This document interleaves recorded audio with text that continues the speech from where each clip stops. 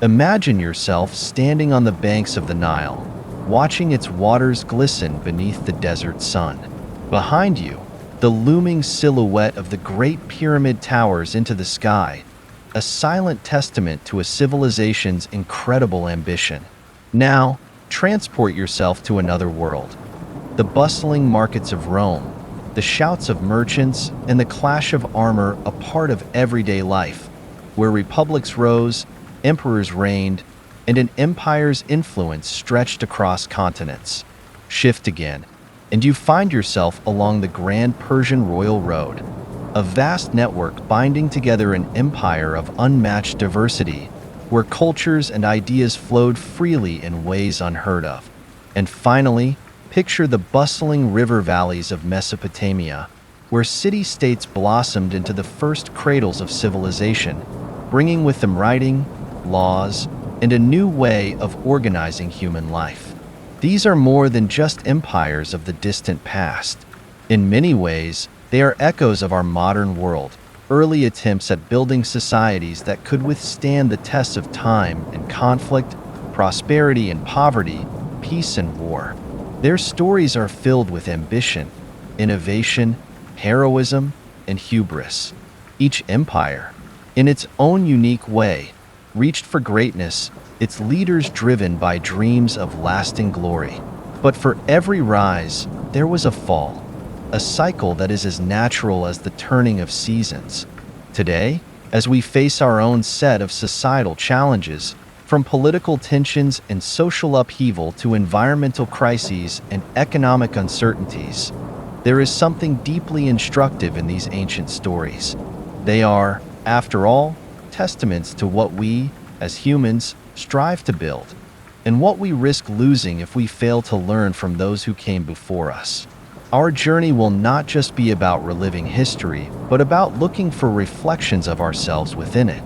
As we explore each empire, we'll witness how the early Egyptians harnessed the life-giving waters of the Nile, transforming their landscape and establishing a system of divine kingship that held their society together for centuries. We'll examine the intricate city-states of Mesopotamia, where some of humanity's first written laws laid down principles that would echo through history. We'll marvel at the ambitions of the Persian Empire, which managed to unite a vast, multicultural population under a single banner through tolerance and strategy. And of course, we'll walk the streets of ancient Rome, experiencing its early democratic ideals, its military conquests, and ultimately, the internal decay that led to its fall. Each chapter in this book will examine these empires as if we're experiencing them firsthand, uncovering the values and flaws that define them and asking what their stories have to say about our lives today. There's a timelessness in these histories, a reminder that the challenges we face today, conflict, inequality, ambition, and the struggle for justice, are not new. We see our own societies in these ancient ones, in their patterns of creation, innovation, and, inevitably, decline. From the structural wonders of the pyramids to the intricate laws of Hammurabi, the diplomatic genius of Persian rulers to the fierce civic pride of Roman citizens, we're faced with both the brilliance and the cautionary tales of our ancestors. They weren't just building cities or empires. They were experimenting with different ways of life, different systems of belief, and different ideals of justice and governance. They laid the foundations, quite literally, of much of what we take for granted today: our laws, our philosophies, our methods of governance. But perhaps one of the most striking realizations is that for all their ingenuity, each of these empires ultimately fell. Egypt's centuries of divine kingship eventually gave way to foreign invasions, leaving behind its monuments but losing its autonomy. Mesopotamia, despite its remarkable advances, became a revolving door of conquerors, with city-states constantly rising and falling in an unending cycle. Persia, a bastion of tolerance and unity, overextended itself and met its match in Greece, which also would struggle with internal strife and decay. And Rome, the mighty republic turned empire, whose influence stretched across continents, found itself weighed down by its own success, unable to sustain the balance of power and stability that had once made it strong. What lessons, then, can we extract from these tales? The great structures they left behind might remind us of their triumphs, but it's their downfalls that often resonate the loudest. We'll see how the same forces that propelled these empires forward often became their undoing.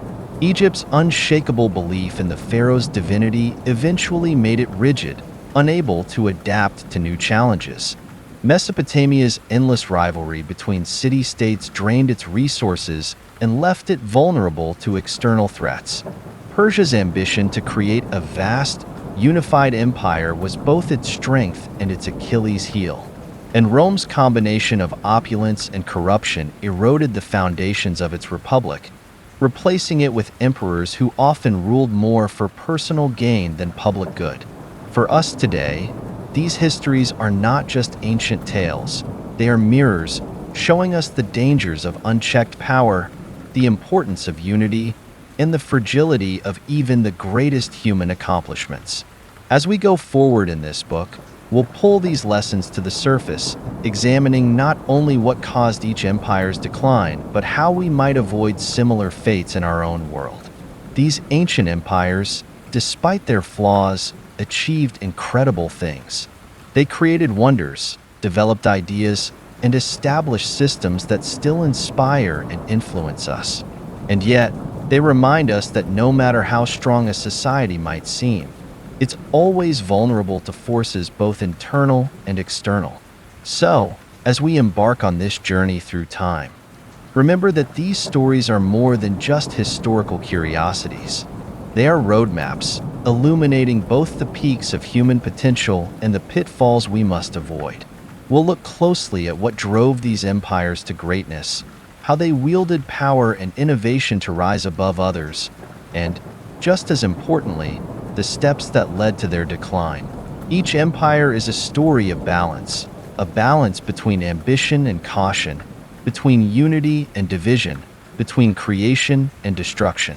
Our goal is not to simply recount history, but to uncover the enduring truths within it, the lessons that remain relevant as long as humanity continues its quest to build civilizations, to create meaning, and to leave a legacy. As we step into the ancient world, let's keep in mind that these were people like us, with dreams, challenges, triumphs, and failures. They too sought answers, solutions, and meaning in a world filled with uncertainty. Their rise and fall serve as both an inspiration and a warning. And in their stories, we may just find the wisdom to guide our own choices, to build societies that are strong, just, and enduring. The past may be distant, but its lessons are always close at hand. The river flows slowly, almost dreamlike, glistening under the sun as it cuts a path through a barren, dusty land. This is the Nile, the heartbeat of ancient Egypt, a river that stretches like an endless ribbon, nourishing the soil and the people who lived by its banks. It's difficult to imagine that an entire civilization could be shaped so profoundly by a single natural feature. Yet this river was more than just water. It was life itself, a constant, predictable force that brought with it the cycles of planting, harvesting, and prosperity. In a world that was often chaotic and unpredictable, the Nile gave Egypt something invaluable: stability. For nearly 3,000 years, Egypt thrived, and much of its strength lay in this connection to the Nile. Unlike the rivers of Mesopotamia, which could flood with destructive force, the Nile's flooding was gentle and rhythmic, a seasonal pulse that deposited rich silt onto the land, transforming it into fertile fields. To the ancient Egyptians, this was a blessing from the gods, a sign that they were a chosen people. The river's cycles defined their agricultural practices, their festivals, and even their sense of time. There was no need for complex irrigation systems, no desperate struggles to tame the river's force. Instead, Egypt could focus on building something greater, a civilization that seemed, in many ways, eternal. Imagine life in those early settlements. Villages dotted the banks, surrounded by fields of wheat and barley. Farmers worked by the rhythm of the seasons, planting when the floodwaters receded and harvesting before the river rose again. There was a simplicity in this way of life, a sense that all things were in harmony, and above all, there was a deep faith in the divine order of the world, a belief that the gods themselves had designed Egypt as a place of abundance and peace. It was this sense of order that became the bedrock of Egyptian society. The pharaohs, the kings of Egypt, were more than just rulers. They were considered divine, chosen by the gods to maintain balance in the world. In the Egyptian language, there was a concept called Ma'at, which meant truth, justice, and cosmic order. Ma'at wasn't just a philosophical idea. It was the very essence of Egyptian life. The pharaoh was responsible for upholding Ma'at, ensuring that harmony prevailed throughout the land. If Egypt prospered, it was because the pharaoh was fulfilling his sacred duty. If famine or disaster struck, it was a sign that something was wrong, that Ma'at had been disrupted. This belief in Ma'at created a sense of unity and purpose that was unparalleled. Unlike other ancient civilizations that often fractured into rival kingdoms or warring city-states, Egypt remained remarkably unified. It wasn't just geography that kept the people together. It was the shared understanding that their destiny was tied to the divine will of the pharaoh. In the minds of the people, Egypt was not just a nation. It was a sacred land, protected and guided by gods who watched over every aspect of life. But there was more to Egypt's stability than religious faith. The Egyptians were masterful planners and organizers. They developed an efficient bureaucracy that allowed the pharaoh to govern even the most distant regions of the land. Tax collectors, scribes, and officials worked tirelessly to ensure that resources were managed and that the kingdom's wealth was distributed wisely. Every year, after the harvest, a portion of the crops was collected and stored, creating a reserve that would sustain the people in times of need.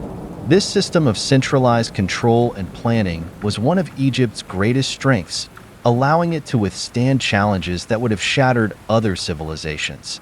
Imagine, for a moment, what it must have been like to walk through the cities of ancient Egypt. In the capital, Memphis, bustling markets filled the air with the sounds of traders and craftsmen. Temples loomed above, their walls covered in intricate carvings and hieroglyphics. Scribes sat in shaded courtyards, recording transactions and keeping meticulous records on papyrus scrolls. There was an orderliness to it all, a sense that everything was in its place, that the kingdom was as stable and unchanging as the pyramids that dotted the landscape. But stability came at a cost. In their devotion to maintaining order, the Egyptians were often reluctant to change or innovate. Their civilization, though grand, was conservative by nature. They clung to tradition, building their society around a set of rituals and beliefs that remained remarkably consistent for centuries. In a way, this was their strength. It kept the society unified and resilient. But it was also a limitation. While other civilizations experimented with new ideas and technologies, Egypt remained bound by its ancient customs, its society slow to adapt. Yet, for nearly 3,000 years, this stability served Egypt well. It allowed the people to build monuments that have lasted millennia, to create a legacy that endures to this day. And as we look back on Egypt's long history, we find a lesson in the power of stability. In our modern world, where change is constant and the pace of life often feels overwhelming, there's something profoundly appealing about Egypt's steadiness, about its commitment to order and balance. It reminds us of the importance of creating systems that can endure, of building societies that aren't easily shaken by the winds of change. At the same time, Egypt's story offers a caution. Stability, while valuable, can become a trap. The Egyptians became so accustomed to their way of life that they struggled to adapt when faced with new challenges. Their reliance on tradition made them vulnerable, leaving them unprepared for the shifts in power that eventually came from beyond their borders. In the end, it was this rigidity that contributed to their decline. As foreign invaders arrived, first the Hyksos, then the Assyrians, and finally the Persians, Egypt's society, so deeply rooted in its past, found it difficult to resist. Today, we live in a world that often seems to move at a dizzying speed. Technology evolves rapidly, political landscapes shift, and cultural norms change in the blink of an eye. In this context, Egypt's lesson on stability feels both reassuring and challenging. It reminds us that while stability is essential, it must be balanced with adaptability. A society that cannot evolve is a society at risk. We need strong foundations, yes, but we must also be willing to adapt, to innovate, and to embrace change when necessary. As we leave the banks of the Nile, stepping away from the temples and the statues of ancient gods, we carry with us the memory of a civilization that valued harmony above all else. The Egyptians built a world that was, in many ways, timeless, anchored by a belief in the divine order of things. And in their story, we find both an inspiration and a warning. Stability is a precious gift, one that can hold a society together for centuries. But true resilience requires more than just order. It demands the courage to change, the wisdom to adapt, and the vision to look beyond tradition. The Nile flows on, as it has for thousands of years, a symbol of the stability that once defined Egypt. But for all its beauty and strength, even the Nile cannot protect a society that refuses to move with the currents of time. And so, as we look back on Egypt's foundations of power and stability, we are reminded that the key to lasting success lies not only in building strong systems, but in ensuring that they can bend without breaking, change without losing their essence. Imagine standing at the base of a grand temple, where colossal statues of a single figure loom over you, gazing down with a sense of eternal calm. This is the pharaoh, the living god, the chosen of the gods, the very bridge between the divine and the mortal world. In ancient Egypt, the pharaoh wasn't merely a king. He was seen as a divine being, a manifestation of the gods in human form. Every aspect of life, from the flooding of the Nile to the outcome of a harvest, was tied to the pharaoh's sacred duty. His well-being and success were believed to be Egypt's well-being and success. To defy him was to disrupt the balance of the cosmos itself. It's almost impossible to overstate the power of this belief. The pharaoh was a figure of awe, a ruler beyond reproach. His word was law, and his role wasn't simply to govern, but to uphold Ma'at, the Egyptian concept of harmony, truth, and justice. The people believed that as long as the pharaoh was faithful to this divine mandate, Egypt would thrive. This faith in divine kingship wasn't merely a matter of politics or religion. It was the foundation of Egyptian identity. It was a belief that allowed the civilization to hold together generation after generation with remarkable unity and resilience. In a world where other societies were often divided by rivalries, factions, and internal conflicts, Egypt's system of divine kingship provided a single, unifying figure, a god on earth to whom all allegiance was due. Imagine the effect this would have on a society. There was no concept of rebellion, no thought of questioning the ruler. To obey the pharaoh was to honor the gods themselves, and in a land so deeply spiritual, where every aspect of life was steeped in ritual and reverence, this belief created a social cohesion that was virtually unbreakable. But this belief in divine kingship wasn't just a product of Egyptian faith. It was carefully cultivated through ritual, art, and public displays of power. Pharaohs would often be depicted in temple reliefs performing rituals with the gods or standing side by side with deities, their figures larger than life, radiating strength and calm. These images reinforced the idea that the pharaoh was an extension of the divine, an image of perfection that transcended the flaws of ordinary men. by embedding this idea into every aspect of public life. From art to architecture to the very language spoken, Egyptian rulers created an aura around the monarchy that kept society bound tightly together. Consider what this meant for the people. Life in ancient Egypt was filled with uncertainty. Crops could fail, floods could come early or late, disease could strike. But in the midst of these uncertainties, the pharaoh was a constant, a figure who symbolized stability and the continuity of life itself. People looked to him as a source of hope, a reassurance that the gods were watching over Egypt and that all would be well. This belief in a god-king didn't just give the people a reason to obey. It gave them a profound sense of security and purpose. And yet, there was a hidden cost to this system of divine kingship. While it unified society and created a powerful sense of order, it also concentrated power in a single, unquestionable figure. This meant that if the pharaoh was wise and just, Egypt would prosper. But if the pharaoh was weak or corrupt, there was little anyone could do to change the course of the kingdom. The people's faith in the pharaoh was absolute. They had no means to hold him accountable, no mechanism to question his authority. In this way, Egypt's greatest strength, the unity under a divine ruler, was also a potential weakness, one that would become more apparent in later periods of Egyptian history. Imagine, for instance, the reign of Pharaoh Akhenaten.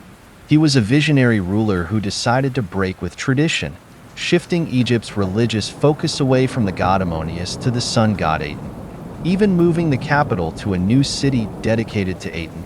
To his followers, this was a bold and enlightened move, but to much of Egypt, it was an unprecedented upheaval. Akhenaten's actions were seen as a disruption of Ma'at, and though he was pharaoh, this shift created widespread unrest. After his death, Egypt quickly returned to its traditional gods, erasing much of his legacy and restoring the old ways.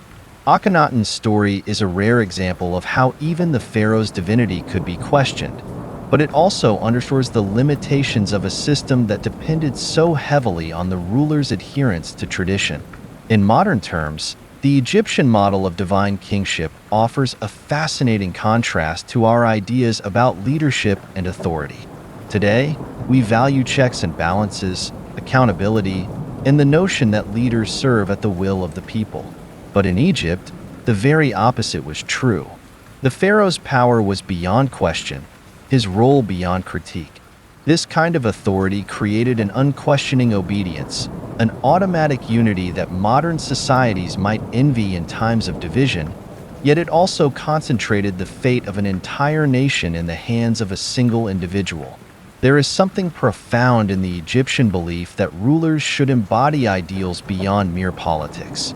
In our world, where leaders often seem driven by personal ambition or political rivalry, the idea of a ruler who embodies justice, truth, and divine purpose is both inspiring and cautionary. It reminds us that the qualities we seek in leadership go beyond policy and rhetoric. The Egyptians placed their trust in rulers who could act as both political leaders and moral exemplars, as figures who could bridge the gap between the human and the divine. And while we may not believe in god-kings today, the yearning for leaders who embody something greater than themselves still resonates. Of course, the lesson isn't simply to invest absolute power in a single leader. Egypt's divine kingship thrived in a world with different values and different expectations, a society where faith in the gods was woven into every aspect of life. But the Egyptian experience reminds us of the importance of vision and integrity in leadership, of the role that ideals play in shaping society. It challenges us to think about the qualities we value in those who hold power and about how leaders can inspire unity through something more profound than policy alone. In the end, the Egyptian system of divine kingship was a double-edged sword. It allowed Egypt to create a civilization that was remarkably cohesive, resilient, and stable. But it also left the society vulnerable, its fate tied too closely to the character of each individual pharaoh. As we look back on the statues and temples, the vast monuments that celebrate these ancient rulers, We see both the power and the fragility of this system. And as we ponder the role of leadership in our own world, we are left with a question. What does it mean to lead a society? And what price are we willing to pay for unity and stability? In Egypt's story, we see the allure of a strong, unifying leader, someone who embodies the values of the people and serves as a symbol of collective identity. But we also see the dangers of concentrating power too tightly, of placing too much faith in a single figure. The pharaohs ruled as gods on earth, symbols of stability in a changing world. And while they created a legacy that still endures, their reigns remind us that no leader, no matter how revered, is infallible. Power, even when it seems divine, is still human at its core. As we leave the temples and statues of Egypt's ancient rulers, we carry with us a lesson that is both inspiring and cautionary. True leadership requires both strength and humility, vision and accountability.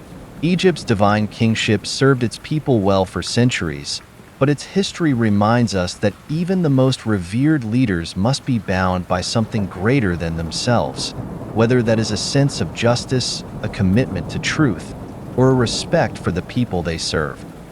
Imagine standing in the shadows of the Great Pyramid of Giza, its limestone blocks stacked with perfect precision, rising toward the sky like a mountain fashioned by human hands. There is a kind of stillness here, a sense that time itself has come to a halt. The sun blazes down, casting sharp lines and deep shadows that emphasize every angle, every carefully placed stone. It's overwhelming to think that this structure was built nearly 5,000 years ago, a feat of engineering that defies belief even today. The pyramid is more than just a tomb. It's a statement, a testament to the power and ambition of ancient Egypt, a civilization that dared to reach for immortality. In many ways, Egypt's monuments were as much about ambition as they were about spirituality. The ancient Egyptians believed that their pharaohs were divine beings, destined to live on after death. To ensure this transition to the afterlife, they built tombs that would protect and honor their rulers for eternity. But these tombs were more than just resting places.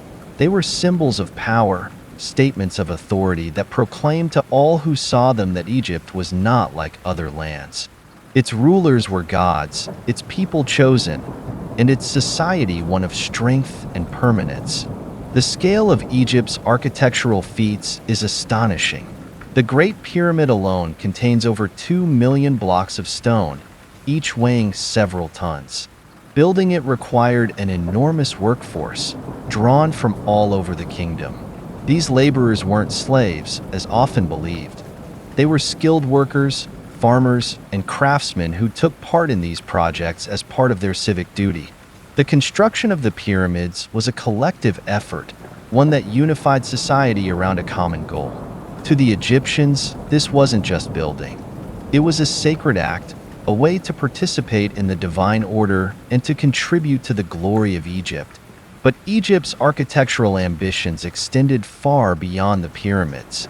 Across the landscape, temples and statues rose, each one dedicated to a god, a pharaoh, or a principle that defined the Egyptian way of life. The temple complexes at Karnak and Luxor, with their towering columns and intricate carvings, were not only places of worship but also centers of political power. Priests performed rituals, offering prayers and sacrifices to the gods, while the pharaoh's officials conducted affairs of state. The temples embodied the unity of religious and political authority, the seamless integration of the divine and the earthly. Imagine walking through one of these temples. The columns soar above you, each one covered in hieroglyphs and scenes of the gods.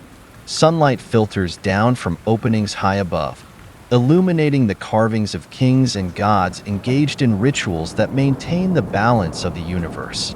There's an undeniable sense of awe, a feeling that you are standing in a place that transcends human experience. These temples were designed to inspire reverence, to remind the people of the grandeur of their civilization and the power of their gods. Every detail, from the layout to the carvings, served to reinforce Egypt's values of order, stability, and devotion. But the costs of these monumental projects were immense. Building a pyramid or a temple required enormous resources: stone, wood, food to feed the workers, and materials for tools. These resources came from every corner of the kingdom, collected as taxes or tribute. For the people, these projects represented a heavy burden, a reminder that the pharaoh's ambition came at a price. The grand tombs and temples were symbols of power, but they were also monuments to the labor of thousands, to the sweat and toil of those who dedicated their lives to building something that would last far beyond their own lifetimes. This relentless drive to build on such a grand scale speaks to a unique aspect of Egyptian culture. For the Egyptians, life was fleeting, but monuments were eternal. They believed that by creating structures that would endure, they could achieve a kind of immortality, ensuring that their memory would live on forever. This desire to be remembered was woven into the fabric of Egyptian society. Scribes recorded the deeds of pharaohs, artists carved their likenesses into stone, and priests preserved their names and rituals. To be forgotten was a fate worse than death, and the Egyptians spared no effort in making sure that their leaders would be remembered. Yet, this pursuit of monumental ambition was not without risks. Egypt's resources were finite, and the more it invested in these grand projects, the more it strained the kingdom's economy. During prosperous times, the kingdom could afford such investments, but in times of hardship, such as famine, drought, or war, these projects could become a burden. Pharaohs who overreached, who demanded too much from their people in the pursuit of grandeur, sometimes found themselves facing unrest. The very symbols of Egypt's strength became, at times, symbols of excess. There's a lesson here, one that resonates with us even today. The Egyptians believed that they could achieve immortality through their monuments, that by building structures that would last, they could transcend the limitations of time. But in their pursuit of greatness, they sometimes overlooked the costs, the resources that could have been used elsewhere, the people who bore the weight of these projects, the fragile balance that held their society together. It's a reminder that ambition, while noble, must be tempered by a sense of responsibility, by an awareness of the impact our actions have on those around us. Today, as we marvel at the pyramids and temples, we are reminded of the heights of human achievement, of the incredible things we can accomplish when we work together toward a common goal. But we are also reminded of the dangers of unchecked ambition. In our own world, we see this in our skyscrapers, our sprawling cities, our ambitious infrastructure projects. We reach for greatness, for permanence, but we must be careful not to lose sight of the costs. We must remember that every achievement comes with a price, and that true greatness requires not just ambition, but wisdom. The Egyptians left behind some of the most impressive monuments the world has ever seen. They created works of art and architecture that have inspired generations, that continue to captivate us thousands of years later. But as we stand in the shadows of their temples and tombs, we are reminded that these monuments were built not just by kings, but by the people, the workers, the craftsmen, the farmers who contributed their labor and their lives to something larger than themselves. In the end, the pyramids and temples are more than just stones. They are stories, reminders of a civilization that dared to dream of eternity. They challenge us to think about our own dreams, our own ambitions, and the legacy we hope to leave behind. They remind us that true greatness is not measured by size or scale alone, but by the balance between ambition and responsibility, by the wisdom to pursue what is lasting and true. Egypt's monuments are timeless, but their lessons are even more enduring.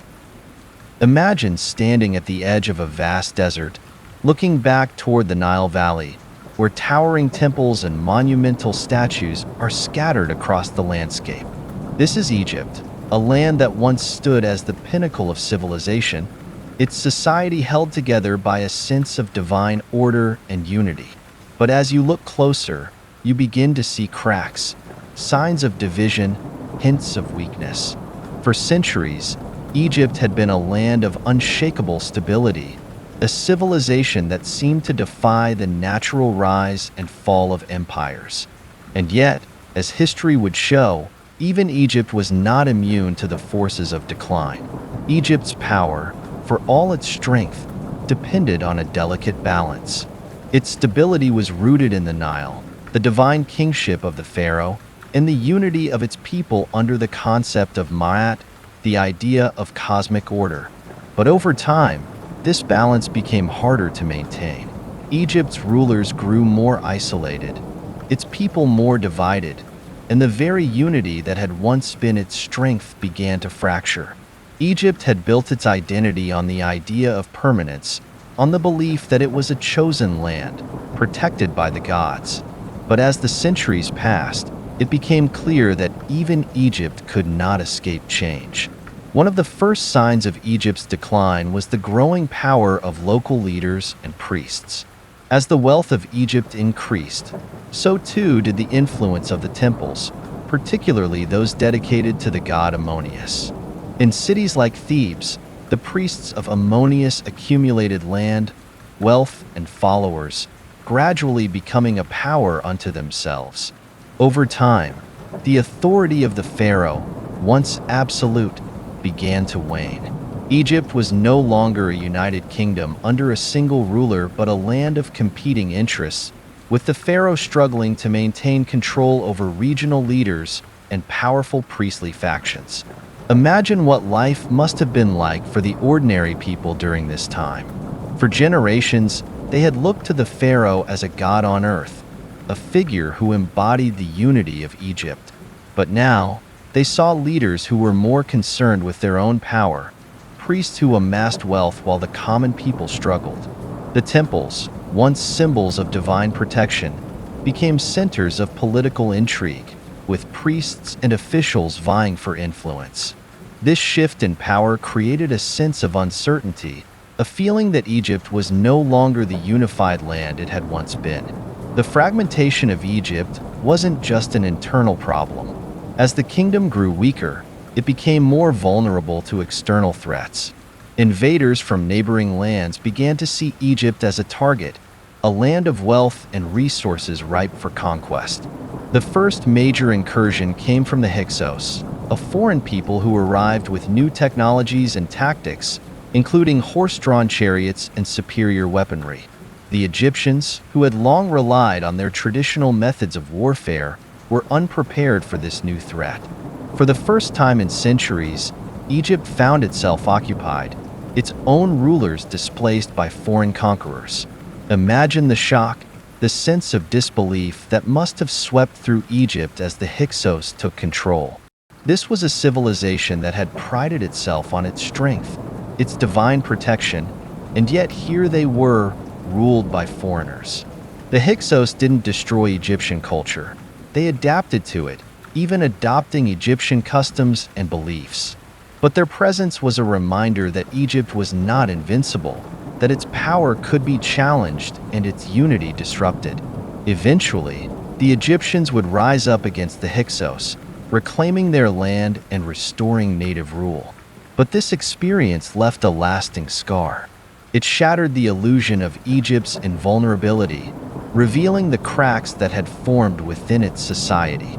The period of foreign rule forced Egypt to adapt, to innovate in its military strategies, and to reassert its identity.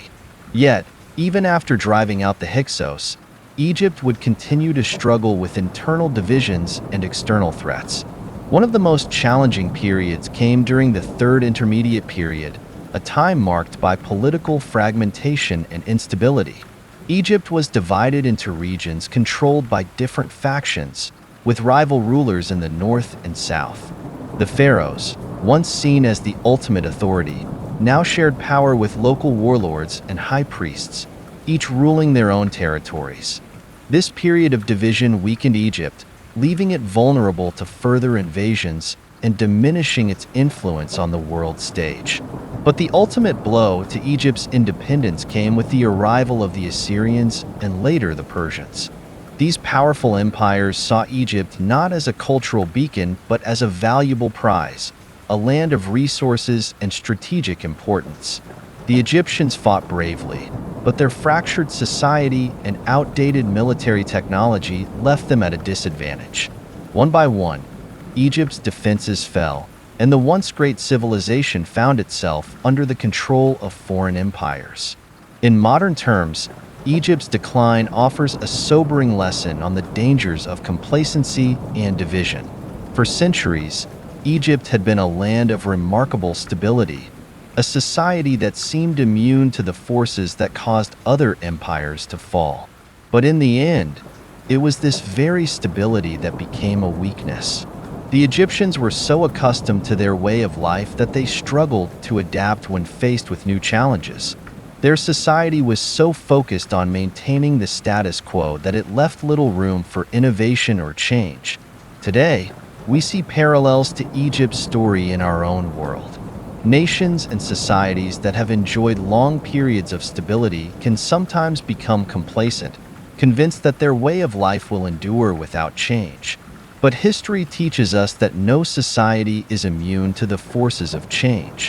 Whether it's political division, economic challenges, or external threats, every civilization must remain vigilant, adaptable, and unified to survive. Egypt's decline also underscores the importance of unity in the face of external challenges. When Egypt was united, it could repel invaders and maintain its power. But as divisions grew, it became increasingly vulnerable. The Egyptians believed in the concept of ma'at, the idea of harmony and order, but they struggled to uphold it in times of crisis.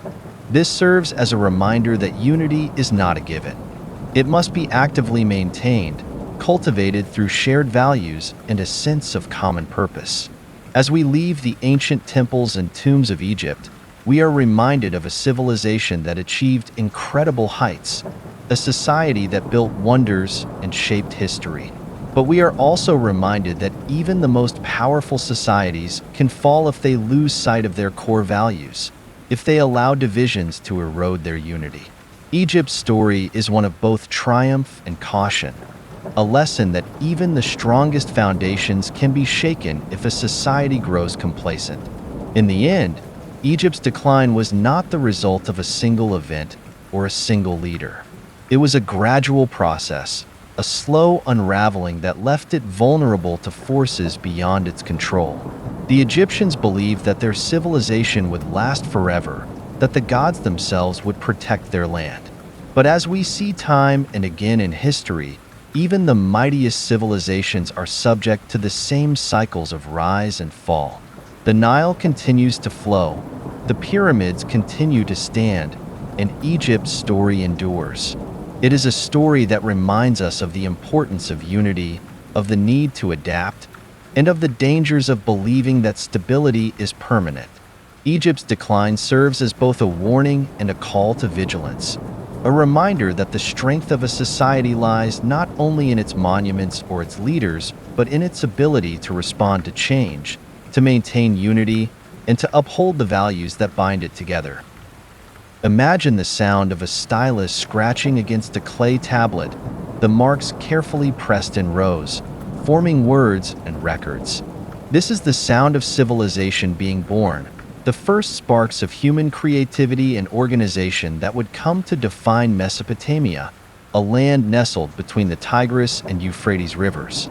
It's here, in the fertile valleys of these rivers, that humanity's first great cities emerged, each one a hub of innovation, culture, and discovery. Mesopotamia, often called the cradle of civilization, was more than just a place. It was a laboratory of human potential, a place where people experimented with ideas that would shape the world for millennia to come. The landscape of Mesopotamia was both a blessing and a challenge. Unlike the gentle, predictable flooding of the Nile in Egypt, the Tigris and Euphrates were wild, unpredictable rivers that could nourish the land one year and sweep away villages the next. For the people of Mesopotamia, survival required ingenuity. They developed some of the earliest forms of irrigation, digging canals and reservoirs to control the water's flow. This mastery of water transformed the land, allowing communities to thrive in an otherwise harsh environment. But more than that, it sparked a spirit of innovation, a mindset that embraced new solutions to age-old problems. Imagine the city of Uruk, one of the world's first true cities, bustling with activity. Streets lined with mud brick houses, vendors selling goods in crowded marketplaces, priests performing rituals in towering temples called ziggurats. Here, in Uruk, the concept of urban life was born. People came together not just to survive, but to create something greater than themselves, a city that would be a center of culture, religion, and trade. Uruk and other Mesopotamian cities became hubs of knowledge, each one pushing the boundaries of what was possible. It was in Mesopotamia that writing was born. The earliest form, known as cuneiform, began as a system of simple marks used to record transactions, a way to keep track of goods and trades. But over time, these marks evolved into something much more profound. They became symbols of thought, records of history, prayers to the gods, and even expressions of personal emotion. Writing changed everything. It allowed knowledge to be passed down from one generation to the next, enabling the accumulation of wisdom and experience. With writing, Mesopotamians could record laws, create complex administrations, and even explore the mysteries of the universe. This innovation laid the groundwork for civilization itself, setting humanity on a path toward intellectual growth and cultural development. But Mesopotamia's achievements went beyond writing. They created the first legal codes, setting down rules that governed everything from commerce to family life. The most famous of these, Hammurabi's Code, established the principle of justice, laying out punishments for various offenses. An eye for an eye, a tooth for a tooth, it declared, setting a standard for fairness that would echo through the ages. These laws weren't just rules. They were a vision of a society where order and justice prevailed. Hammurabi's Code was a reminder that even in the ancient world, people sought to build a fair and orderly society, one where individuals had rights and responsibilities, and where the state had a duty to protect its citizens. Imagine being a merchant in one of Mesopotamia's bustling cities, bartering in the marketplace, protected by these laws. You knew that if someone cheated you, there would be consequences, that if you committed a crime, you'd face justice. This sense of order and accountability helped Mesopotamian society flourish, giving people a sense of security and stability that allowed trade, culture, and innovation to thrive. The laws set a foundation for civic life, ensuring that people could live together in peace, bound by shared rules and shared expectations. Yet, perhaps one of Mesopotamia's greatest contributions was its intellectual curiosity. Mesopotamians were astronomers, mathematicians, and inventors, constantly seeking to understand the world around them. They charted the stars, created the first known calendar, and developed mathematical systems that included place value and the concept of zero. They divided time into units we still use today: 60 seconds in a minute, 60 minutes in an hour. Their observations of the heavens weren't just scientific. They were deeply spiritual, connected to their beliefs about gods and the universe. To the people of Mesopotamia, the cosmos was alive, and by understanding it, they believed they could bring order to the chaos of the world. But for all their achievements, Mesopotamian civilization was far from peaceful. The fertile land between the Tigris and Euphrates was a prize coveted by many, leading to almost constant warfare between city-states. Sumer, Akkad, Babylon, Assyria, each of these cities and empires rose to power, only to fall and be replaced by the next. Each new ruler would expand, conquer, and build, trying to leave a legacy in the shifting sands of history. This cycle of rise and fall became a defining feature of Mesopotamian life. Unlike Egypt, with its long periods of stability, Mesopotamia was a land of flux and change, where power was always contested and no empire could last forever. Imagine living in this environment. knowing that the walls of your city might one day be breached, that the ruler you served could be overthrown by a new conqueror. This uncertainty shaped Mesopotamian culture, creating a society that was both resilient and adaptive. The people learned to expect change, to prepare for new rulers and new challenges. They became experts at rebuilding, at finding ways to survive and thrive in a world where stability was fleeting. In many ways, this made them stronger, fostering a spirit of resilience that was woven into the very fabric of their civilization. Today, as we look back on Mesopotamia, we see a society that was always reaching, always striving for something greater. Their cities may have crumbled, their empires may have fallen, but their ideas have endured. Writing, laws, mathematics, these innovations laid the foundations for much of what we now take for granted. Mesopotamia reminds us of the power of innovation, of the importance of curiosity, and the need for resilience in the face of uncertainty. It teaches us that civilization is not a single achievement but a continuous process, a journey of growth, adaptation, and discovery. In our modern world, where change often feels overwhelming, Mesopotamia offers a lesson in adaptability. They thrived not because they avoided challenges, but because they embraced them, using their hardships as opportunities to learn and grow. They understood that progress is never linear, that setbacks are part of the journey.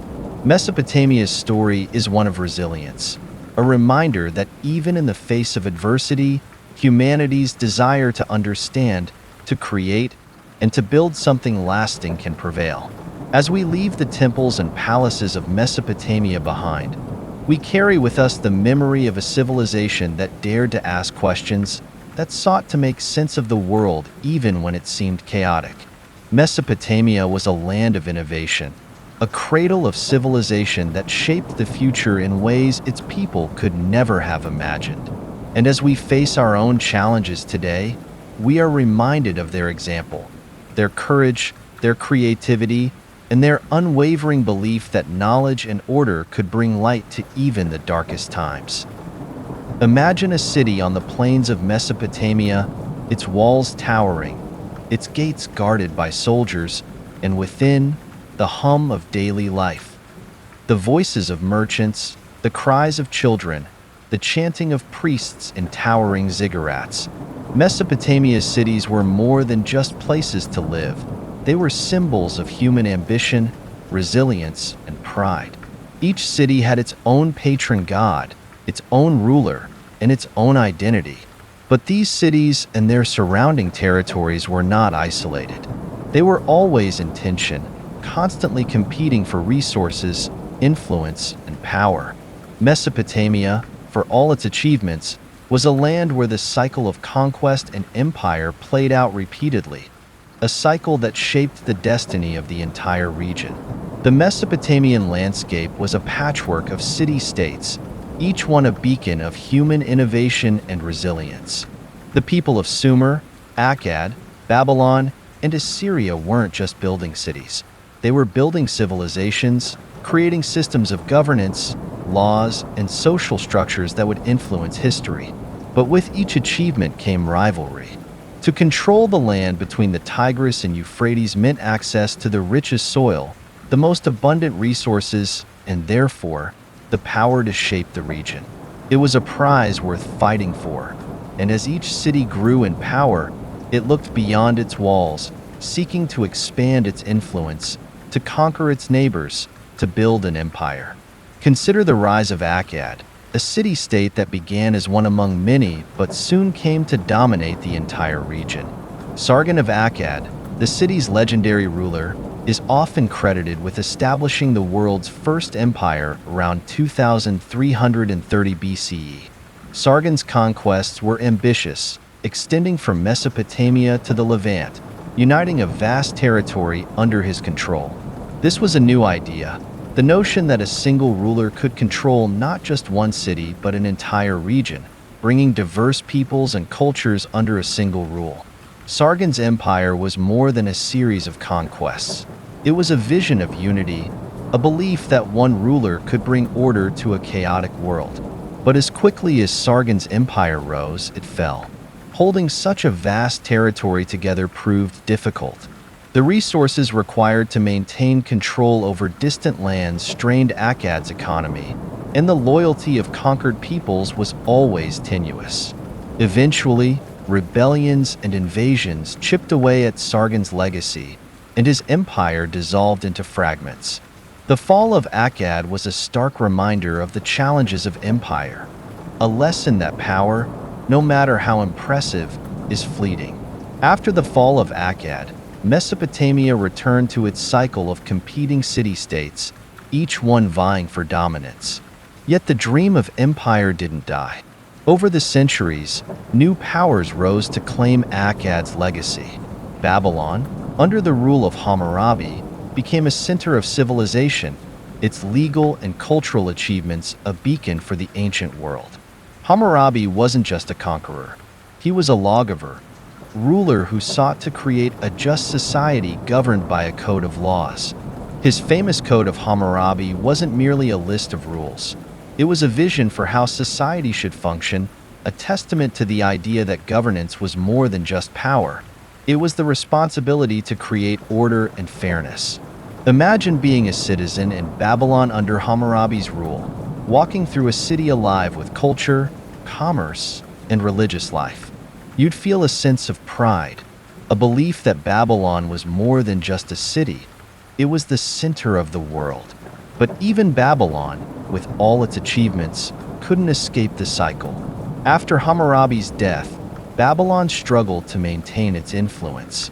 Rival city-states and foreign invaders continued to press against its borders, and eventually, Babylon, like Akkad, succumbed to the forces of time and change. Then came the Assyrians, a people who took the idea of empire to a new level. Unlike Babylon, which sought to govern through laws and culture, the Assyrians built an empire on military might and fear. They developed one of the most formidable armies of the ancient world, using iron weapons, advanced siege techniques, and a highly organized military strategy. The Assyrians were known for their ruthlessness, their willingness to crush any resistance, and their empire stretched farther than any Mesopotamian state before them. For a time, it seemed as though the Assyrian Empire might be unstoppable. But even the Assyrians, with all their military power, couldn't escape the cycle of rise and fall. Their reliance on fear and violence created resentment among the conquered peoples. And when the Assyrians faced internal divisions and external threats, those they had subjugated seized the opportunity to rebel. The Assyrian Empire, once a symbol of power and fear, collapsed in a dramatic fashion, its cities destroyed, its people scattered. It was a harsh reminder that empires built on fear are rarely sustainable. They may achieve power, but they lack the loyalty and unity that can sustain them in times of crisis. The final great empire of Mesopotamia was the Neo-Babylonian Empire, led by kings like Nebuchadnezzar II, who sought to restore Babylon's former glory. Under Nebuchadnezzar, Babylon became a city of splendor, with towering walls, magnificent temples, and the legendary Hanging Gardens. The Neo-Babylonian Empire was a moment of resurgence for Mesopotamia, a return to cultural and political prominence. But, like the empires before it, this resurgence was brief. Soon, the Persian Empire, under Cyrus the Great, swept through Mesopotamia, incorporating Babylon into a much larger empire that spanned vast territories. Imagine, for a moment, the awe that the people of Babylon must have felt as they witnessed the arrival of the Persian army. Cyrus was not like the conquerors they had known before. He was a different kind of ruler, one who respected the cultures and religions of those he conquered. Cyrus allowed the people of Babylon to continue their way of life, respecting their gods and customs. His approach marked a new era, one where conquest didn't necessarily mean oppression. But for Mesopotamia, this was also an ending. The region would no longer be the independent center of civilization it had once been. It would become part of a larger world, its cities and culture woven into the fabric of a vast empire.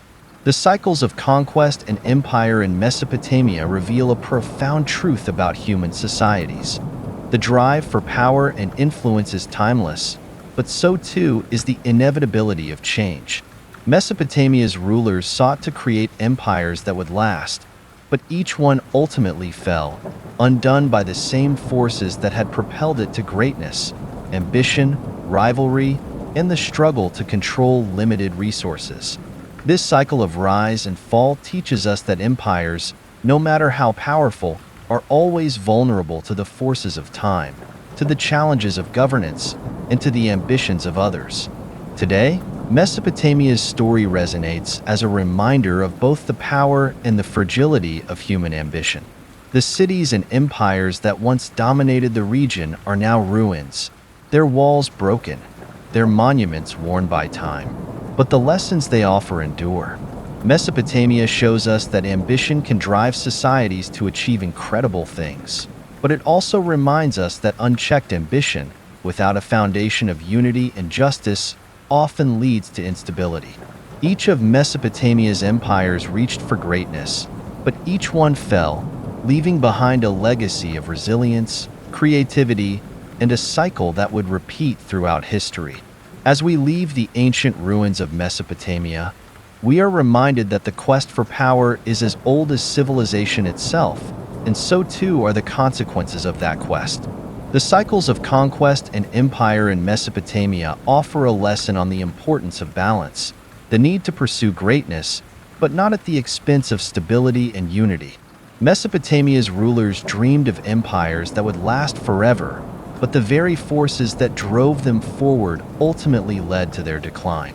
Their story reminds us that no matter how great an empire may seem, it is always bound by the cycles of time, the ebb and flow of human ambition and resilience.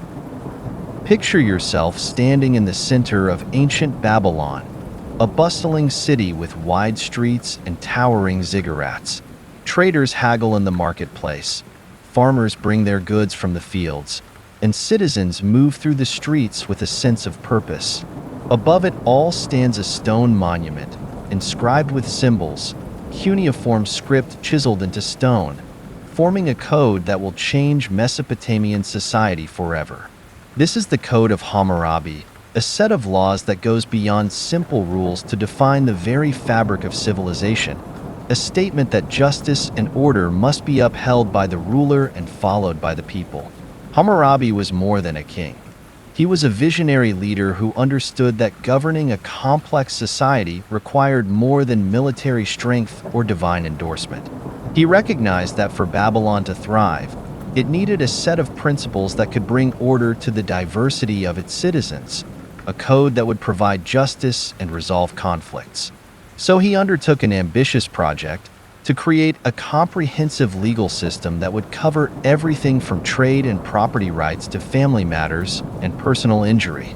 His goal was to create a society where justice was not arbitrary, where citizens knew the rules, and where disputes could be resolved fairly.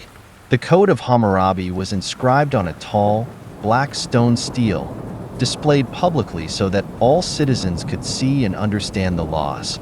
At the top of the stele, an image depicted Hammurabi receiving the laws from Shamash, the sun god and god of justice, underscoring the idea that these laws were not merely the will of the king, but divinely inspired principles. By linking his laws to the gods, Hammurabi reinforced their authority and legitimacy, creating a sense of order that extended beyond mere human governance. This wasn't just a code. It was a vision for society, one that sought to ensure that justice prevailed. The principles within Hammurabi's code were based on a concept of reciprocity, famously summed up as an eye for an eye, a tooth for a tooth. This principle, known as lex talionis, was meant to ensure that punishment was proportionate to the crime, that justice was balanced. If a builder constructed a house that collapsed and killed the owner, the builder would be put to death. If a man destroyed another's crops, he would be required to replace them. This sense of measured justice was intended to protect the community from the excesses of revenge and to prevent conflicts from spiraling out of control. But the Code of Hammurabi also reveals much about the social structure of Babylon. The laws were not the same for everyone. Punishments varied depending on one's status. If a noble harmed a commoner, the punishment would be lighter than if a commoner harmed a noble. Slaves, too, had their own set of rules, and the code reflected the reality of a stratified society, where people's rights and responsibilities depended on their place in the social hierarchy. Though by modern standards this may seem unfair, in Hammurabi's time, it was a progressive step. By codifying these differences, he ensured that all members of society had some form of protection, even if not equal. Imagine being a citizen in Babylon under Hammurabi's rule, living in a world where you could appeal to a written code of laws, where disputes could be resolved by established principles rather than the whims of a powerful official. If your neighbor trespassed on your land, or if a traitor cheated you, you knew there would be consequences. You had recourse, a means of seeking justice. This was a powerful shift from earlier times when disputes were often settled through violence or revenge. Under Hammurabi's code, justice became a matter of process, of applying rules that were clear and public. For the people of Babylon, Hammurabi's code was more than just a legal document. It was a foundation for civilization itself. By setting down laws, Hammurabi created a social contract, a set of mutual obligations that bound the people to each other and to the state. It fostered trust, an understanding that individuals were protected under the law and that their grievances would be heard. This sense of order and predictability was essential for the growth of trade, the stability of families, and the safety of communities. Hammurabi's code was an early recognition of the idea that governance is not just about power, but about justice, a principle that would resonate through the centuries. Today, we see the legacy of Hammurabi's code in the legal systems around the world. Although our modern laws differ greatly, the underlying ideas of justice, reciprocity, and the importance of protecting the vulnerable remain. Hammurabi's code set a precedent that laws should be public, that they should protect citizens, and that they should promote a fair and orderly society. In many ways, it was a blueprint for the rule of law, an idea that a just society is one where individuals are held accountable, where conflicts can be resolved without resorting to violence, and where justice is accessible to all. Yet Hammurabi's code also offers a cautionary note about the challenges of justice in a divided society. By creating different standards for nobles, commoners, and slaves, the code reflected the inequalities of its time. In this, we find a reminder that while laws can create order, they also reflect the biases and values of the society that enacts them. Justice, as Hammurabi's code shows, is rarely perfect, and legal systems must always strive to balance fairness with the realities of their time. As we leave the stele of Hammurabi, standing in the heart of ancient Babylon, we are left with a profound sense of how law can shape society. Hammurabi's vision of justice wasn't perfect, but it was an attempt to bring order to a complex world, to create a society where people could live in relative harmony. His code is a testament to the power of law as a civilizing force, as a means of protecting individuals, resolving disputes, and fostering a sense of shared responsibility. In our own time, we are often reminded of the importance of justice and the rule of law, especially in a world where inequalities persist and where divisions can threaten the fabric of society. Hammurabi's code stands as an early example of how laws can both unite and divide, of the ways in which justice must be continually re-examined to meet the needs of the people it serves. As we reflect on this ancient code, we are reminded that the quest for justice is as old as civilization itself, and that the pursuit of fairness, order, and accountability is a task that continues in every society. Hammurabi's legacy lives on, a reminder that civilization is built not just on power or wealth, but on principles that protect the common good. His code is a symbol of the belief that societies thrive when they uphold justice, when they protect the vulnerable, and when they foster a sense of shared purpose. And as we look back on Babylon, with its bustling markets, towering temples, and the steady hum of life under Hammurabi's rule, we are reminded of the timeless importance of law in building a society that is safe, just, and united. Imagine a vast empire stretching from the fertile valleys of Mesopotamia to the mountain ranges of Central Asia, from the deserts of Egypt to the forests of Anatolia. This is Persia, a land bound not by a single culture or language, but by a common understanding. An empire built on the principle that diversity can be a source of strength. In a time when conquest often meant subjugation, the Persian Empire stood out as a model of tolerance, a place where different cultures, religions, and traditions could coexist under a single rule. At its height, the Persian Empire was a testament to the power of inclusivity, a society where people of many backgrounds were united by a shared respect for their differences. The Persian Empire began with Cyrus the Great, a ruler whose vision extended beyond simple conquest. When Cyrus conquered Babylon in 539 BCE, he didn't impose Persian beliefs on its people. Instead, he allowed the Babylonians to continue worshiping their own gods and practicing their own traditions. He even issued a proclamation, now known as the Cyrus Cylinder, declaring that he would respect the customs and beliefs of all his subjects. This approach to rule was revolutionary. In a world where power often meant domination, Cyrus introduced a new kind of leadership, one based on respect, tolerance, and an understanding that a diverse empire could be stronger than one bound by force. Imagine living in the Persian Empire, knowing that your beliefs, your customs, and your language would be respected. If you were an Egyptian, you could still worship Osiris and Isis. If you were a Jew, recently freed from Babylonian captivity, you could return to Jerusalem and rebuild your temple. The Persians didn't ask their subjects to abandon their identities. They allowed each people to bring their own culture into the fabric of the empire. This tolerance created a sense of loyalty among the empire's diverse populations, a loyalty rooted not in fear but in mutual respect. Cyrus's successors, including Darius and Xerxes, continued this approach. They understood that an empire as vast as Persia's required more than just military might. It needed a foundation of unity that could transcend cultural differences. The Persian kings respected local leaders, allowed regional autonomy, and even used the languages of their conquered territories in official documents. In Egypt, Persian rulers were depicted as traditional pharaohs. In Babylon, they honored the city's gods. This was an empire that embraced its diversity, weaving together many peoples into a single, cohesive whole. To govern such a vast and diverse empire, the Persians developed an administrative system that was as innovative as it was effective. They divided the empire into provinces, or satrapies, each overseen by a governor known as a satrap.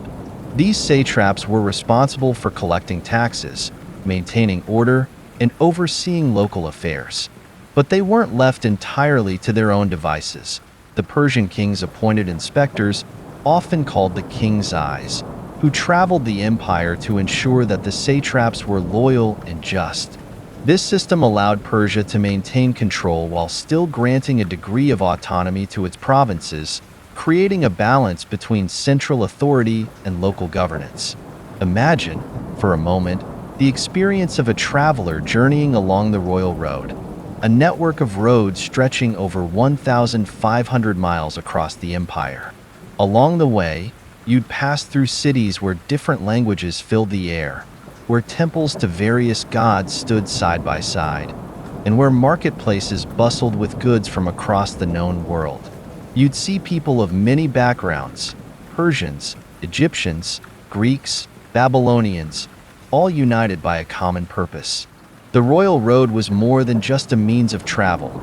It was a symbol of the empire's unity, a reminder that the Persian Empire was a place where diversity was celebrated, not suppressed. The Persian approach to governance and tolerance wasn't just a matter of principle, it was also a pragmatic strategy. By respecting the cultures of their subjects, the Persians fostered loyalty and minimized rebellion. Conquered peoples didn't see the Persians as oppressors, but as rulers who valued their traditions. This inclusivity made the Persian Empire remarkably stable, allowing it to endure for centuries despite its vast size and diversity. Persia's tolerance extended to religion, language, and social customs, creating a society where people could maintain their identities within the larger framework of the empire. But Persia's model of tolerance wasn't without its challenges. When Xerxes attempted to conquer Greece, the Greeks saw the Persians not as liberators, but as a foreign threat. Greek cities, fiercely proud of their independence, resisted the Persian advance, and the wars between Persia and Greece would become legendary.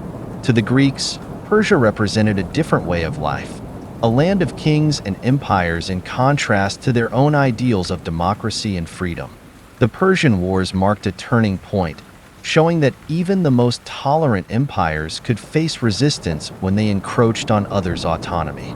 For the Persians, these wars were a reminder that tolerance has its limits, that even the most inclusive empires must sometimes confront opposition. Yet, despite these conflicts, Persia remained committed to its principles of diversity and respect. When Persia eventually fell to Alexander the Great, it wasn't because of internal dissent or widespread rebellion. It was a result of external conquest. Even as Alexander marched across the empire, he adopted many aspects of Persian governance, incorporating its practices into his own administration. In this way, Persia's legacy endured, influencing empires long after its own decline. Today, the Persian Empire offers us a powerful example of the strength that can come from inclusivity. In a world that often seems divided by culture, religion, and identity, Persia's story reminds us that diversity can be a source of unity rather than division. By respecting the differences of their subjects, the Persians built an empire that was resilient, stable, and remarkably cohesive. Their approach to governance shows us that true strength lies not in forcing conformity, but in creating a space where people of all backgrounds can coexist. As we leave the ancient cities of Persia, we carry with us the lesson that tolerance is not just an ideal, but a practical strategy for building a just and lasting society. The Persians understood that to rule a diverse people, one must embrace that diversity, creating a sense of belonging that transcends borders and identities. Their empire was a mosaic, a tapestry of cultures woven together by mutual respect, a reminder that unity is not about sameness, but about honoring the differences that make each society unique. In the end, Persia's legacy is one of tolerance and diversity, a model for societies that seek to build bridges rather than walls. Its story reminds us that inclusivity is not a weakness, but a strength, a way of creating resilience and unity that can withstand the tests of time. As we reflect on Persia's achievements, we are reminded that the most enduring empires are those that embrace the world in all its diversity, creating a space where all people can thrive, free to be themselves yet united by a shared sense of purpose. Imagine a road stretching across the empire, winding through mountains and valleys, crossing rivers and deserts, linking cities separated by hundreds of miles. This is the Royal Road of Persia, a marvel of ancient infrastructure and one of the most important symbols of Persian unity. Built under the rule of Darius the Great, the Royal Road was more than a thoroughfare. It was the lifeblood of the empire, a network that connected the far reaches of Persia and allowed it to thrive as one of the most extensive and diverse empires in history. For the Persian Empire, communication was essential. Spanning a territory that stretched from the Mediterranean to the borders of India, the empire encompassed countless languages, religions, and cultures. Maintaining control over such a vast domain required an infrastructure that could overcome the natural barriers separating its regions. The Royal Road allowed for just that, linking the empire's most important cities and providing a direct line for communication, trade, and governance. By establishing such a road, the Persians achieved something remarkable. They created a sense of unity across an incredibly diverse land, allowing people from distant regions to feel connected to the central authority in Persepolis and Susa. The royal road was no ordinary path. It was a well-maintained, efficiently managed route that stretched over 1,500 miles from Sardis in Asia Minor to Susa in southwestern Iran. Along the way, there were relay stations, rest stops, and way stations for couriers and travelers. These stations were stocked with fresh horses and provisions, enabling messages to be relayed with astonishing speed. Persian couriers, known as angaros, would carry royal messages day and night, riding through rain, heat, and snow. The historian Herodotus famously marveled at their dedication, writing, "Neither snow, nor rain, nor heat, nor gloom of night stays these couriers from the swift completion of their appointed rounds." This motto, later adopted by postal services, captures the remarkable efficiency and determination of the Persian communication system. Imagine being a traveler or a merchant on the royal road. As you journey, you would pass through a landscape that shifts from arid deserts to lush river valleys, from rocky mountains to fertile plains. Each region has its own language, its own customs, its own way of life. Yet, as you move from one way station to the next, you find the same familiar symbols of Persian rule, the same infrastructure that binds the empire together. The road is a reminder that, despite its diversity, the Persian Empire is united, its people connected by a network that reaches across the known world. For the Persian kings, the royal road was a powerful tool of governance. Messages could be sent across the empire in a matter of days, allowing the king to respond swiftly to any crisis, from revolts to foreign invasions. This rapid communication enabled the Persian rulers to maintain a tight grip on their vast empire, ensuring that regional governors, or satraps, remained loyal and that their actions aligned with the king's policies. The satraps themselves benefited from the royal road, using it to relay reports, send tribute, and request assistance. This constant flow of information created a dynamic relationship between the central authority and the regions, enabling the Persian kings to govern effectively and with minimal delay. The royal road wasn't just for official business. It was also a route for commerce and cultural exchange. Traders moved along its length, carrying goods from one end of the empire to the other. From Sardis to Susa, merchants brought Persian carpets, Mesopotamian grain, Egyptian papyrus, and Indian spices, creating a vibrant network of trade that enriched the empire and fostered economic growth. This commerce wasn't limited to material goods. It also included ideas, technologies, and knowledge. The royal road became a corridor for cultural exchange, allowing different regions to share their beliefs, practices, and innovations. Greek philosophers, Egyptian priests, and Mesopotamian astronomers all traveled its length, contributing to a vibrant tapestry of knowledge and culture that flourished under Persian rule. Imagine the bustling markets in the cities along the royal road.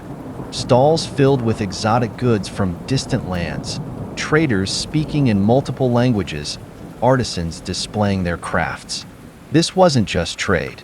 It was the lifeblood of a multicultural empire, a way for the people of Persia to experience the diversity within their own borders. The royal road made it possible for the empire's subjects to see themselves as part of something larger, as participants in a vast and interconnected world. The road wasn't merely a physical path. It was a bridge between cultures, a means of creating unity through shared experiences and exchanges. The Persian commitment to infrastructure went beyond the royal road. Darius the Great also oversaw the construction of canals, irrigation systems, and other public works that improved agriculture, transportation, and trade throughout the empire. One of his most ambitious projects was the construction of a canal that connected the Nile to the Red Sea, allowing ships to travel from the Mediterranean to the Indian Ocean. This canal opened up new trade routes, linking Persia to markets in Arabia, East Africa, and South Asia. By investing in such infrastructure, the Persian rulers not only strengthened their empire's economy but also fostered a sense of unity, showing their subjects that they were willing to invest in the welfare of all regions, not just the heartland. For Persia, the royal road and other infrastructure projects were symbols of a vision, one that saw diversity as an asset, not a hindrance. By connecting people from different regions, the Persians created a sense of belonging that transcended individual cultures and identities. This inclusivity was a hallmark of Persian rule, a reflection of their belief that a diverse empire could be stronger if its people felt connected and valued. The road and its related infrastructure showed the empire's commitment to integration, to creating a world where different languages, religions, and customs could coexist within a single, unified system. The story of the Royal Road serves as a reminder of the power of communication and infrastructure to unite people across vast distances. In our modern world, where we often take roads, highways, and digital networks for granted, Persia's achievements highlight the transformative power of connectivity. The Royal Road allowed Persia to function as a cohesive whole, creating a space where people could travel, trade, and communicate freely. It reminds us that the foundations of a strong society are often found in the invisible networks that bind us together, in the roads, systems, and institutions that create a sense of shared purpose. Today, as we consider the importance of connectivity and infrastructure in our own lives, we can look to Persia's example. Their commitment to building and maintaining a vast network of roads and canals shows us that even in the ancient world, leaders understood the importance of communication, the value of bringing people together. The Royal Road wasn't just a feat of engineering. It was a statement about the kind of empire Persia aspired to be, a place where diversity was celebrated, where people could move freely, and where unity was achieved through respect and connection. As we leave the ancient stones of the Royal Road behind, we carry with us a lesson that resonates across the ages, that the strength of an empire or any society lies in its ability to connect its people, to create pathways that bridge distances, both physical and cultural. Persia's infrastructure was more than a means of travel. It was a framework for unity, a reminder that when people are connected, they can achieve greatness together. Imagine the flickering light of a sacred fire burning in a temple high on a Persian plateau, its flames dancing in the cool desert air. This fire represents more than just warmth or illumination.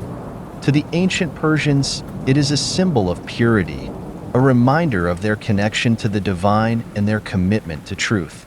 In the heart of the Persian Empire, Zoroastrianism wasn't just a religion. It was a way of life, a framework for understanding the world and guiding the actions of rulers and citizens alike. This belief system, founded by the prophet Zoroaster, taught that life was a cosmic battle between good and evil, truth and deceit, and it shaped Persia's approach to governance, justice, and social order. At the heart of Zoroastrianism was the concept of dualism, the belief in two opposing forces, Ahura Mazda, the god of light, truth, and goodness, and Angra Mainyu, the spirit of darkness, deceit, and chaos. The followers of Zoroastrianism believed that each individual had a role to play in this eternal struggle, that every thought, word, and action contributed to either the light or the darkness. This cosmic battle wasn't confined to the heavens.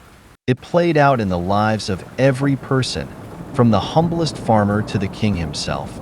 The rulers of Persia, who embraced Zoroastrianism as a guiding philosophy, understood that their role was more than just political, it was spiritual. They were seen not merely as leaders, but as champions of order and justice, tasked with upholding the values of truth and righteousness.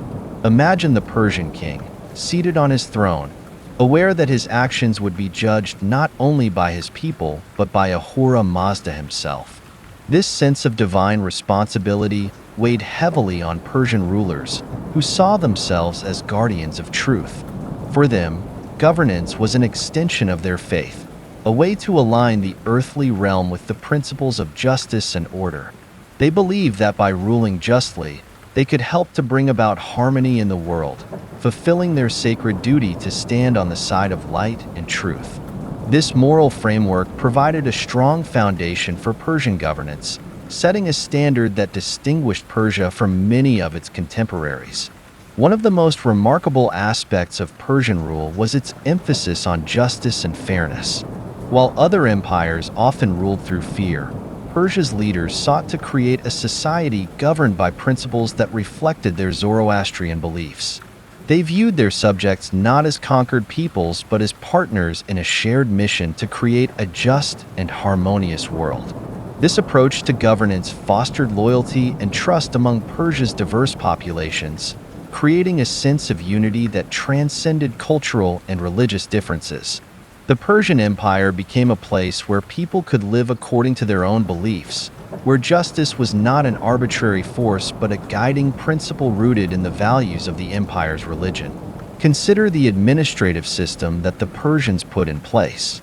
The empire was divided into provinces, each governed by a satrap, who was responsible for upholding the laws and ensuring that justice was maintained.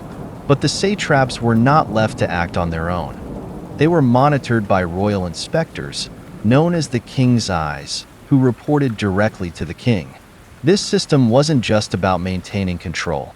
It was a way to ensure that justice was applied fairly across the empire, that the principles of truth and order were upheld in every corner of Persia. The king's duty to protect his people and maintain order wasn't merely political.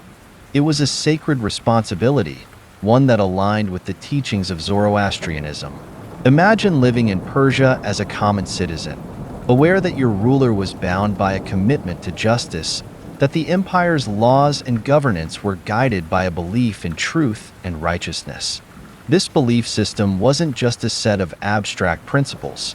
It was woven into daily life, influencing everything from the way disputes were settled to the way leaders conducted themselves. For the Persians, religion and governance were inseparable.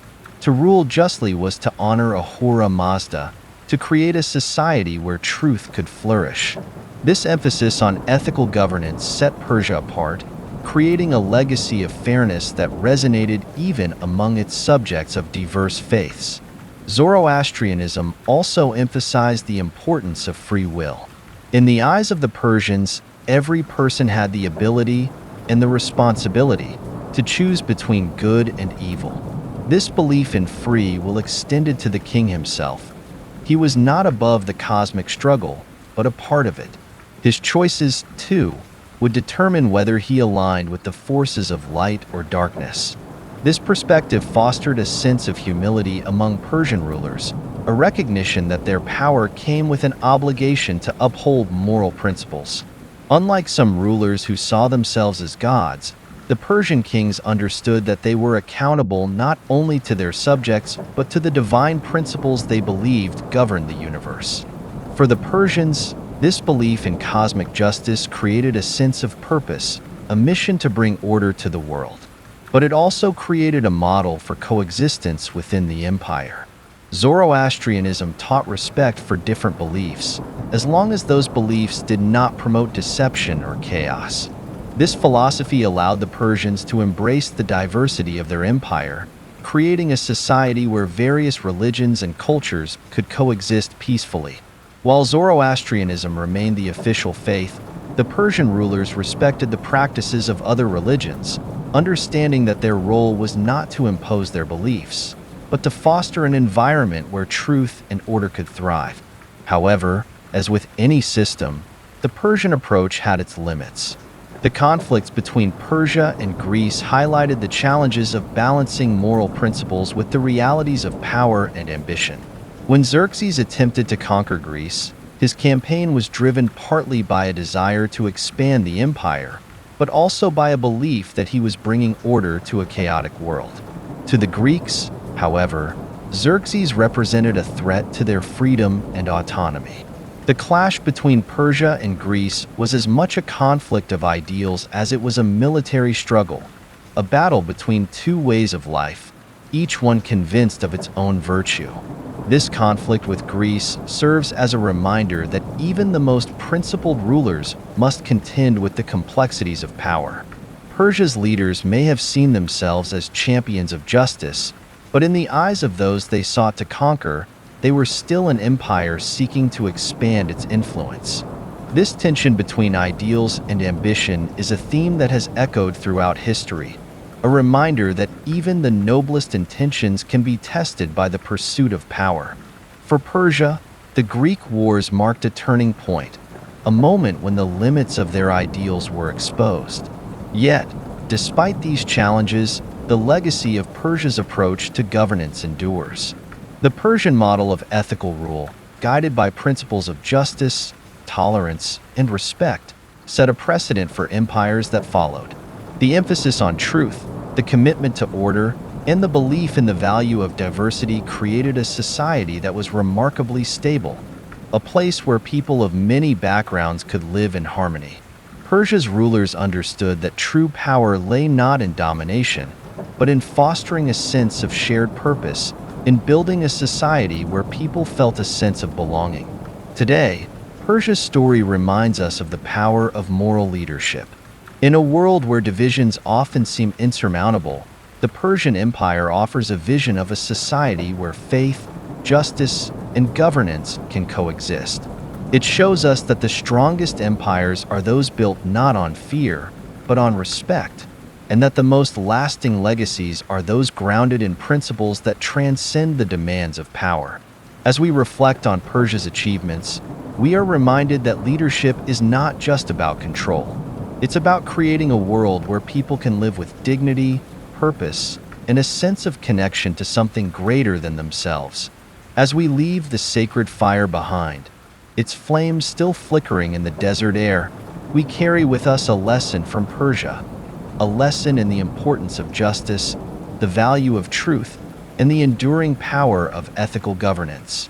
Persia's rulers understood that their role was not only to lead, but to serve, to create a society that honored the values of their faith and the dignity of their people.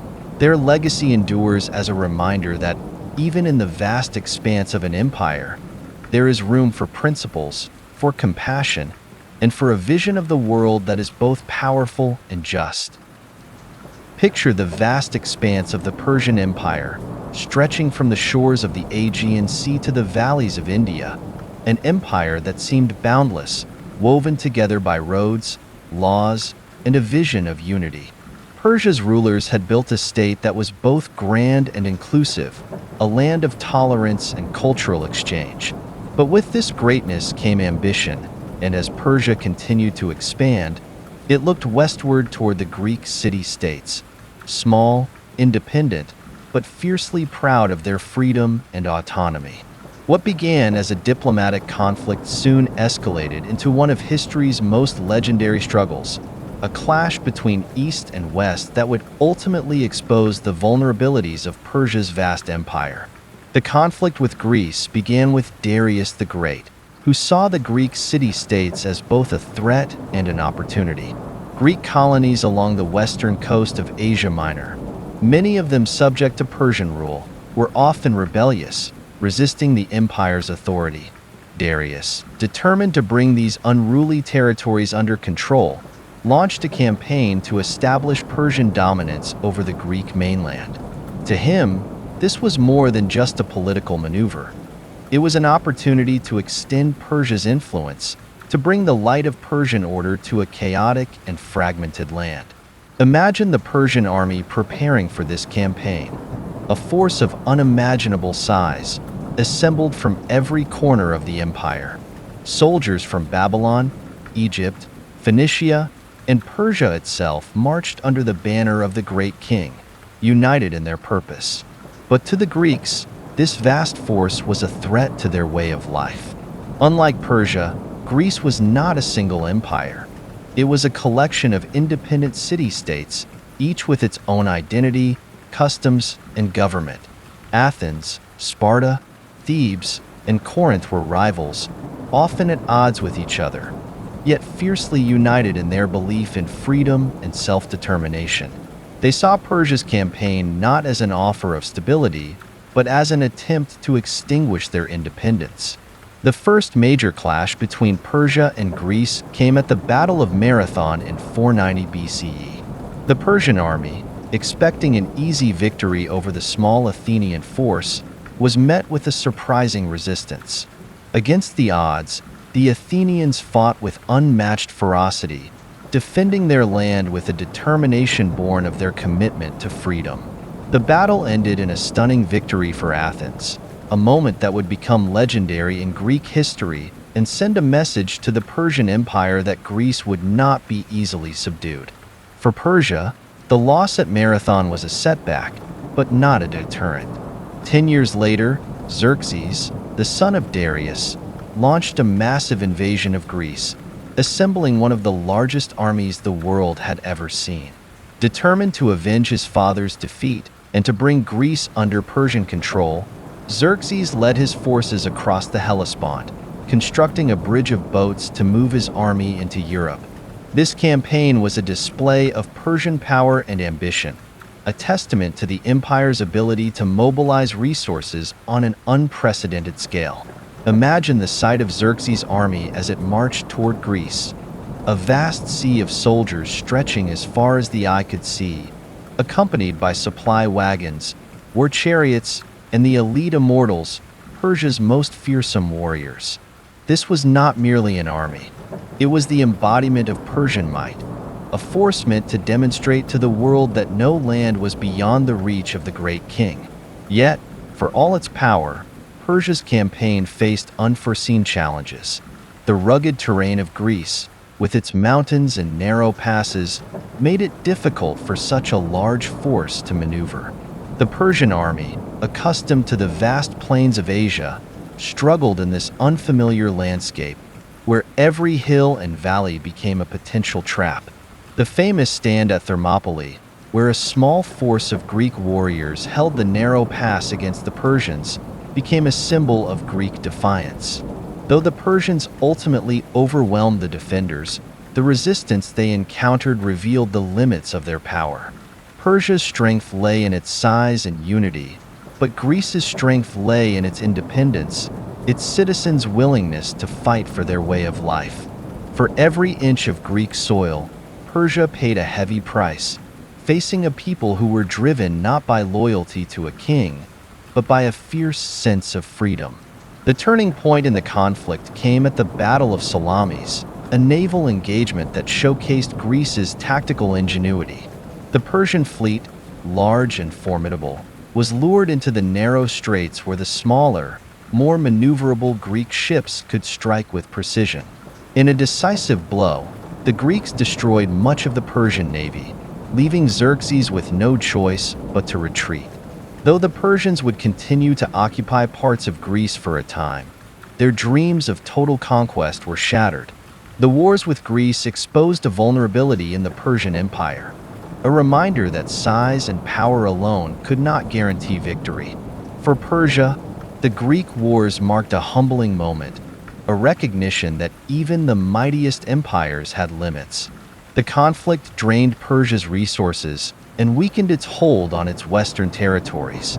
Although the empire remained a dominant power, the wars revealed the dangers of overreach, the risks of extending authority into lands where local resistance was fierce. Persia's ambition, so central to its success, had also become a source of weakness, a force that stretched its resources thin and left it vulnerable to internal dissent and external threats.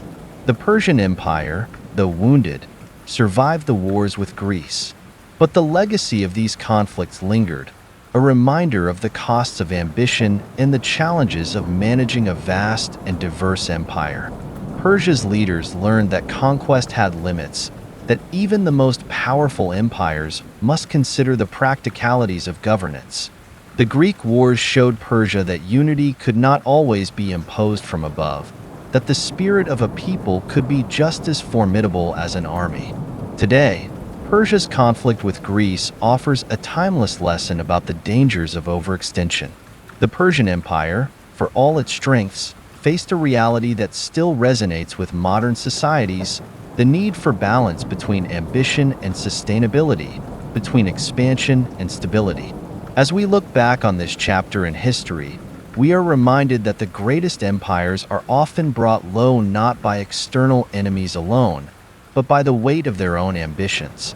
The desire to grow, to conquer, to extend one's reach can be powerful, but it must be tempered by an awareness of the limitations of power. Imagine the aftermath of these wars, as Persian leaders reflected on the lessons learned from their encounter with Greece. They understood that their empire, vast and diverse, was strongest when it respected the autonomy of its regions, when it focused not only on expansion but on the well-being of its people. Persia's experience serves as a reminder that strength is not just a matter of size or might, but of balance, a balance between ambition and caution, between unity and respect for difference. As we leave the fields of Marathon, the narrow pass of Thermopylae, and the straits of Salamis behind, we carry with us a lesson from Persia's experience with Greece, that empires, like individuals, must know their limits. The Persian Empire was built on a foundation of tolerance, respect, and cultural exchange, values that made it resilient. But when it reached beyond what it could sustain, it faced the consequences of overreach. The Greek wars remind us that true power is not about conquering lands or subjugating peoples. It is about creating a society where people feel connected, respected, and part of something greater than themselves. In the end, Persia's ambition was both its strength and its weakness, a driving force that built one of history's greatest empires, but also led it into costly conflicts. As we reflect on Persia's legacy, we are reminded that the most lasting achievements come from a foundation of balance, that even the mightiest empires must be mindful of the fine line between greatness and hubris. Persia's story with Greece endures as a reminder that no empire, no matter how vast, is immune to the consequences of overreach, and that the truest strength lies not in conquest, but in the wisdom to know when enough is enough. Imagine standing in the Agora, the bustling heart of Athens, surrounded by the sounds of voices debating, merchants haggling, and the occasional laughter of children playing nearby. This isn't just a marketplace. It's a gathering place, a forum where citizens come together to discuss ideas, argue about policy, and take an active role in the decisions that shape their lives. Athens is alive with the spirit of inquiry and participation, a city where the very concept of governance is being reimagined. In this unique place, the seeds of democracy are beginning to sprout, giving birth to ideals that will echo across centuries and shape the future of human civilization. Unlike the vast empires of Egypt, Persia, or Babylon, Athens was small, its power concentrated in a single city-state. But what Athens lacked in size, it made up for in its influence over the human spirit. Here, in this relatively modest city, a new form of governance was taking shape, one where citizens, not kings or priests, would hold power. This was democracy in its earliest form, a system where free male citizens could gather, debate, and vote on matters affecting their community. For the first time in recorded history, ordinary people had a say in how they were governed, and this newfound power would transform Athens into a beacon of intellectual and cultural achievement. The heart of Athenian democracy was the assembly, a gathering where citizens could voice their opinions, propose laws, and make decisions by majority vote. Imagine being a citizen of Athens, standing in the Nix, an open hill where the assembly met. You'd listen as speakers put forth their arguments, debating issues from taxes to military campaigns. Some speakers were passionate, others were strategic, each one presenting their ideas to the crowd. When the debate was over, it would be time to vote. Each citizen, regardless of wealth or birth, had a voice, a role in shaping the future of Athens. But Athenian democracy was more than just a system of voting. It was an experiment in civic engagement, a belief that citizens could, and should, take responsibility for their society. This idea of active citizenship fostered a deep sense of pride and belonging among Athenians. They were not subjects, ruled by a distant power. They were participants in a grand project, a shared endeavor to create a just and thriving society. For the people of Athens, democracy wasn't merely a form of government. It was a way of life, a commitment to being involved, informed, and invested in the common good. As democracy flourished, so too did intellectual life. Athens became a magnet for thinkers, artists, and scholars, each one drawn to the city's atmosphere of openness and inquiry. Philosophers like Socrates, Plato, and Aristotle walked its streets, engaging in conversations that would lay the foundations of Western philosophy. The Academy, founded by Plato, became a place of learning where students could explore questions of ethics, metaphysics, and the nature of knowledge itself. In Athens, ideas were not confined to temples or palaces. They were alive, exchanged in public spaces, questioned and refined in a society that valued free thought and critical thinking. Imagine sitting in the shade of an olive tree, listening as Socrates engages in one of his famous dialogues. With his probing questions, he challenges assumptions, pushes his listeners to think more deeply, to question their beliefs and seek truth. This wasn't merely an exercise in rhetoric. It was an invitation to live a life of introspection and intellectual rigor. Socrates, with his commitment to asking difficult questions, embodied the spirit of Athens, a place where knowledge was not taken for granted but pursued with passion and humility. Athenian society also embraced the arts, becoming a center of creativity that produced works of theater, sculpture, and architecture that are still celebrated today.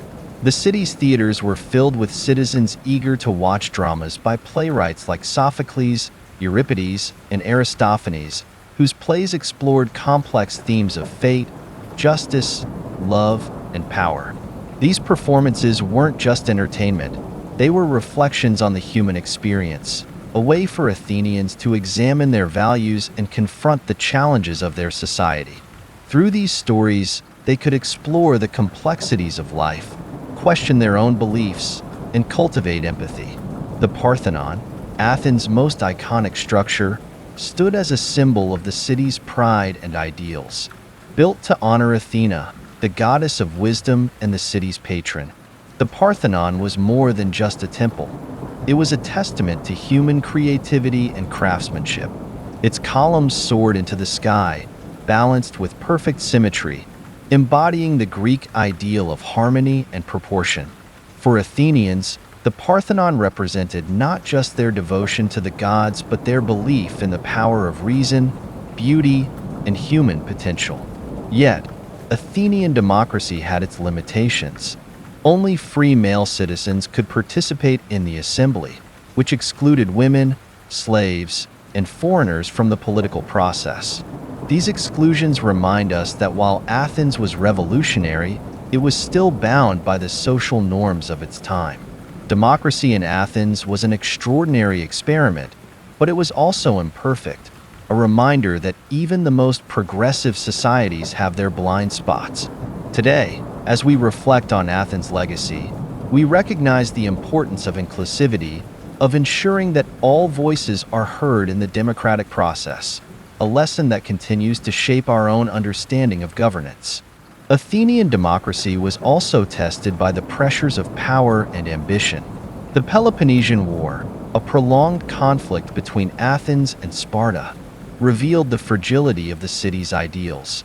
As the war dragged on, the strain of military campaigns and the thirst for dominance led Athens down a path of hubris and moral compromise.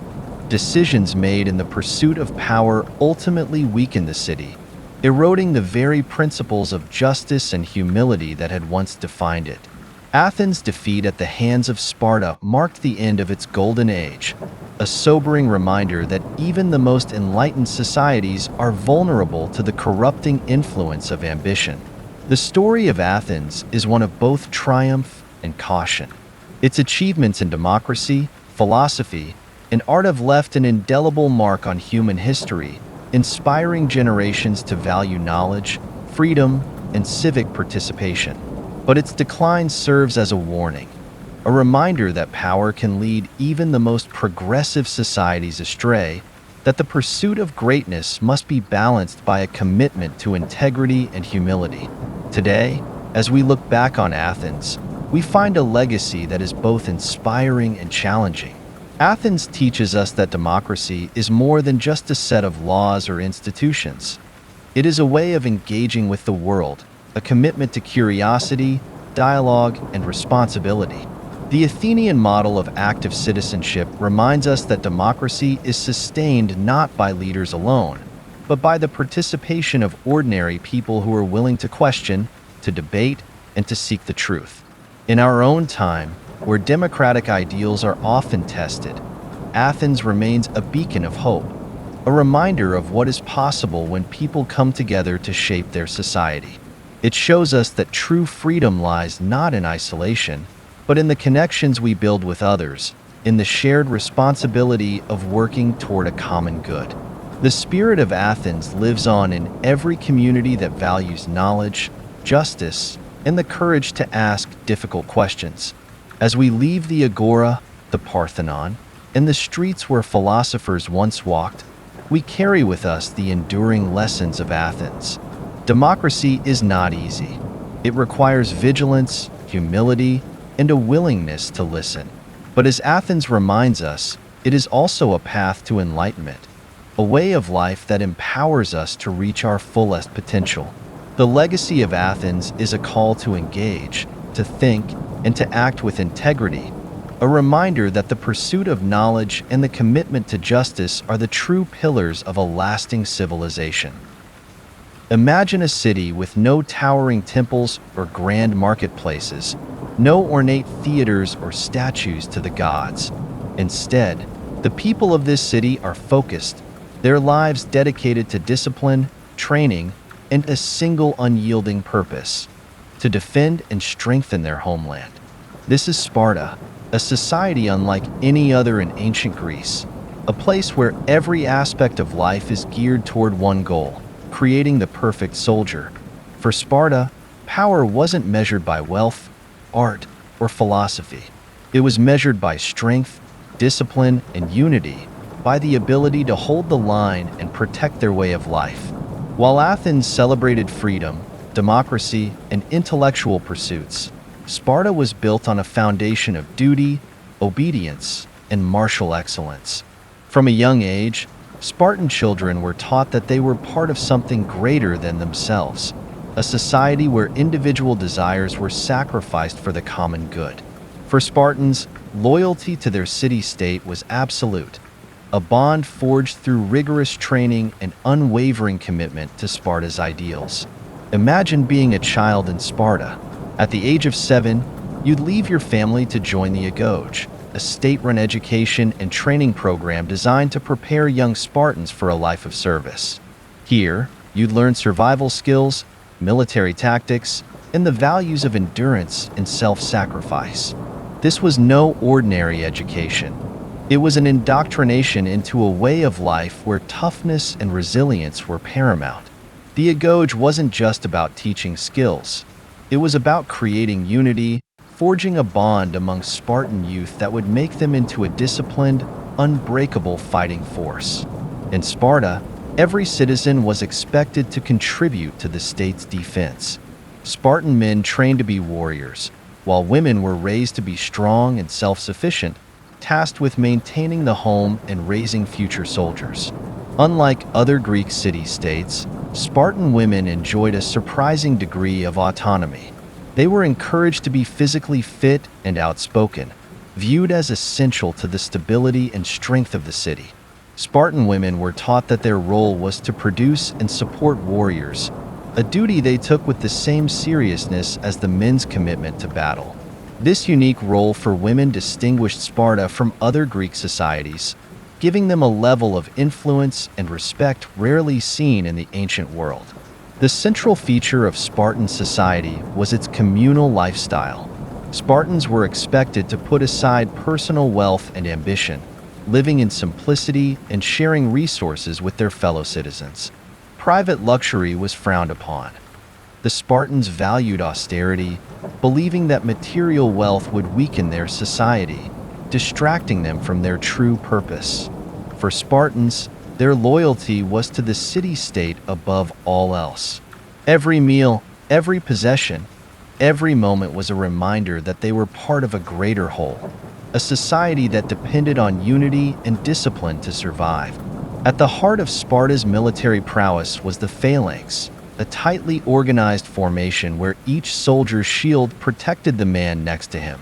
This formation required absolute trust, as each Spartan relied on his comrades for survival. In battle, the phalanx moved as one, a wall of shields and spears advancing with unwavering discipline. The Spartans weren't just skilled warriors. They were masters of coordination and teamwork, their unity making them one of the most feared military forces in the ancient world. For the Spartans, the phalanx was more than just a battle tactic. It was a symbol of their society, a place where each individual played a role, supporting and protecting the others, creating a whole that was greater than the sum of its parts. But Sparta's strength also came with limitations. While their focus on discipline and simplicity created a resilient society, it left little room for innovation, creativity, or personal freedom. Unlike Athens, where intellectual pursuits and open debate thrived, Sparta had little interest in philosophy, art, or democratic ideals.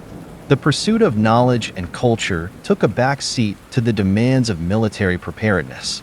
For the Spartans, the risks of distraction were too great, the price of vulnerability too high.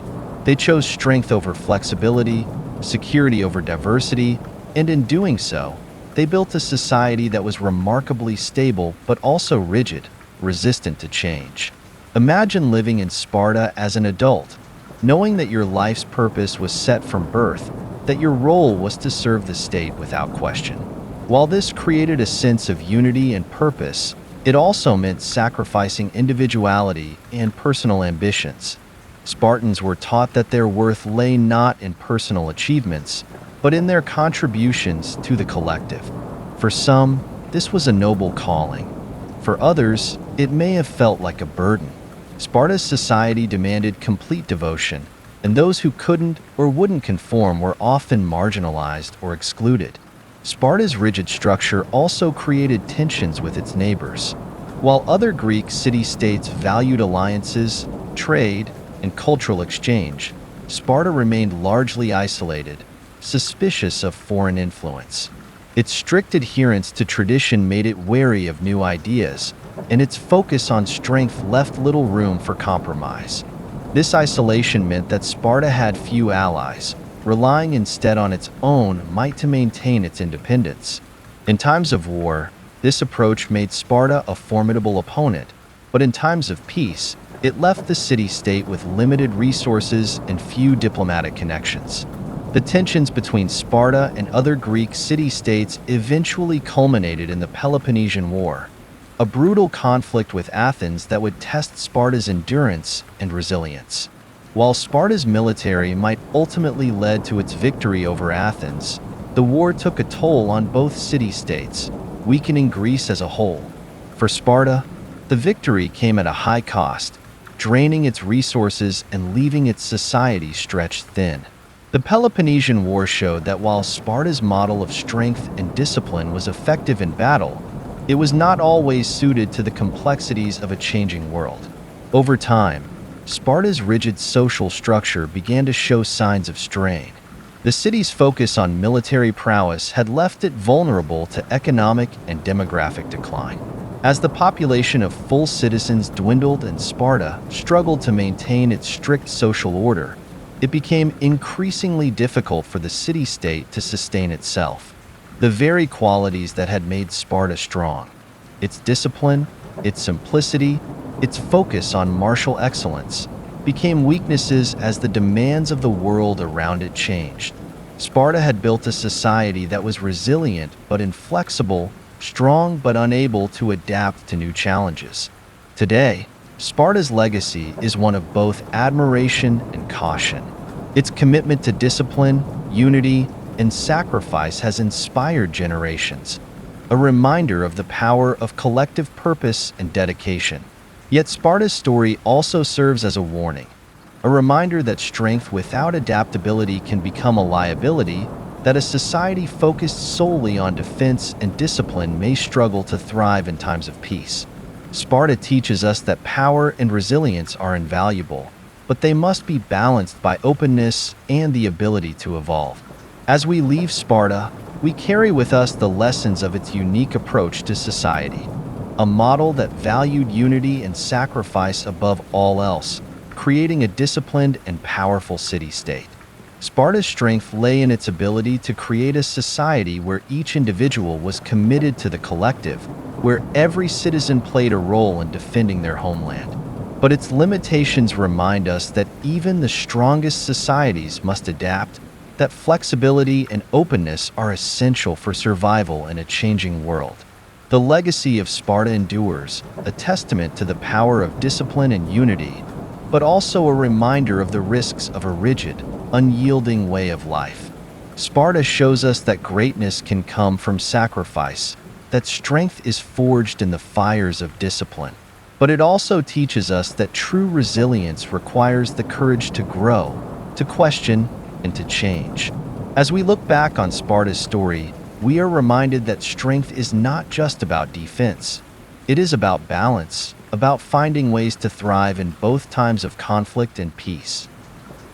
Imagine two of the most powerful city-states of ancient Greece, Athens and Sparta, standing side by side on a map. Together, they are the heart of Greek civilization, a land of contrasting ideals and remarkable achievements. Yet, despite their shared culture and heritage, these two cities are locked in a struggle for supremacy, each convinced of its own superiority. What began as a rivalry fueled by ideological and political differences will soon escalate into a full-scale war, plunging all of Greece into a conflict that will last for nearly 3 decades. This is the Peloponnesian War, a confrontation that will test the resilience of both Athens and Sparta and ultimately reveal the destructive power of division. The seeds of the Peloponnesian War were sown in the aftermath of the Persian Wars, a conflict in which the Greek city-states had united to repel a common enemy.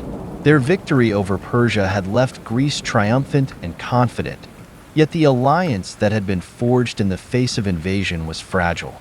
Athens, riding high on its military and naval success, had become the dominant power in the Aegean, using its fleet to establish a network of allies known as the Delian League. This league, ostensibly formed to defend against future Persian threats, soon became a tool for Athenian expansion as the city began to exert control over its allies, transforming them into subjects rather than partners. To the Athenians, their empire was a source of pride, a symbol of their ingenuity, courage, and commitment to democracy. But to other Greek city-states, particularly Sparta and its allies in the Peloponnesian League, Athens' actions represented a threat. Sparta, with its disciplined, militaristic society, had always been wary of Athens' ambition and influence. Where Athens valued democracy and individualism, Sparta prized order, duty, and collective strength. These two cities, each proud of its way of life, saw the other's values as a challenge to its own, a fundamental difference that would make reconciliation increasingly difficult. Imagine the tension growing as Athens and Sparta move closer to open conflict. Diplomatic efforts falter, and mutual distrust intensifies. The smaller city-states, caught between these two giants, watch with anxiety, knowing that their fates may be decided by forces beyond their control. Some of them align with Athens, attracted by its wealth and culture. Others side with Sparta, drawn by its strength and stability. The Greek world is dividing, with each city-state forced to choose a side, a decision that will bind them to a war they have no power to stop. In 431 BCE, the conflict begins. The Peloponnesian War is not a single battle but a series of brutal campaigns, shifting alliances, and unexpected reversals. Athens, with its powerful navy, dominates the seas, using its fleet to control trade routes and strike at Sparta's allies. Sparta, with its legendary hoplites, launches raids into Athenian territory, hoping to weaken Athens by cutting it off from its resources. For years, the two sides clash in an exhausting cycle of sieges, skirmishes, and naval engagements, each hoping to break the other's will. For the citizens of Athens, the war brings hardship and suffering. Early in the conflict, a devastating plague sweeps through the overcrowded city, killing thousands, including Pericles, the visionary leader who had steered Athens through its golden age. The loss of Pericles is a severe blow, leaving Athens without the steady guidance of a leader who had always valued wisdom over recklessness. In the absence of his moderation, Athens becomes increasingly aggressive, driven by a desire to prove its superiority over Sparta. This shift in leadership brings with it a new level of ambition, one that will ultimately lead Athens down a dangerous path. One of the most disastrous decisions comes in 415 BCE, when Athens launches an ambitious campaign against Sicily, aiming to expand its influence across the Mediterranean. The expedition is a colossal failure. The Athenian fleet is defeated, its soldiers captured or killed, and the city's resources are drained in an ill-fated attempt to assert its dominance. The Sicilian expedition marks a turning point, a moment when Athens' ambitions overreach its capabilities, leaving it vulnerable to the growing pressure from Sparta and its allies. For Athens, the defeat is more than just a military setback. It is a humbling reminder of the costs of unchecked ambition, a testament to the dangers of pursuing glory at any price. Meanwhile, Sparta finds its own path to victory through an unlikely alliance with Persia, the very empire Greece had fought against in the previous generation. In exchange for Persian support, Sparta agrees to abandon its efforts to liberate the Greek cities of Asia Minor, effectively sacrificing them to Persian control. With Persian gold, Sparta builds a navy capable of challenging Athens on the sea, turning the tide of the war. This alliance with Persia, though pragmatic, exposes the limitations of Sparta's values, revealing a willingness to compromise in pursuit of power, a betrayal of the ideals that Sparta claimed to uphold. The final years of the war are marked by bitterness and desperation. Athens, once the pride of Greece, is brought to its knees, its walls breached, its fleet destroyed, and its people demoralized. In 404 BCE, after nearly 30 years of conflict, Athens surrenders, ending the Peloponnesian War. Sparta is victorious, but the victory comes at a high cost. The war has weakened not only Athens but all of Greece, draining its resources, dividing its people, and leaving it vulnerable to future threats. The Peloponnesian War, which began as a struggle for dominance, has ended in mutual ruin, a conflict that has devastated the very civilization it was meant to preserve. The Peloponnesian War teaches us a powerful lesson about the costs of rivalry and the dangers of division. Athens and Sparta, each driven by pride and ambition, sacrificed unity for the sake of power. They saw each other as enemies, unable to reconcile their differences, and in doing so, they weakened the foundations of Greek civilization. This internal conflict created a fracture that would never fully heal, leaving Greece vulnerable to conquest by external forces, a fate that would eventually come to pass with the rise of Macedon and Alexander the Great. Today, the story of the Peloponnesian War offers a cautionary tale about the dangers of prioritizing power over collaboration. Athens and Sparta shared a common culture, language, and heritage. Yet they allowed their differences to escalate into a destructive conflict that left both cities diminished. In a world where societies are often divided by ideology, religion, or identity, the Peloponnesian War reminds us of the importance of finding common ground, of seeking unity rather than division. Imagine the devastation left in the wake of the war. The broken walls, the empty coffers, the families mourning the loss of loved ones. For the Greeks, the war was a tragic chapter in their history, a reminder of the costs of internal strife. The achievements of Athens and Sparta, their art, philosophy, and military prowess had been overshadowed by their inability to coexist. The Peloponnesian War was a lesson in humility, a reminder that even the most powerful societies are vulnerable to the consequences of rivalry and pride. As we leave the battlefields and ruined walls behind, we carry with us the lessons of the Peloponnesian War. It is a story that calls for unity in the face of division, a reminder that true strength lies not in conquest, but in cooperation. Athens and Sparta, for all their differences, were both part of the Greek world, a shared heritage that should have united them. Yet their inability to reconcile led to their downfall, a cautionary tale that echoes through history, warning us of the dangers of letting pride and ambition overshadow the common good. In the end, the Peloponnesian War reminds us that power, when pursued without restraint, can lead to ruin. It challenges us to consider the values we prioritize, the alliances we forge, and the paths we choose. The legacy of Athens and Sparta is one of both greatness and tragedy, a testament to the heights that human civilization can reach and the depths to which it can fall when unity gives way to rivalry. As we reflect on their story, we are reminded that the most enduring achievements are those built on a foundation of collaboration, respect, and the courage to seek peace. Imagine yourself standing in the heart of ancient Rome, surrounded by bustling streets, grand temples, and towering statues of legendary heroes. Unlike the kingdoms and empires of the past, Rome is not ruled by a single king or godlike figure.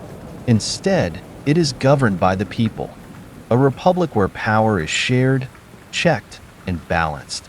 This is Rome's great innovation, a system of governance where no one person holds absolute authority, where each branch of government serves as a counterweight to the others. In Rome, the belief is that true strength lies not in the hands of a single ruler, but in a structure that promotes accountability, justice, and the common good. The Roman Republic was born out of a rejection of monarchy. In 509 BCE, the Romans overthrew their last king, Lucius Tarquinius Superbus, a ruler whose oppressive reign had left the people wary of concentrated power. Determined never to let such tyranny return, Rome's leaders established a new system of government, one that would prevent any individual from wielding unchecked authority. This was the birth of the Republic, a government built on the idea that power should be distributed and controlled, that leaders should be accountable to the people they served. At the heart of the Roman Republic was a complex system of checks and balances designed to ensure that power remained in the hands of the people. The government was divided into three main branches: the Senate, the assemblies, and the magistrates, each with its own distinct role and limitations. The Senate, composed of Rome's most experienced and respected citizens, acted as an advisory body, shaping foreign policy and financial matters. The assemblies, made up of Roman citizens, held the power to pass laws, elect officials, and make major decisions. The magistrates, including the consuls, were the executive leaders, responsible for enforcing laws and leading the military. Each branch was powerful, but its authority was limited by the others, creating a system that encouraged cooperation and discouraged tyranny. Imagine being a Roman citizen, knowing that your voice counted, that the leaders who governed you were chosen by the people and accountable to them. If you were a plebeian, a common citizen, you would have a role in the assembly, voting on laws and electing magistrates. If you were a patrician, a member of Rome's aristocracy, you might have a seat in the Senate, advising on critical decisions. This balance of power wasn't perfect. It often favored the wealthy and privileged. But it was a step toward the idea that governance should be a shared responsibility, a structure that recognized the importance of representing different voices in society. The consuls, the highest officials in the Republic, exemplified this commitment to limiting power. Each year, 2 consuls were elected to serve jointly, with each holding the authority to veto the other's actions. This system of dual leadership ensured that no single individual could make unilateral decisions, that every action required consultation and compromise. The consul's term was limited to a single year, preventing them from becoming entrenched in power and encouraging a constant renewal of leadership. This system of limited terms, veto power, and shared authority was revolutionary, a model of governance that promoted both stability and accountability. But the Roman Republic was not without its conflicts. The division between the patricians, the aristocratic class, and the plebeians, the common people, often led to tensions and struggles for equality. The plebeians, who made up the majority of Rome's population, resented the patricians' control over the Senate and the legal system, which often favored the wealthy. This tension eventually led to the conflict of the orders, a prolonged struggle for political and social rights. Over time, the plebeians gained greater representation through the establishment of the tribune of the plebs, an office designed to protect the rights of the common people and veto actions that threatened their interests. The tribunes became powerful voices in the Republic, ensuring that the government served all citizens, not just the elite. Imagine the role of a tribune in the Roman Republic, a representative of the people with the power to challenge the decisions of the Senate, to stand up for the rights of the common citizen. The tribunes were both respected and feared, wielding significant influence over Rome's political landscape. Their existence reminded the patricians that their authority was not absolute, that Rome's strength came from its diversity and inclusion of all classes. The tribune of the plebs was a powerful check on the dominance of the patrician class, a counterbalance that helped to maintain social harmony and prevent abuse of power.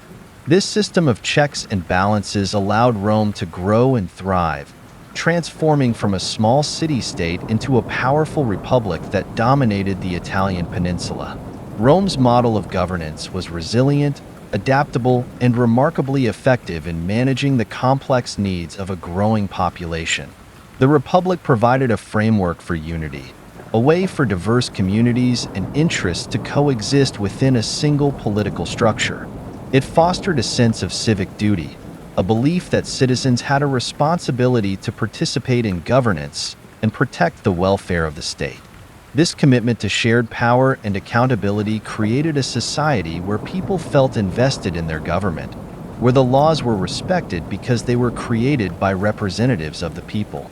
Yet, the Roman Republic was not immune to the temptations of power. As Rome expanded, gaining wealth, territory, and influence, the Republic began to face challenges that would ultimately test its principles. Military conquests brought immense wealth to Rome, but this prosperity also led to corruption, greed, and an erosion of the values that had once defined the Republic. Ambitious generals, driven by personal glory and wealth, began to amass power, challenging the authority of the Senate and the traditional checks and balances. The rise of figures like Julius Caesar exemplified this shift, as Rome's generals gained unprecedented influence over the state. Caesar, a charismatic and ambitious leader, built a loyal army and used his military success to gain political power. His crossing of the Rubicon River in 49 BCE, an act that defied the Senate's authority, marked a turning point for the Republic. It was a direct challenge to the principles of shared power and accountability, a step toward autocracy that would ultimately lead to the end of the Republic.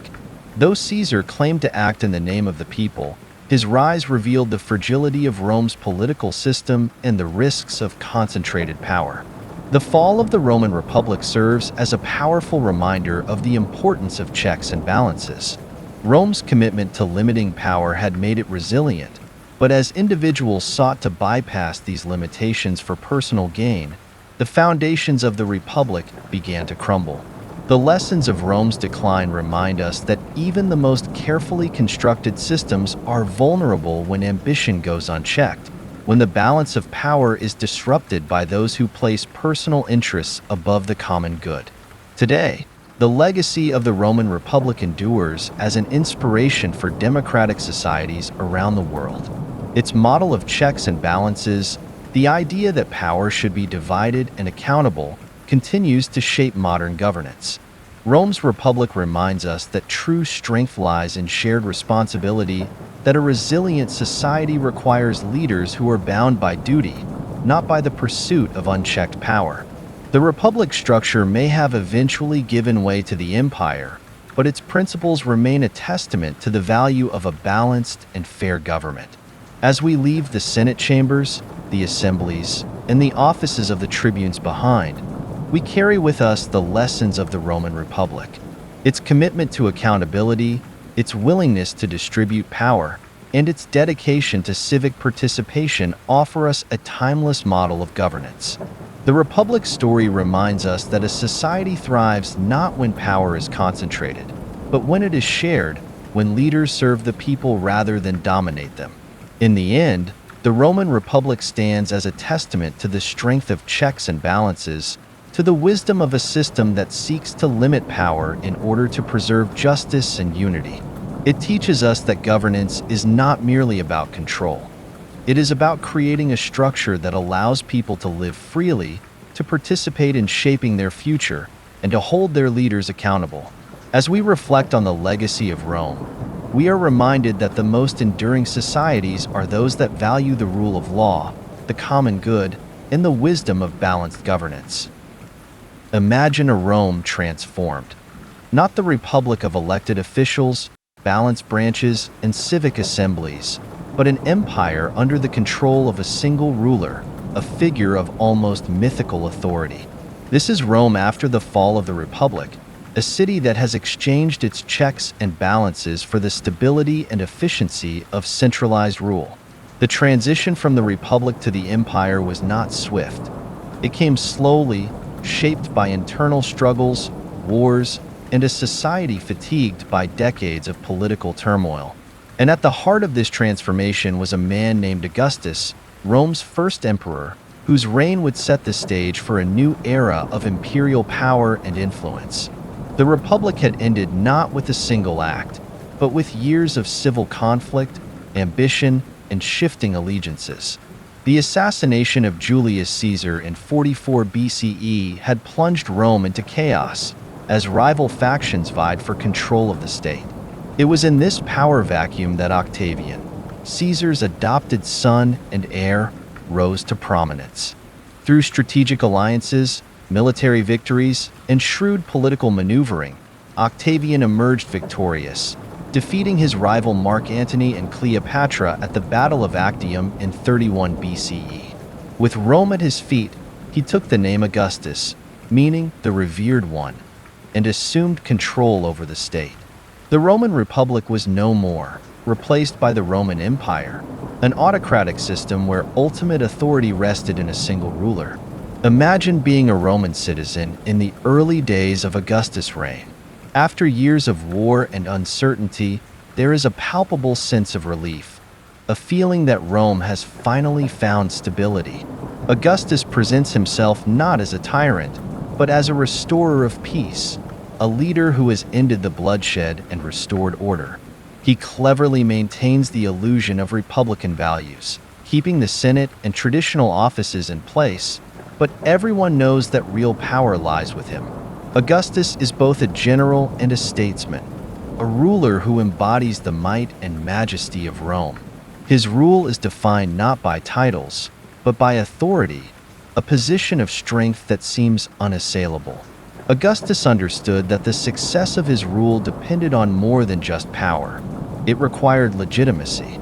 He established the Pax Romana, a period of relative peace that would last over 2 centuries, during which Rome reached new heights of prosperity, security, and influence. To the people, the Pax Romana was a sign that Augustus had restored Rome's greatness, that his rule was divinely sanctioned.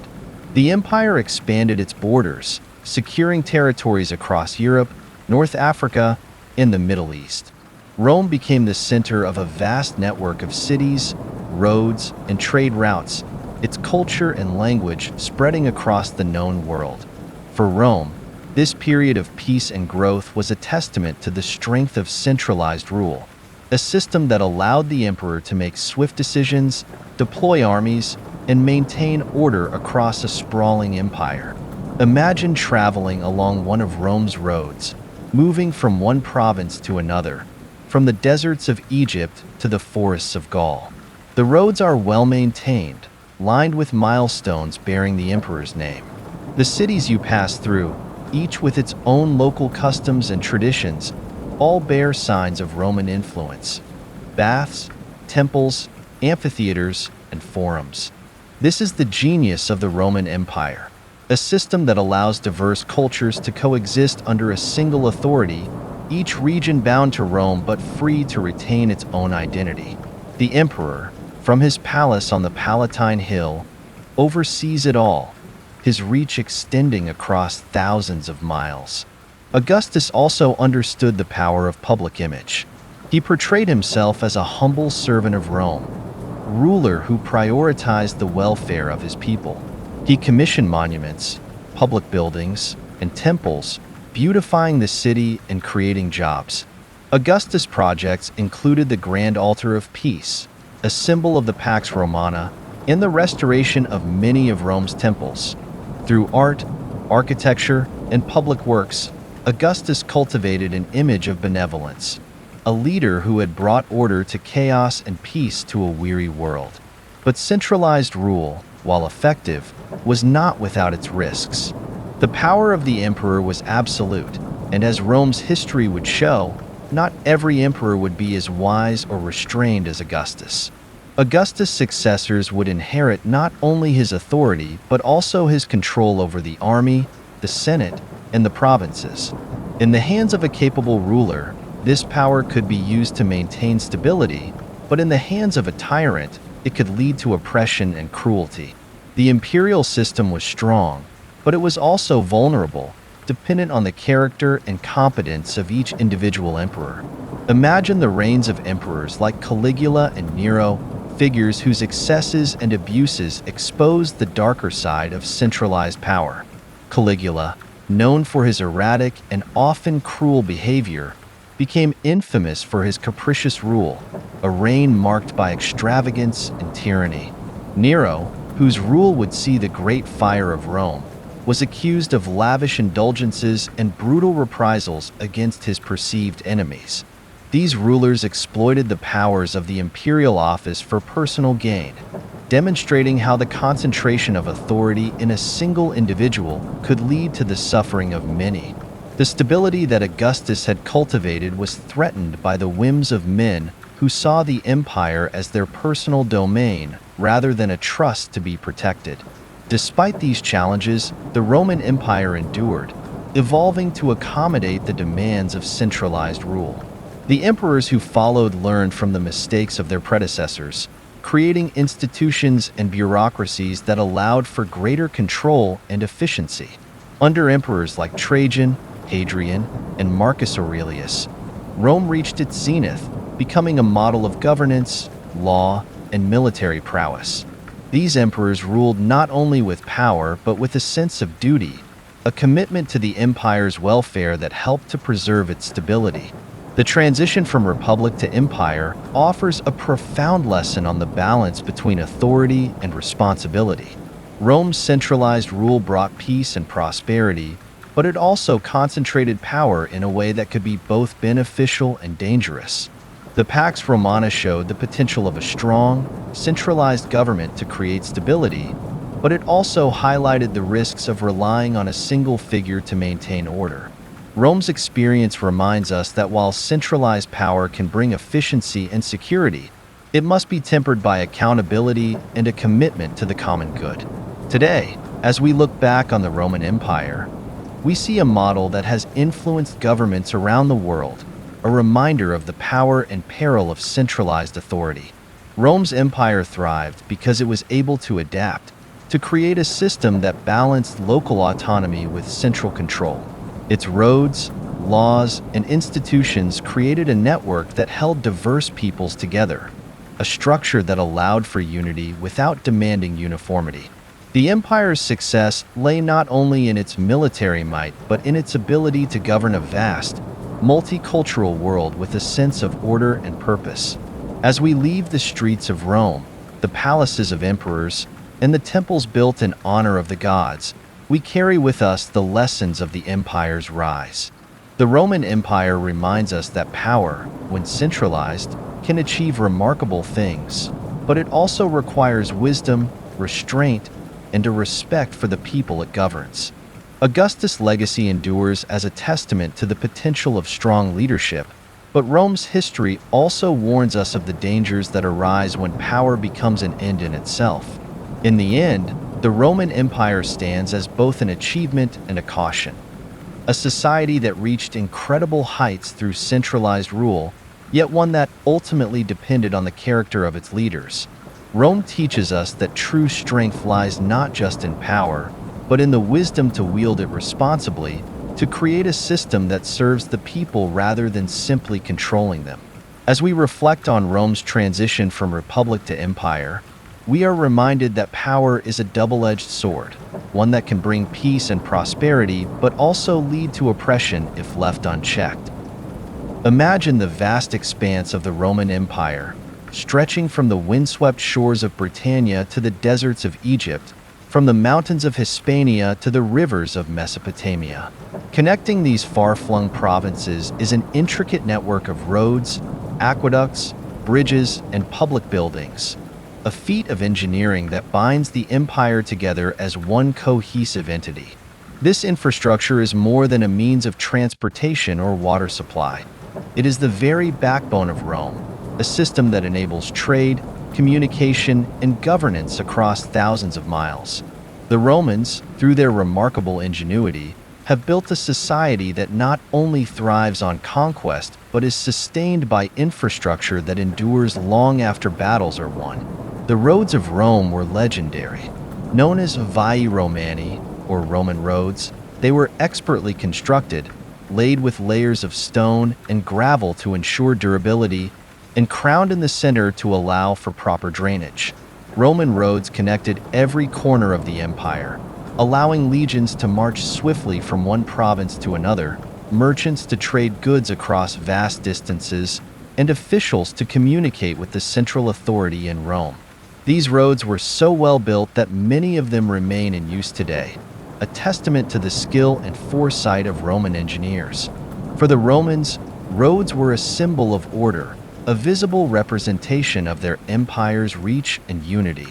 Imagine being a merchant traveling along the Via Appia, the road that connected Rome to southern Italy. As you journey, you pass other travelers, soldiers, priests, local traders, each on their way to different destinations. The milestones along the road indicate distances to various cities, reminders of the empire's scale. These roads aren't just paths, they are lifelines, creating an interconnected empire where people, ideas, and goods flow freely. Thanks to this network, Rome could administer its provinces effectively, ensuring that distant regions felt connected to the capital, a part of the Grand Roman project. But roads were just one piece of Rome's infrastructure. Perhaps one of the most impressive feats of Roman engineering was their aqueduct system, which brought fresh water from distant sources into cities, ensuring that people had access to clean water for drinking, bathing, and sanitation.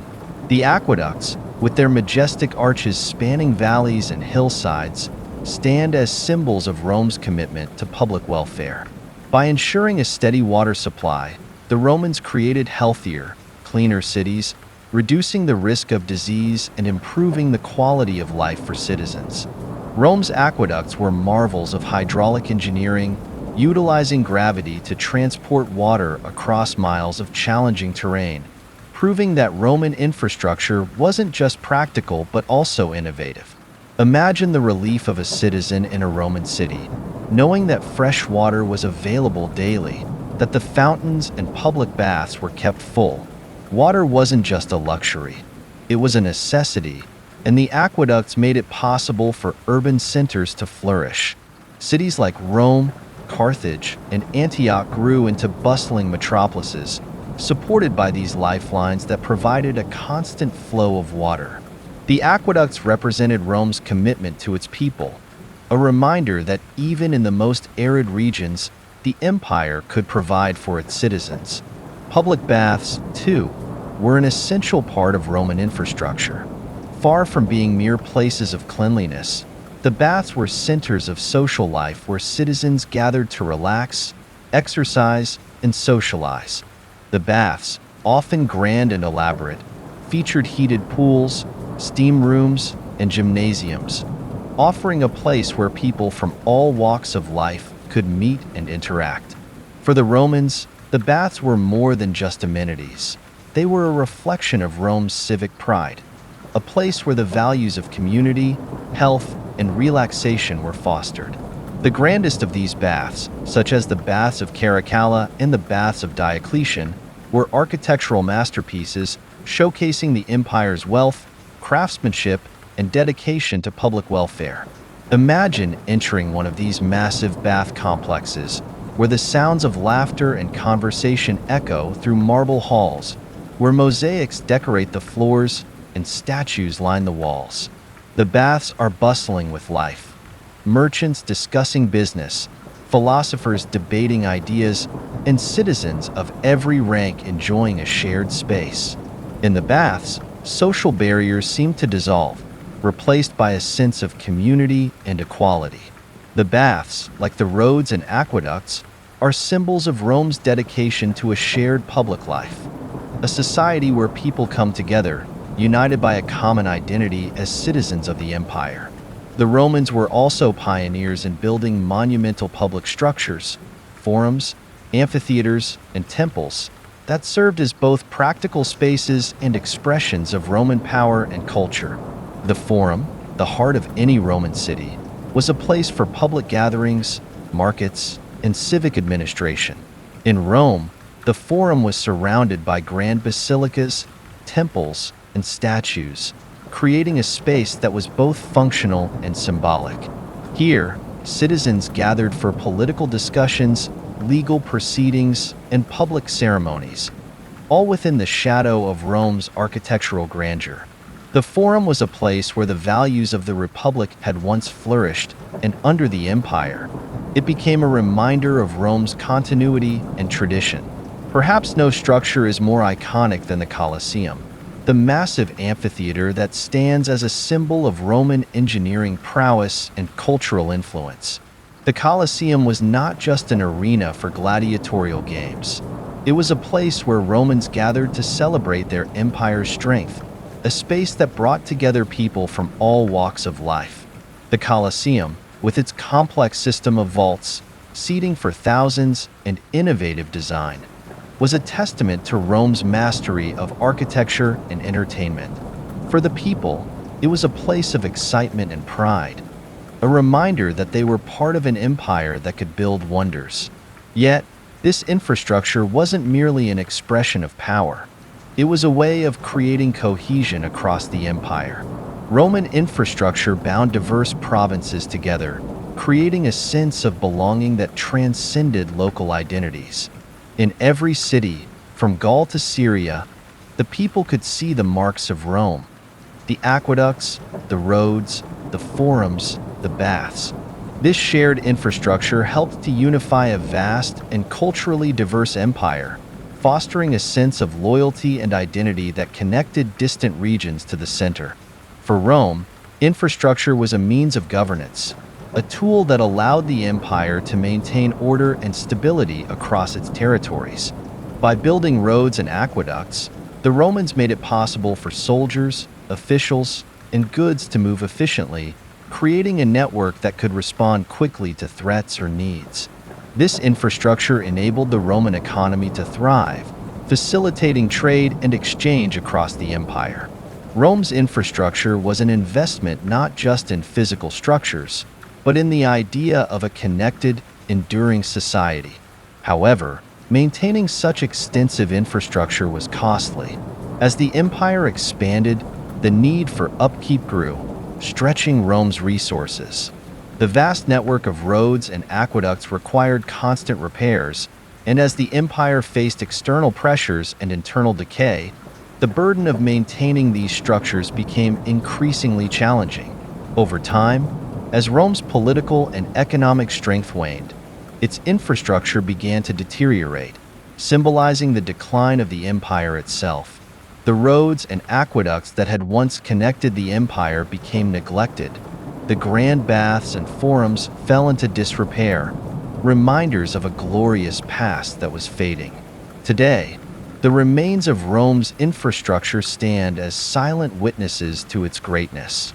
The roads that stretch across Europe, the arches of aqueducts that still stand, the ruins of forums and baths, all of these are reminders of Rome's lasting impact. Rome's infrastructure was more than just a means of transportation or water supply. It was a foundation for a thriving society, a model of how infrastructure can create unity, foster economic growth, and support public welfare. The lessons of Rome remind us that infrastructure is not just about building for the present, but about investing in the future, creating systems that support the health, stability, and prosperity of society. As we walk away from the ruins of aqueducts and roads, we carry with us the lessons of Rome's achievements. The Roman Empire thrived not just because of its military power, but because of its infrastructure, its commitment to connecting people and providing for their needs. Rome teaches us that the strength of a society lies in its ability to build systems that endure, to create structures that serve the people and foster unity. The legacy of Roman infrastructure endures, a reminder that true greatness is found not only in conquest, but in the vision to build something lasting and beneficial for all. Imagine standing at the borders of the Roman Empire, gazing into the forests of Germania or the deserts of Parthia, territories that seem endless and untamed. This is the edge of a vast empire, an expanse that stretches from the North Sea to the Nile, from the Atlantic to the Euphrates. Rome's reach is monumental, its influence unmatched. Yet, as you look closer, cracks begin to appear in the seemingly impenetrable facade. The Roman Empire, once the embodiment of power and stability, is beginning to show signs of strain. An empire stretched too thin, struggling to maintain control over lands that grow ever more distant from the heart of Rome. Rome's decline was not sudden. It was a slow, complex process shaped by a combination of internal and external pressures. At its height, the empire's size was both its greatest achievement and its most significant challenge. The vastness that had once been a testament to Rome's strength became an enormous burden, as the difficulties of managing, defending, and unifying such a sprawling territory began to mount. Rome was no longer the cohesive, resilient society it had been under the Republic or the early Empire. Now, it was a massive, unwieldy entity, beset by political instability, economic challenges, and external threats that would ultimately lead to its fall.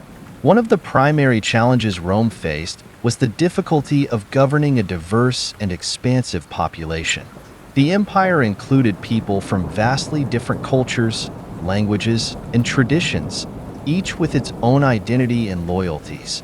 To maintain control, Rome had developed a system of provincial governors and local leaders who were expected to uphold Roman law and order. But as the empire expanded, the loyalty of these provincial leaders grew uncertain, and the communication between Rome and its far-flung territories became increasingly difficult. The empire's size made it hard to respond swiftly to local issues, creating a sense of alienation among the provinces and weakening the unity that had once bound Rome together. Imagine being a Roman citizen living on the outskirts of the empire, perhaps in Britannia or North Africa.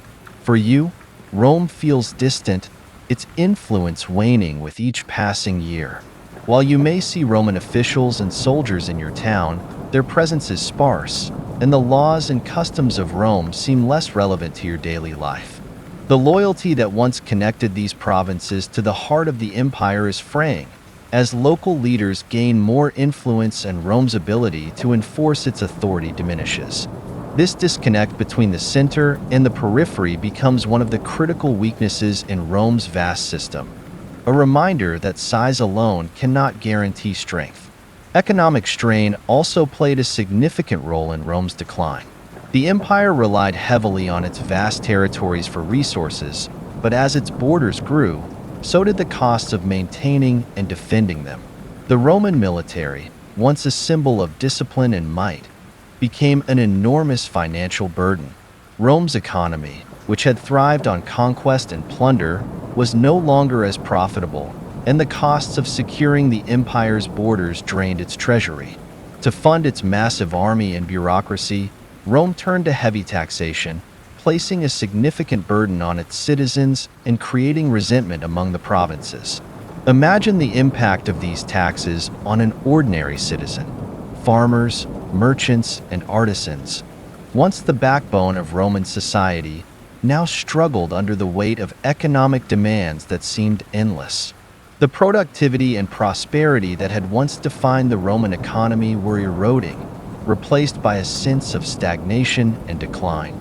The gap between the wealthy elite and the struggling populace widened, creating social tensions that further weakened the empire's stability. The very infrastructure that had once unified Rome, its roads, aqueducts, and public buildings, began to suffer from neglect as resources were diverted to military expenses. External threats only compounded these issues. Along Rome's borders, various tribes and kingdoms, once deterred by the strength of the Roman legions, began to press against the empire's frontiers. In the east, the Persian Empire posed a constant threat, challenging Rome's influence and testing its defenses.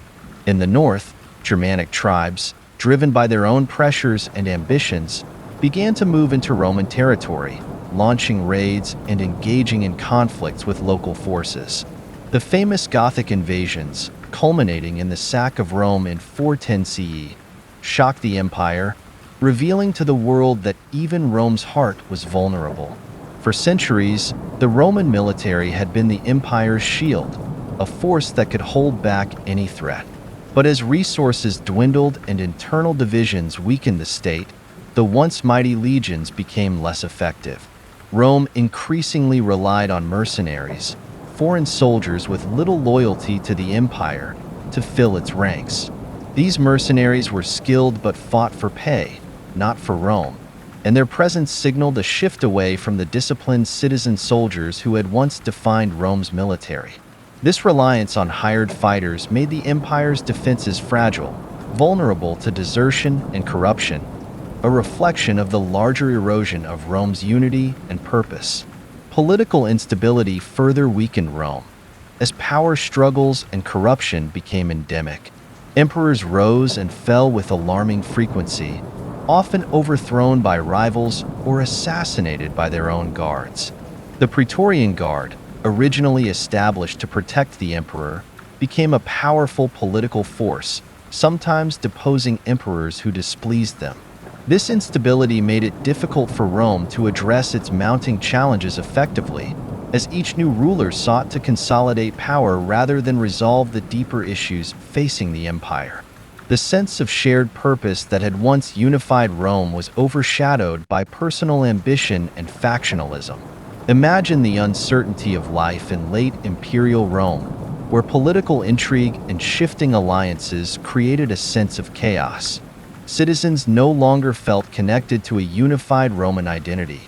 Instead, they saw an empire divided by competing interests, each one vying for power. The civic pride and loyalty that had once characterized Roman society were fading, replaced by a sense of disillusionment and resignation.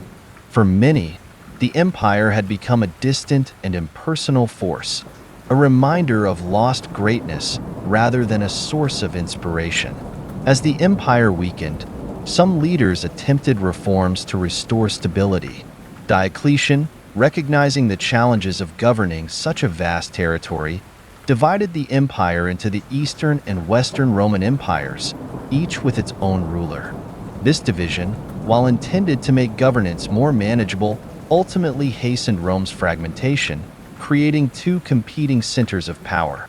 Constantine, who would later reunite the empire, attempted to strengthen its foundation by embracing Christianity, establishing a new capital at Constantinople, and seeking to unify the people under a common faith.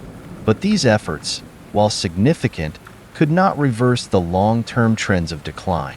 The fall of Rome reminds us of the limits of even the greatest empires.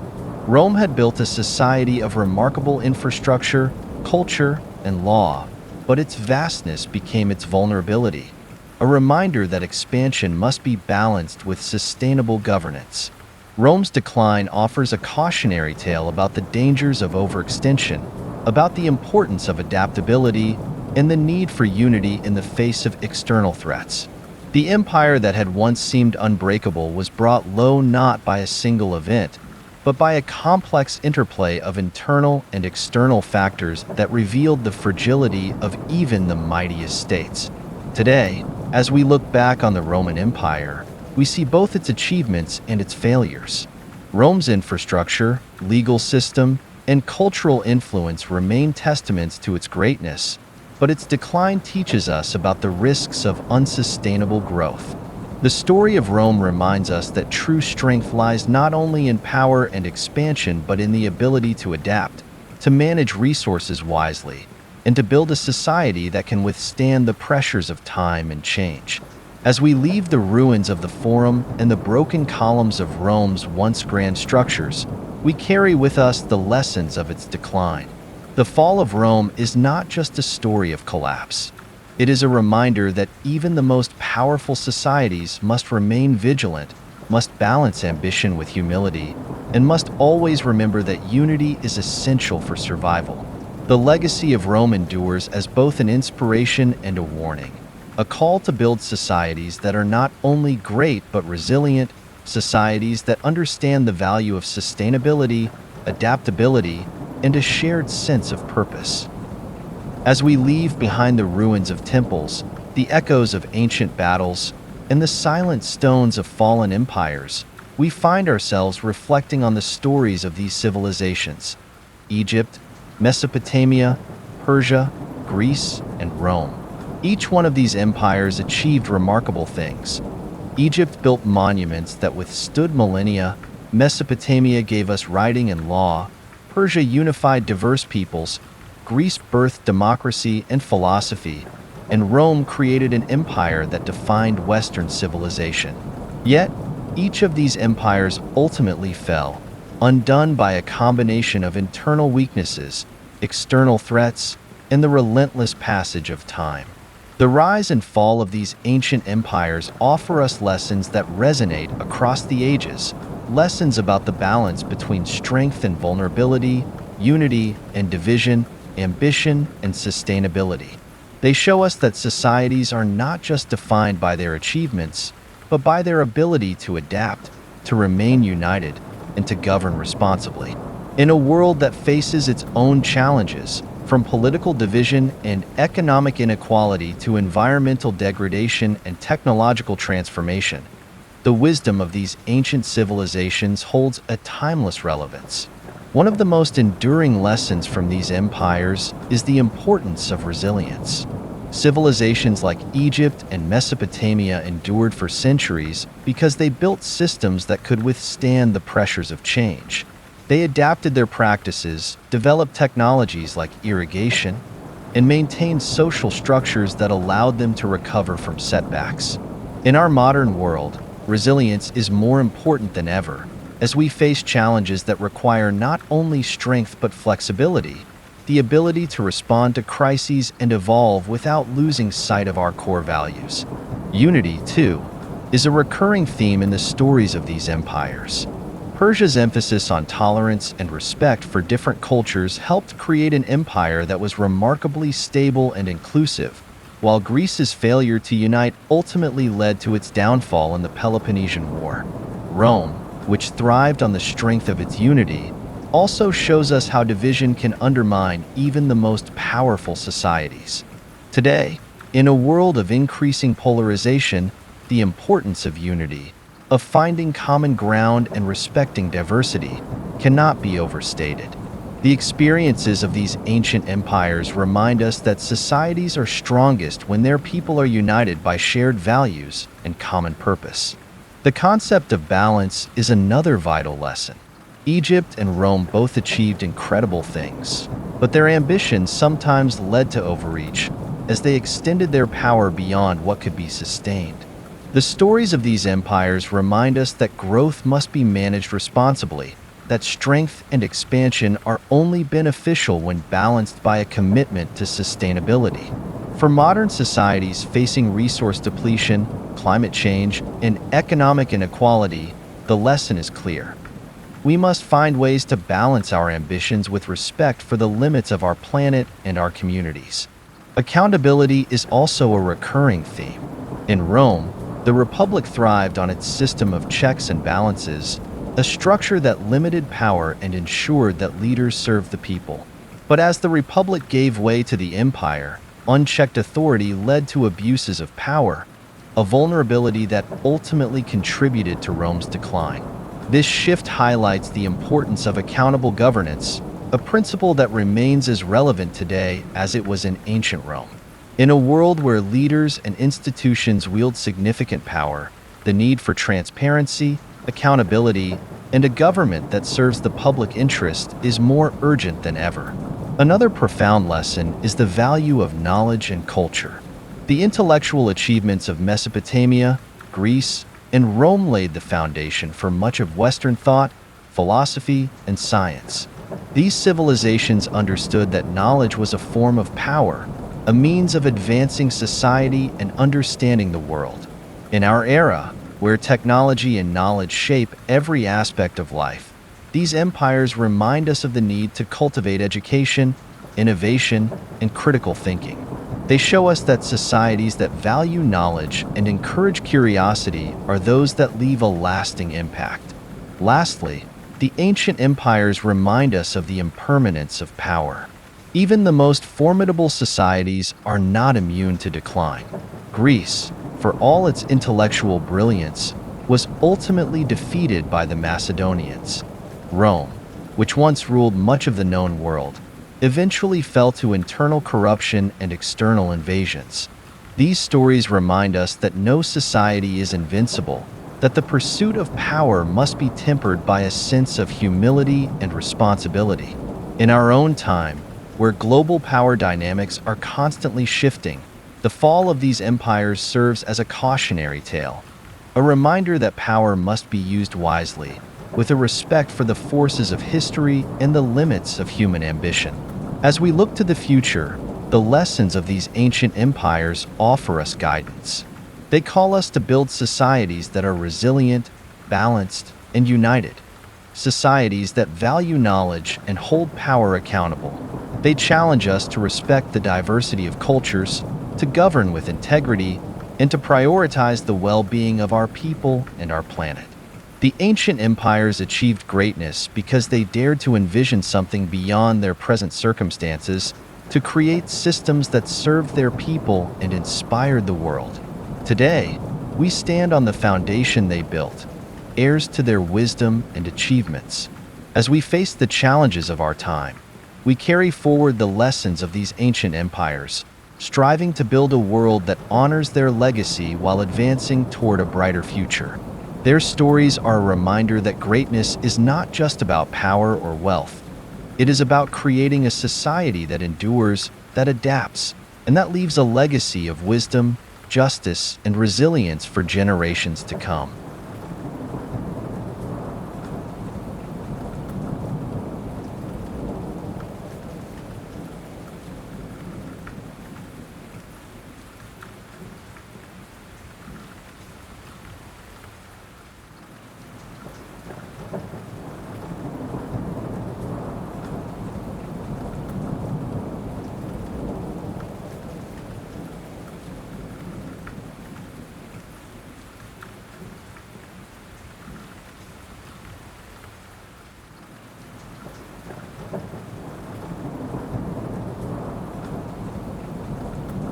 Imagine yourself standing on the banks of the Nile, watching its waters glisten beneath the desert sun.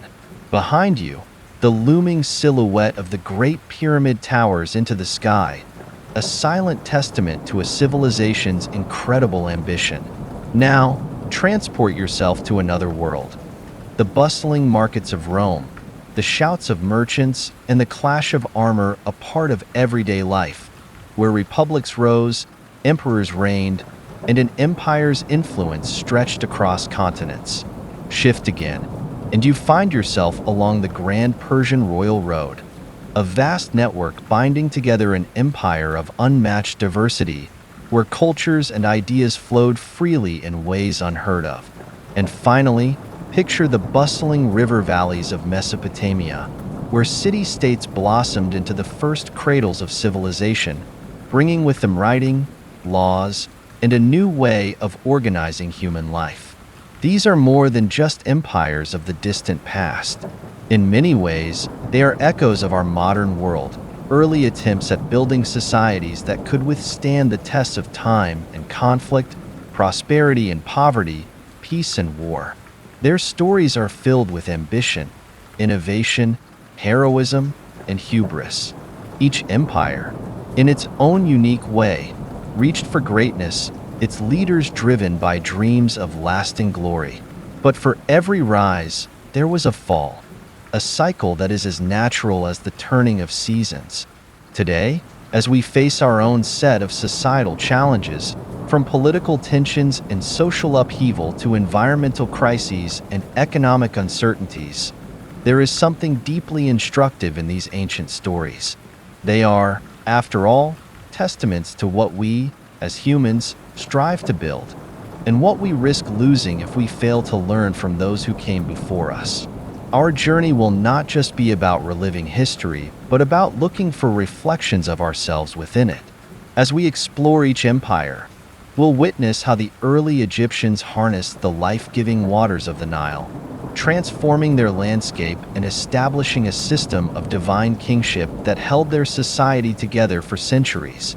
We'll examine the intricate city-states of Mesopotamia, where some of humanity's first written laws laid down principles that would echo through history.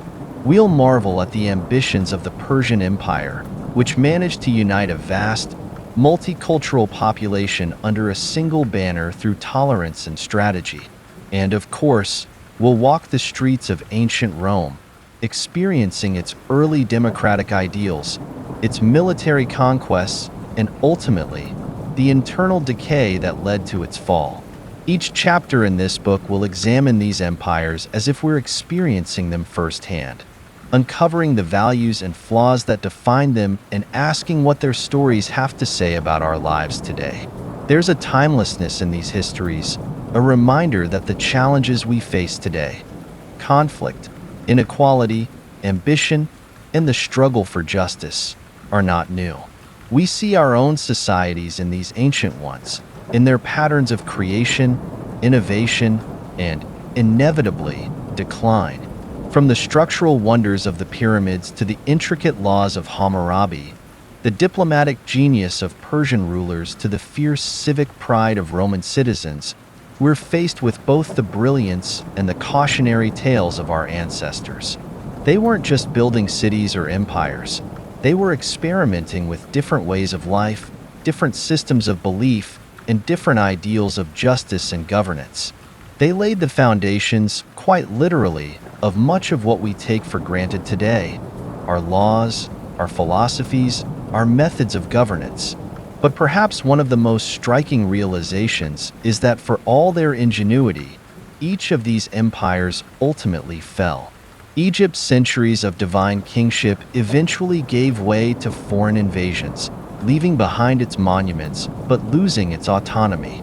Mesopotamia, despite its remarkable advances, became a revolving door of conquerors, with city-states constantly rising and falling in an unending cycle.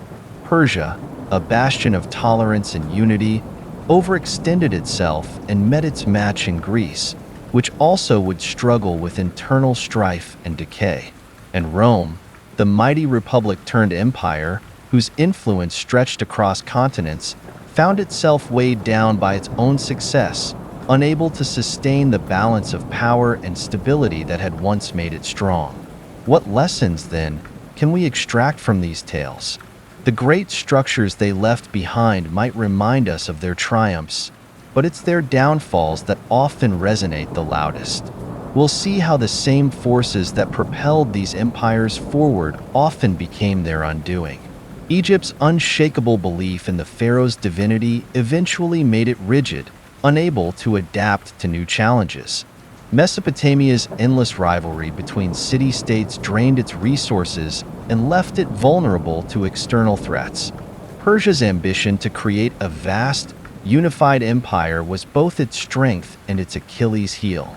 And Rome's combination of opulence and corruption eroded the foundations of its republic, replacing it with emperors who often ruled more for personal gain than public good. For us today, these histories are not just ancient tales. They are mirrors showing us the dangers of unchecked power, the importance of unity, and the fragility of even the greatest human accomplishments. As we go forward in this book, we'll pull these lessons to the surface, examining not only what caused each empire's decline, but how we might avoid similar fates in our own world. These ancient empires, despite their flaws, achieved incredible things. They created wonders, developed ideas, and established systems that still inspire and influence us. And yet, they remind us that no matter how strong a society might seem, it's always vulnerable to forces both internal and external. So, as we embark on this journey through time, remember that these stories are more than just historical curiosities. They are roadmaps, illuminating both the peaks of human potential and the pitfalls we must avoid. We'll look closely at what drove these empires to greatness, how they wielded power and innovation to rise above others, and, just as importantly, the steps that led to their decline. Each empire is a story of balance, a balance between ambition and caution, between unity and division, between creation and destruction. Our goal is not to simply recount history, but to uncover the enduring truths within it, the lessons that remain relevant as long as humanity continues its quest to build civilizations, to create meaning, and to leave a legacy. As we step into the ancient world, let's keep in mind that these were people like us, with dreams, challenges, triumphs, and failures. They too sought answers, solutions, and meaning in a world filled with uncertainty. Their rise and fall serve as both an inspiration and a warning. And in their stories, we may just find the wisdom to guide our own choices, to build societies that are strong, just, and enduring. The past may be distant, but its lessons are always close at hand. The river flows slowly, almost dreamlike, glistening under the sun as it cuts a path through a barren, dusty land. This is the Nile, the heartbeat of ancient Egypt, a river that stretches like an endless ribbon, nourishing the soil and the people who lived by its banks. It's difficult to imagine that an entire civilization could be shaped so profoundly by a single natural feature. Yet this river was more than just water. It was life itself, a constant, predictable force that brought with it the cycles of planting, harvesting, and prosperity. In a world that was often chaotic and unpredictable, the Nile gave Egypt something invaluable: stability. For nearly 3,000 years, Egypt thrived, and much of its strength lay in this connection to the Nile. Unlike the rivers of Mesopotamia, which could flood with destructive force, the Nile's flooding was gentle and rhythmic, a seasonal pulse that deposited rich silt onto the land, transforming it into fertile fields. To the ancient Egyptians, this was a blessing from the gods, a sign that they were a chosen people. The river's cycles defined their agricultural practices, their festivals, and even their sense of time. There was no need for complex irrigation systems, no desperate struggles to tame the river's force. Instead, Egypt could focus on building something greater, a civilization that seemed, in many ways, eternal. Imagine life in those early settlements. Villages dotted the banks, surrounded by fields of wheat and barley. Farmers worked by the rhythm of the seasons, planting when the floodwaters receded and harvesting before the river rose again. There was a simplicity in this way of life, a sense that all things were in harmony. And above all, there was a deep faith in the divine order of the world, a belief that the gods themselves had designed Egypt as a place of abundance and peace. It was this sense of order that became the bedrock of Egyptian society. The pharaohs, the kings of Egypt, were more than just rulers. They were considered divine, chosen by the gods to maintain balance in the world. In the Egyptian language, there was a concept called ma'at, which meant truth, justice, and cosmic order. Ma'at wasn't just a philosophical idea. It was the very essence of Egyptian life. The pharaoh was responsible for upholding Ma'at, ensuring that harmony prevailed throughout the land. If Egypt prospered, it was because the pharaoh was fulfilling his sacred duty. If famine or disaster struck, it was a sign that something was wrong, that Ma'at had been disrupted. This belief in Ma'at created a sense of unity and purpose that was unparalleled. Unlike other ancient civilizations that often fractured into rival kingdoms or warring city-states, Egypt remained remarkably unified. It wasn't just geography that kept the people together. It was the shared understanding that their destiny was tied to the divine will of the pharaoh. In the minds of the people, Egypt was not just a nation. It was a sacred land, protected and guided by gods who watched over every aspect of life. But there was more to Egypt's stability than religious faith. The Egyptians were masterful planners and organizers. They developed an efficient bureaucracy that allowed the pharaoh to govern even the most distant regions of the land. Tax collectors, scribes, and officials worked tirelessly to ensure that resources were managed and that the kingdom's wealth was distributed wisely. Every year, after the harvest, a portion of the crops was collected and stored, creating a reserve that would sustain the people in times of need. This system of centralized control and planning was one of Egypt's greatest strengths, allowing it to withstand challenges that would have shattered other civilizations.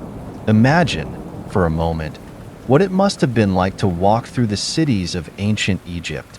In the capital, Memphis, bustling markets filled the air with the sounds of traders and craftsmen. Temples loomed above, their walls covered in intricate carvings and hieroglyphics. Scribes sat in shaded courtyards, recording transactions and keeping meticulous records on papyrus scrolls. There was an orderliness to it all, a sense that everything was in its place, that the kingdom was as stable and unchanging as the pyramids that dotted the landscape. But stability came at a cost. In their devotion to maintaining order, the Egyptians were often reluctant to change or innovate. Their civilization, though grand, was conservative by nature. They clung to tradition, building their society around a set of rituals and beliefs that remained remarkably consistent for centuries. In a way, this was their strength. It kept the society unified and resilient. But it was also a limitation. While other civilizations experimented with new ideas and technologies, Egypt remained bound by its ancient customs, its society slow to adapt. Yet, for nearly 3,000 years, this stability served Egypt well.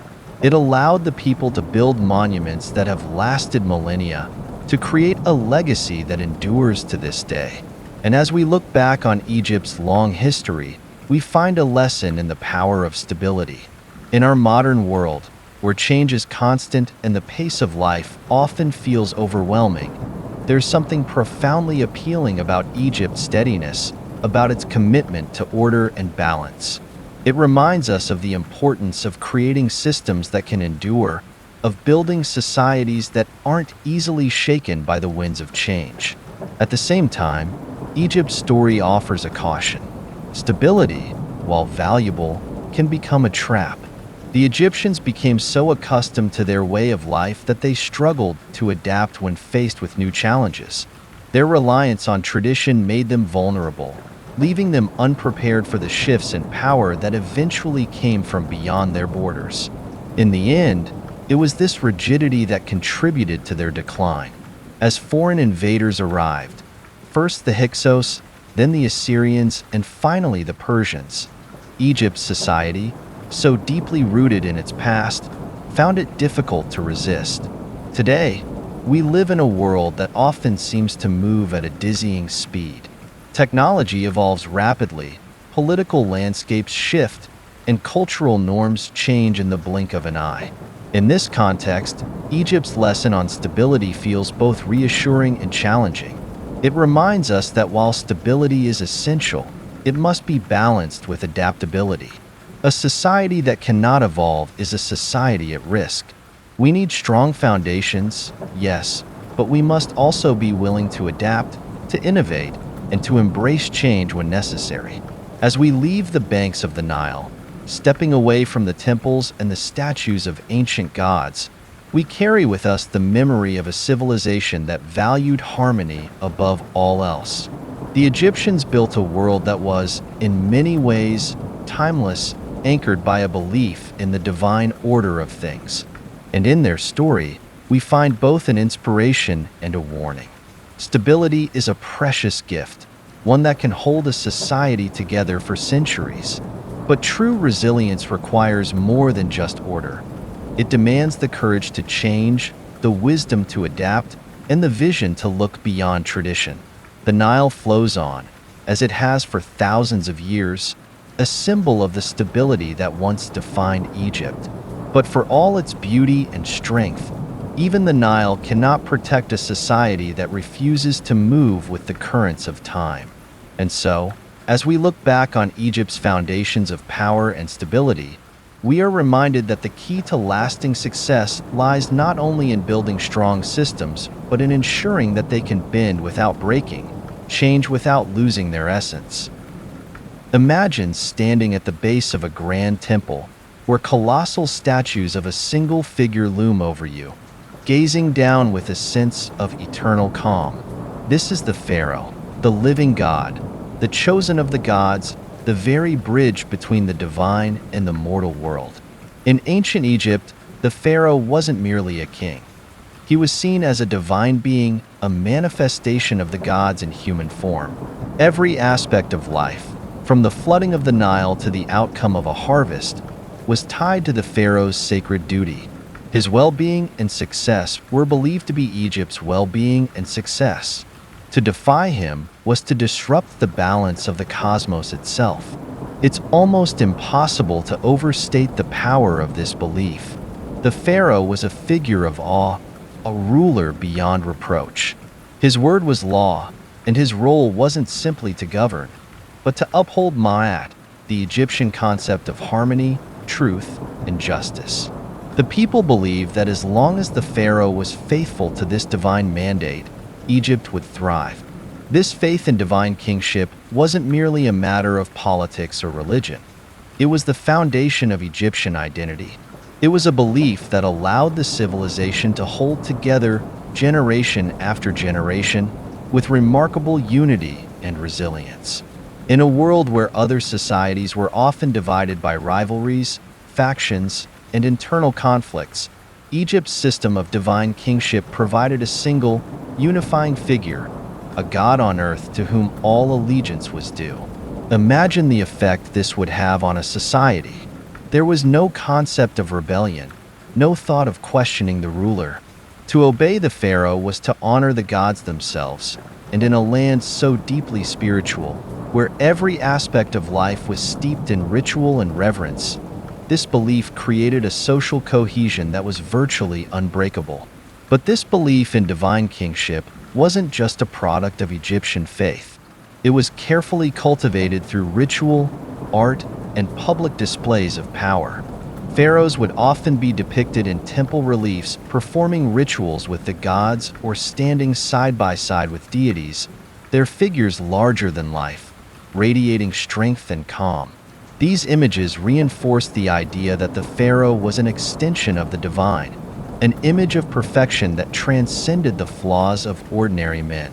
By embedding this idea into every aspect of public life, from art to architecture to the very language spoken, Egyptian rulers created an aura around the monarchy that kept society bound tightly together. Consider what this meant for the people. Life in ancient Egypt was filled with uncertainty. Crops could fail, floods could come early or late, disease could strike. But in the midst of these uncertainties, the pharaoh was a constant, a figure who symbolized stability and the continuity of life itself. People looked to him as a source of hope, a reassurance that the gods were watching over Egypt and that all would be well. This belief in a god-king didn't just give the people a reason to obey. It gave them a profound sense of security and purpose. And yet, there was a hidden cost to this system of divine kingship. While it unified society and created a powerful sense of order, it also concentrated power in a single, unquestionable figure. This meant that if the pharaoh was wise and just, Egypt would prosper. But if the pharaoh was weak or corrupt, there was little anyone could do to change the course of the kingdom. The people's faith in the pharaoh was absolute. They had no means to hold him accountable, no mechanism to question his authority. In this way, Egypt's greatest strength, the unity under a divine ruler, was also a potential weakness, one that would become more apparent in later periods of Egyptian history. Imagine, for instance, the reign of Pharaoh Akhenaten. He was a visionary ruler who decided to break with tradition, shifting Egypt's religious focus away from the god Ammonius to the sun god Aten, even moving the capital to a new city dedicated to Aten. To his followers, this was a bold and enlightened move, but to much of Egypt, it was an unprecedented upheaval. Akhenaten's actions were seen as a disruption of Ma'at, and though he was pharaoh, this shift created widespread unrest. After his death, Egypt quickly returned to its traditional gods, erasing much of his legacy and restoring the old ways. Akhenaten's story is a rare example of how even the pharaoh's divinity could be questioned, but it also underscores the limitations of a system that depended so heavily on the ruler's adherence to tradition. In modern terms, the Egyptian model of divine kingship offers a fascinating contrast to our ideas about leadership and authority. Today, we value checks and balances, accountability, and the notion that leaders serve at the will of the people. But in Egypt, the very opposite was true. The pharaoh's power was beyond question, his role beyond critique. This kind of authority created an unquestioning obedience, an automatic unity that modern societies might envy in times of division, yet it also concentrated the fate of an entire nation in the hands of a single individual. There is something profound in the Egyptian belief that rulers should embody ideals beyond mere politics. In our world, where leaders often seem driven by personal ambition or political rivalry, the idea of a ruler who embodies justice, truth, and divine purpose is both inspiring and cautionary. It reminds us that the qualities we seek in leadership go beyond policy and rhetoric. The Egyptians placed their trust in rulers who could act as both political leaders and moral exemplars, as figures who could bridge the gap between the human and the divine. And while we may not believe in god-kings today, the yearning for leaders who embody something greater than themselves still resonates. Of course, the lesson isn't simply to invest absolute power in a single leader. Egypt's divine kingship thrived in a world with different values and different expectations, a society where faith in the gods was woven into every aspect of life. But the Egyptian experience reminds us of the importance of vision and integrity in leadership, of the role that ideals play in shaping society. It challenges us to think about the qualities we value in those who hold power and about how leaders can inspire unity through something more profound than policy alone. In the end, the Egyptian system of divine kingship was a double-edged sword. It allowed Egypt to create a civilization that was remarkably cohesive, resilient, and stable. But it also left the society vulnerable, its fate tied too closely to the character of each individual pharaoh. As we look back on the statues and temples, the vast monuments that celebrate these ancient rulers, we see both the power and the fragility of this system. And as we ponder the role of leadership in our own world, we are left with a question. What does it mean to lead a society? And what price are we willing to pay for unity and stability? In Egypt's story, we see the allure of a strong, unifying leader, someone who embodies the values of the people and serves as a symbol of collective identity. But we also see the dangers of concentrating power too tightly, of placing too much faith in a single figure. The pharaohs ruled as gods on earth, symbols of stability in a changing world. And while they created a legacy that still endures, their reigns remind us that no leader, no matter how revered, is infallible. Power, even when it seems divine, is still human at its core. As we leave the temples and statues of Egypt's ancient rulers, we carry with us a lesson that is both inspiring and cautionary. True leadership requires both strength and humility, vision and accountability. Egypt's divine kingship served its people well for centuries, but its history reminds us that even the most revered leaders must be bound by something greater than themselves, whether that is a sense of justice, a commitment to truth, or a respect for the people they serve. Imagine standing in the shadows of the Great Pyramid of Giza, its limestone blocks stacked with perfect precision, rising toward the sky like a mountain fashioned by human hands. There is a kind of stillness here, a sense that time itself has come to a halt. The sun blazes down, casting sharp lines and deep shadows that emphasize every angle, every carefully placed stone. It's overwhelming to think that this structure was built nearly 5,000 years ago, a feat of engineering that defies belief even today. The pyramid is more than just a tomb. It's a statement, a testament to the power and ambition of ancient Egypt, a civilization that dared to reach for immortality. In many ways, Egypt's monuments were as much about ambition as they were about spirituality. The ancient Egyptians believed that their pharaohs were divine beings, destined to live on after death.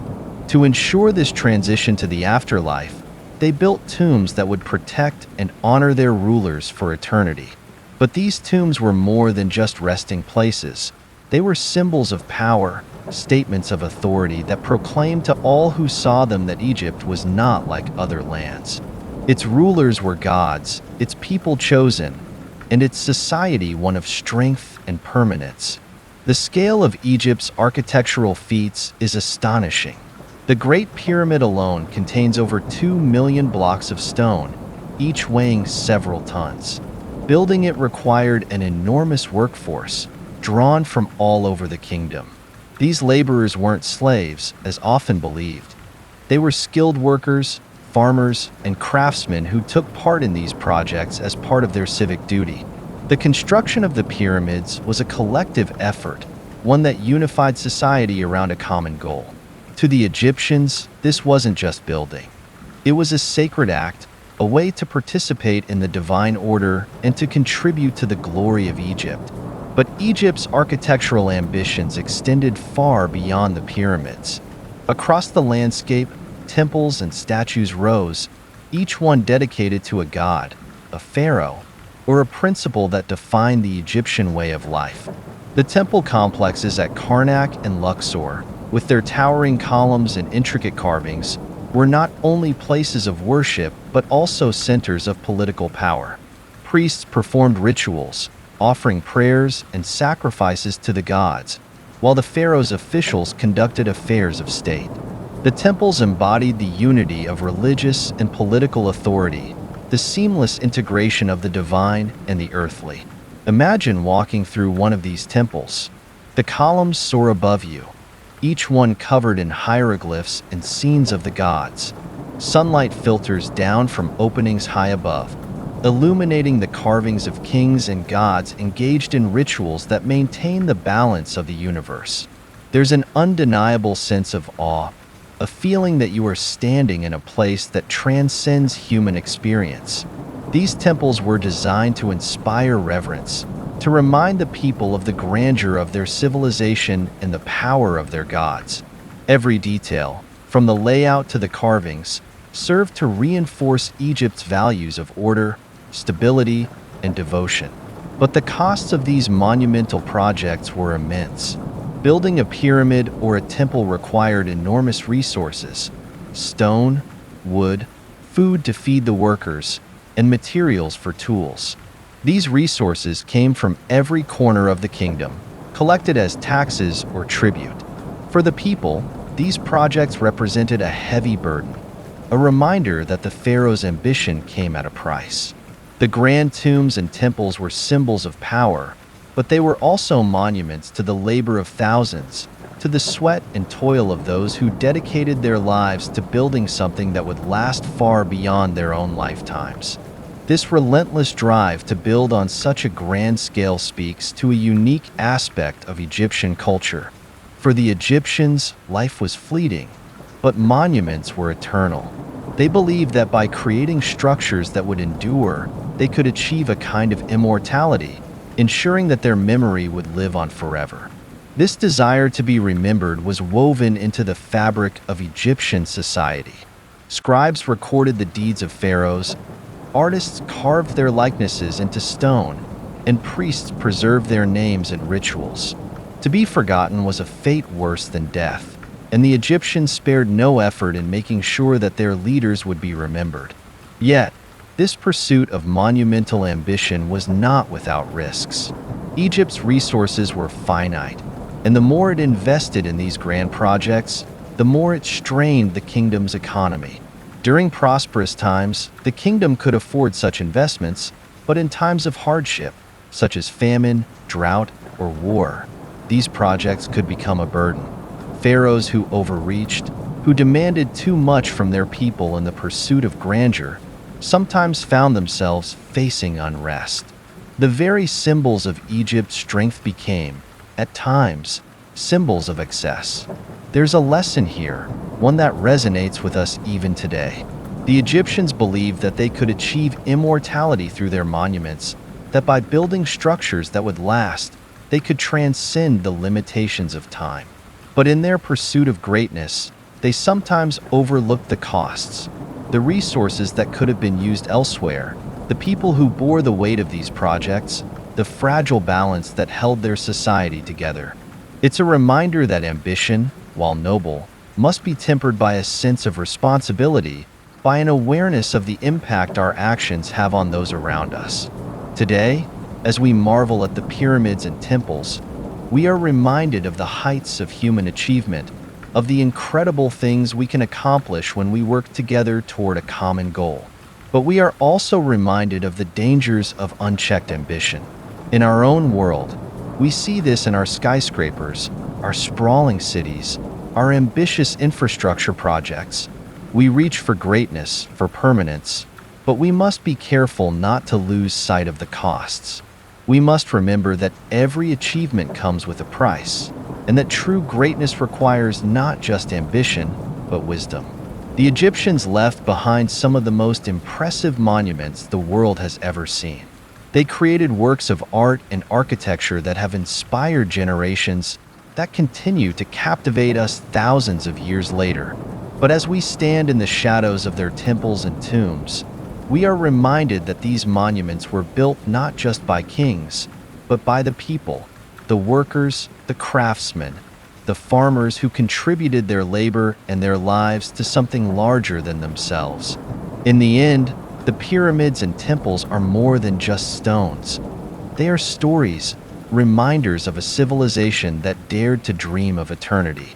They challenge us to think about our own dreams, our own ambitions, and the legacy we hope to leave behind.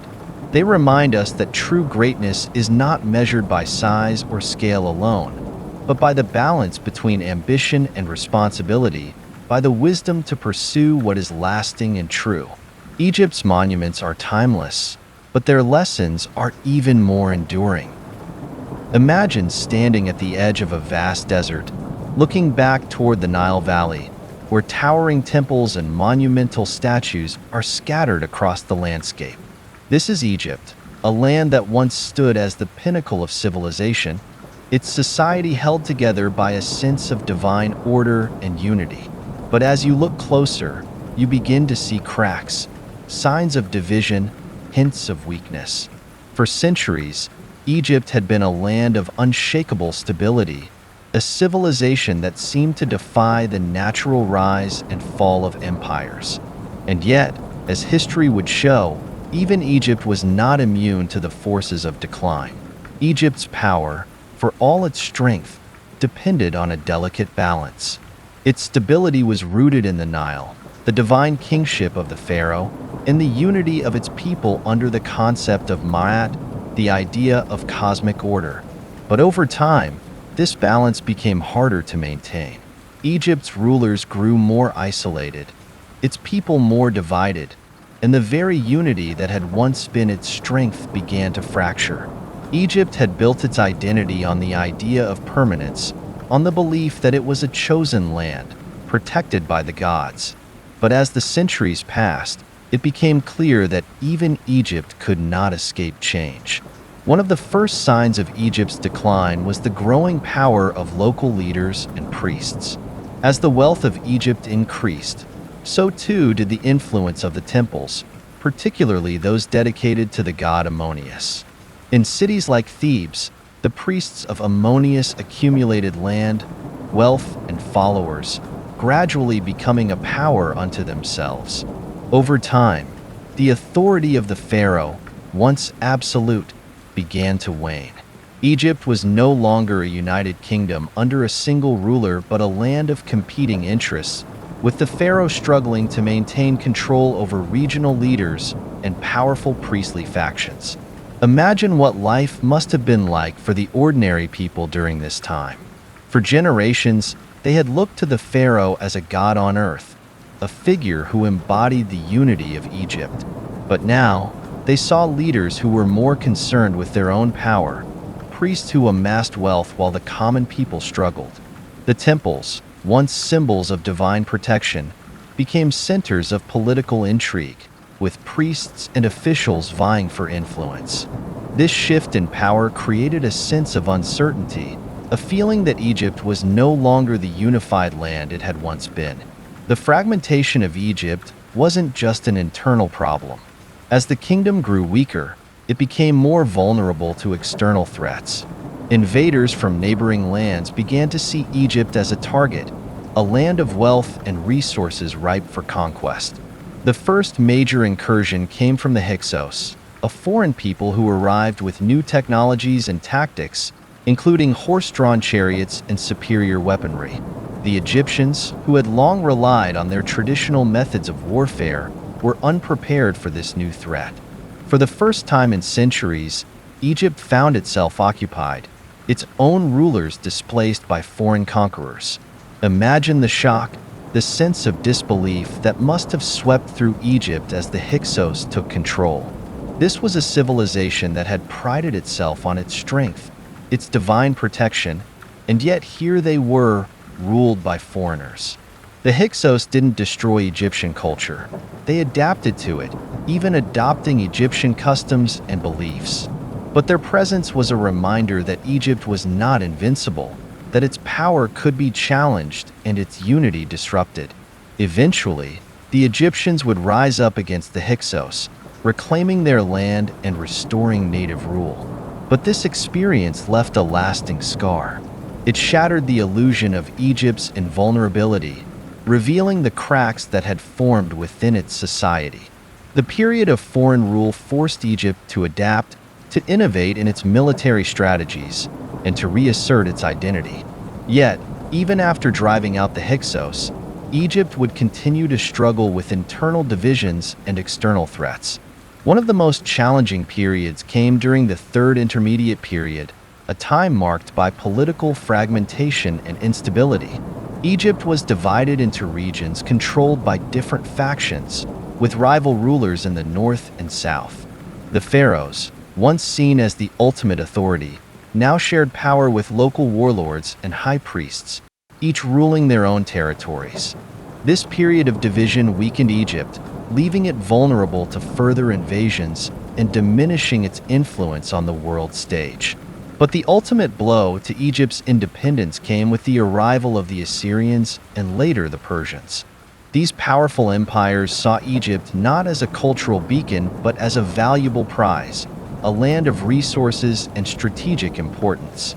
The Egyptians fought bravely, but their fractured society and outdated military technology left them at a disadvantage. One by one, Egypt's defenses fell, and the once great civilization found itself under the control of foreign empires.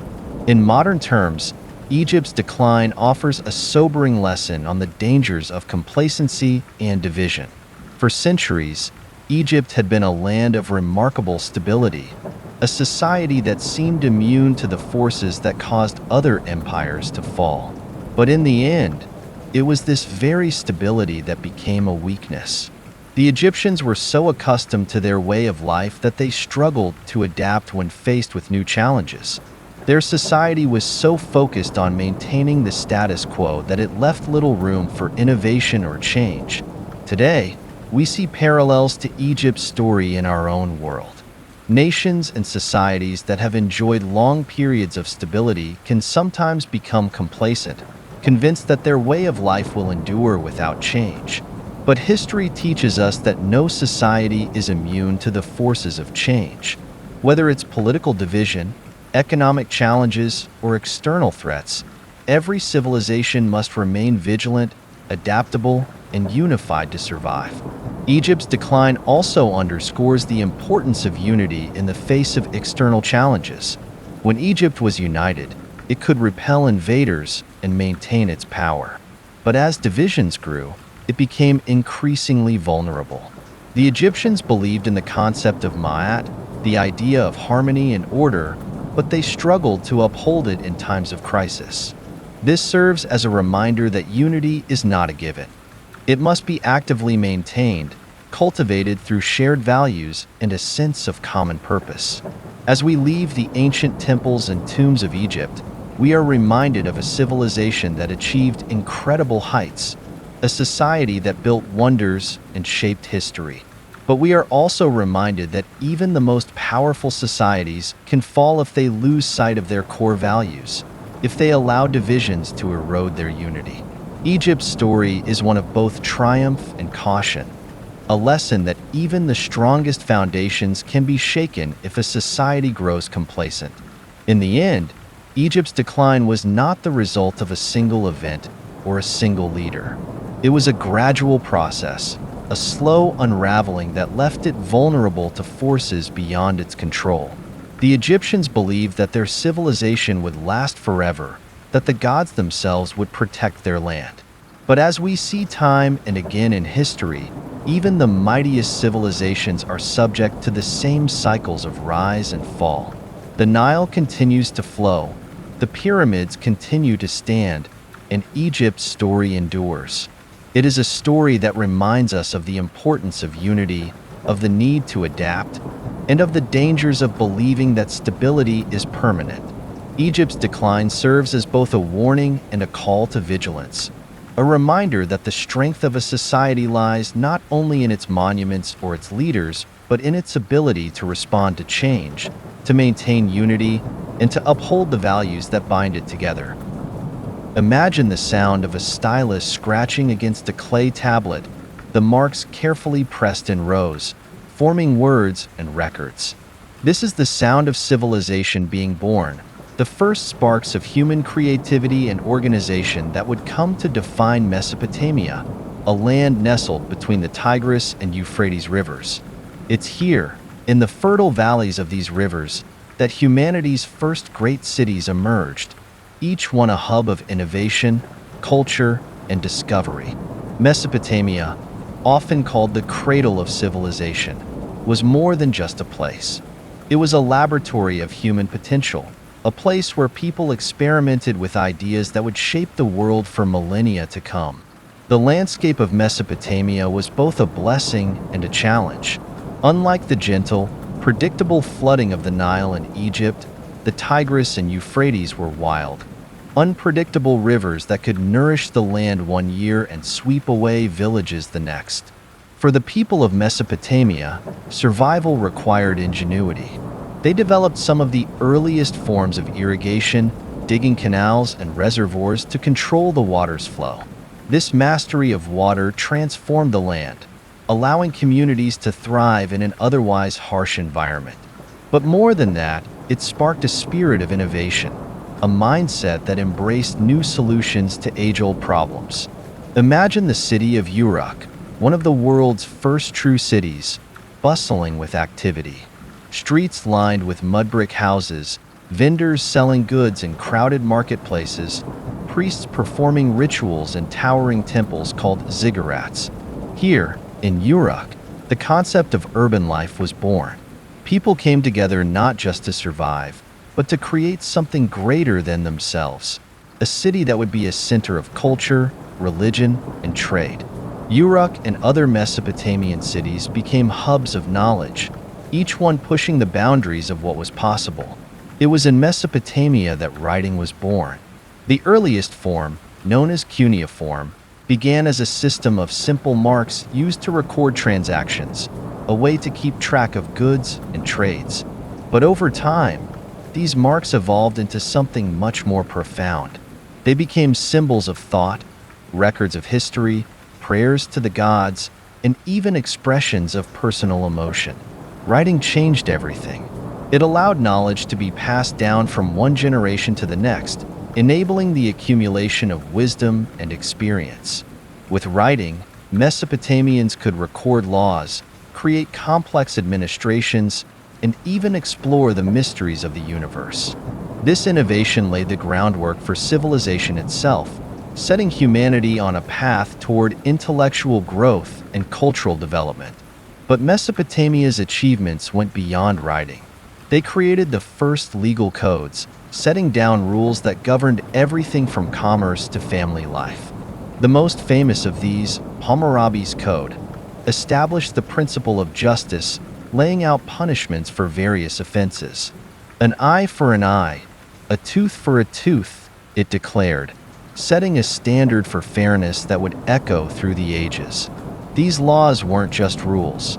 They were a vision of a society where order and justice prevailed. Hammurabi's Code was a reminder that even in the ancient world, people sought to build a fair and orderly society, one where individuals had rights and responsibilities, and where the state had a duty to protect its citizens.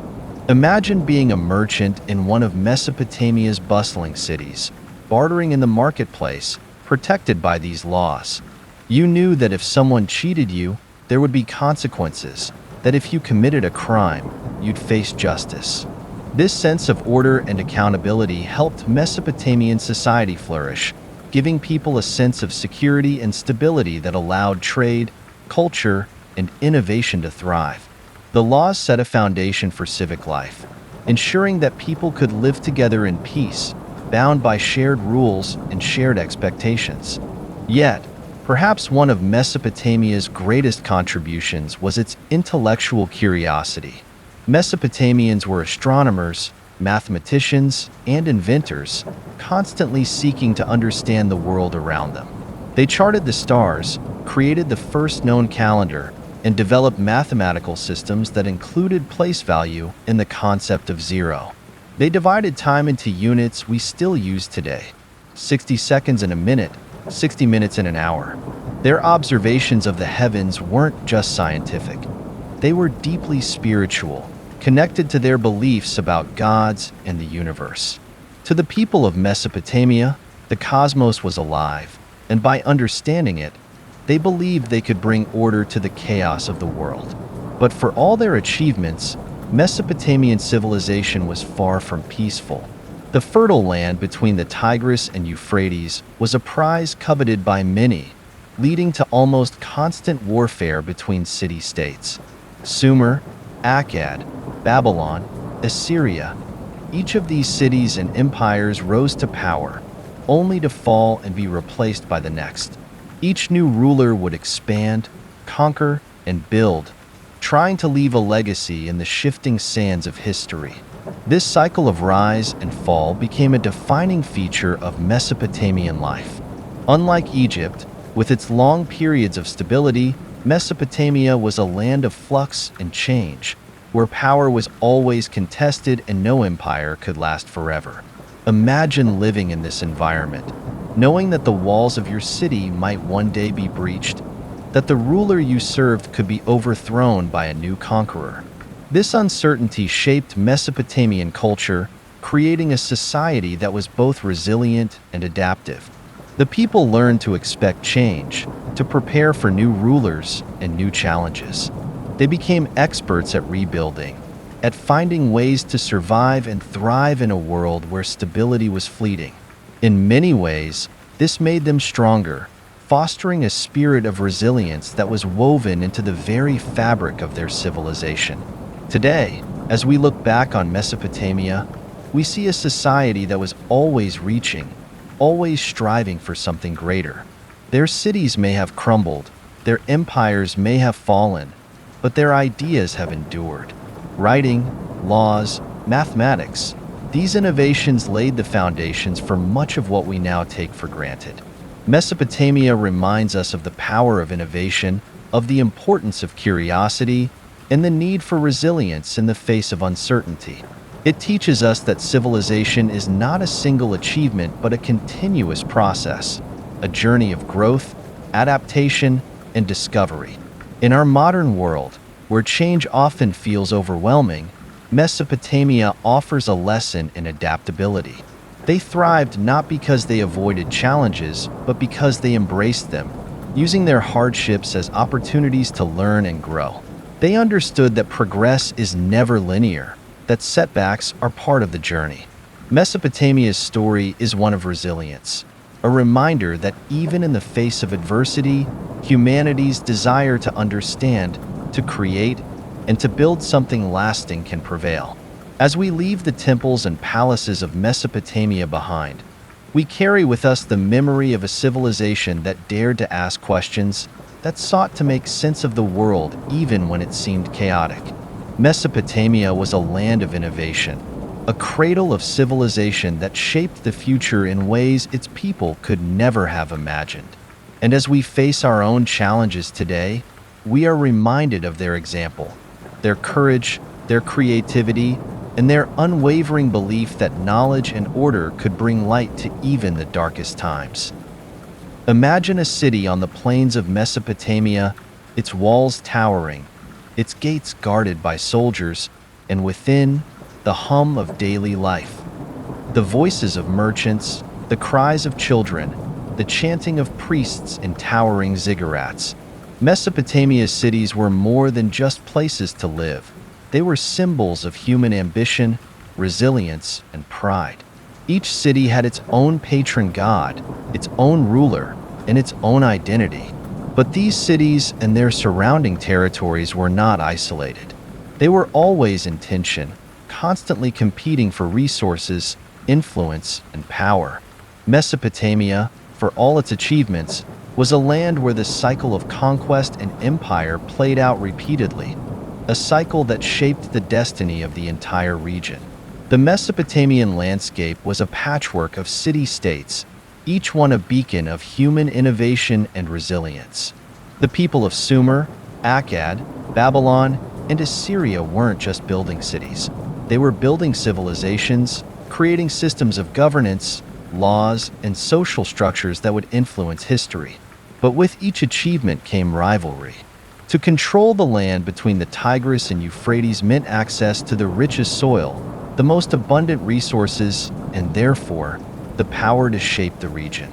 It was a prize worth fighting for, and as each city grew in power, it looked beyond its walls, seeking to expand its influence, to conquer its neighbors, to build an empire.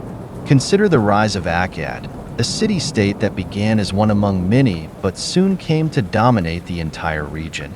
Sargon of Akkad, the city's legendary ruler, is often credited with establishing the world's first empire around 2330 BCE. Sargon's conquests were ambitious, extending from Mesopotamia to the Levant, uniting a vast territory under his control.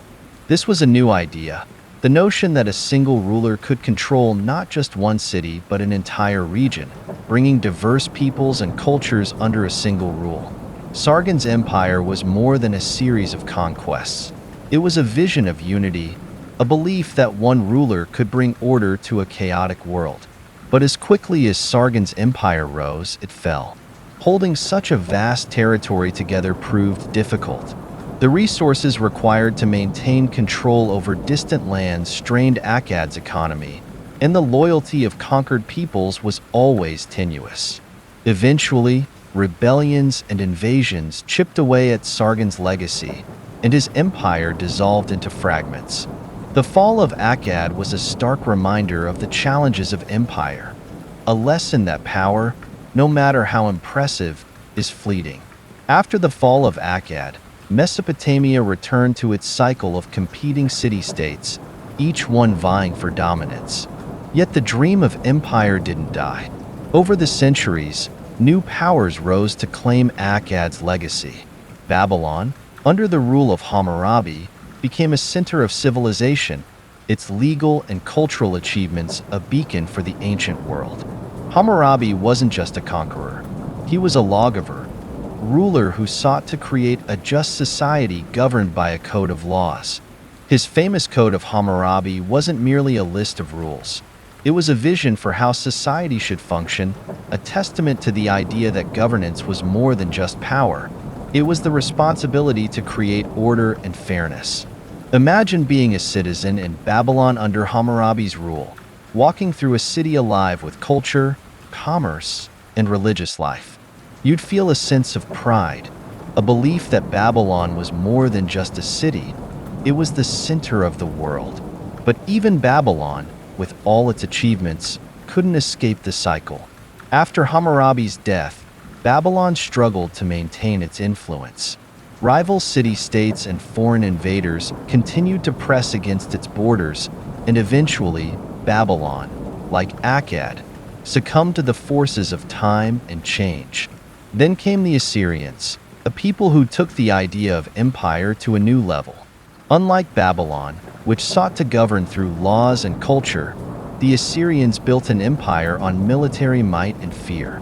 They developed one of the most formidable armies of the ancient world, using iron weapons, advanced siege techniques, and a highly organized military strategy. The Assyrians were known for their ruthlessness, their willingness to crush any resistance, and their empire stretched farther than any Mesopotamian state before them. For a time, it seemed as though the Assyrian Empire might be unstoppable. But even the Assyrians, with all their military power, couldn't escape the cycle of rise and fall. Their reliance on fear and violence created resentment among the conquered peoples, and when the Assyrians faced internal divisions and external threats, those they had subjugated seized the opportunity to rebel. The Assyrian Empire, once a symbol of power and fear, collapsed in a dramatic fashion, its cities destroyed, its people scattered. It was a harsh reminder that empires built on fear are rarely sustainable. They may achieve power, but they lack the loyalty and unity that can sustain them in times of crisis. The final great empire of Mesopotamia was the Neo-Babylonian Empire, led by kings like Nebuchadnezzar II, who sought to restore Babylon's former glory. Under Nebuchadnezzar, Babylon became a city of splendor, with towering walls, magnificent temples, and the legendary Hanging Gardens. The Neo-Babylonian Empire was a moment of resurgence for Mesopotamia, a return to cultural and political prominence. But, like the empires before it, this resurgence was brief.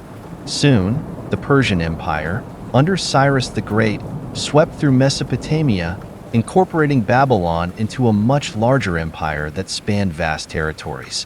Imagine, for a moment, the awe that the people of Babylon must have felt as they witnessed the arrival of the Persian army. Cyrus was not like the conquerors they had known before. He was a different kind of ruler, one who respected the cultures and religions of those he conquered.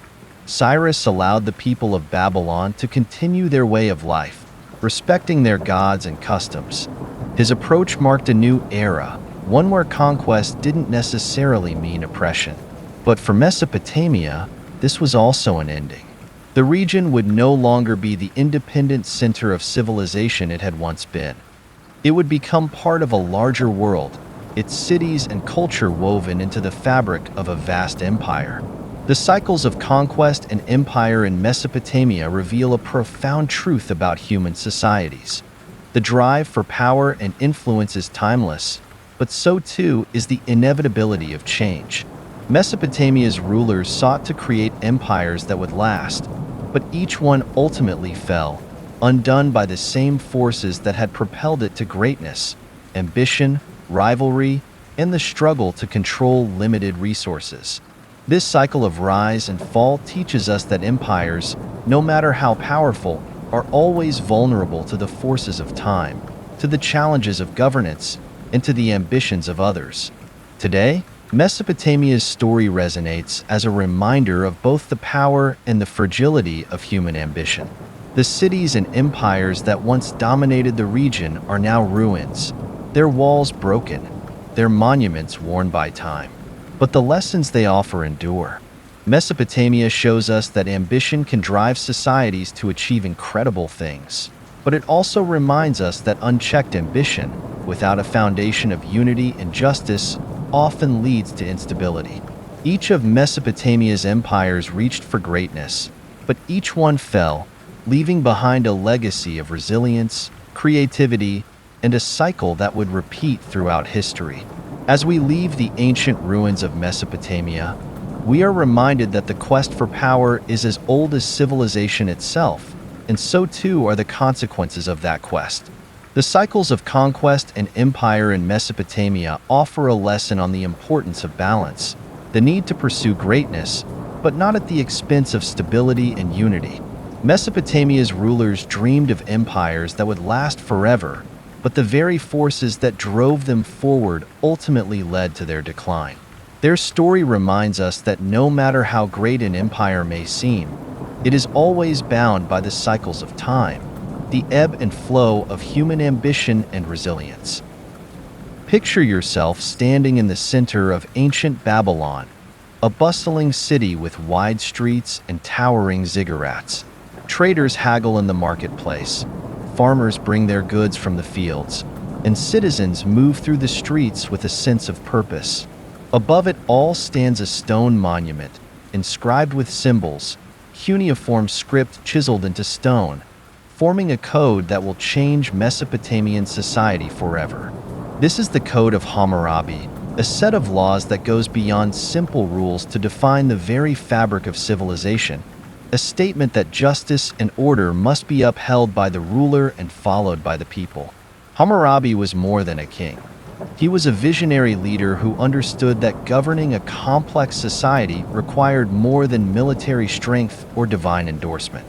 He recognized that for Babylon to thrive, it needed a set of principles that could bring order to the diversity of its citizens, a code that would provide justice and resolve conflicts. So he undertook an ambitious project to create a comprehensive legal system that would cover everything from trade and property rights to family matters and personal injury. His goal was to create a society where justice was not arbitrary, where citizens knew the rules, and where disputes could be resolved fairly. The Code of Hammurabi was inscribed on a tall, black stone stele, displayed publicly so that all citizens could see and understand the laws.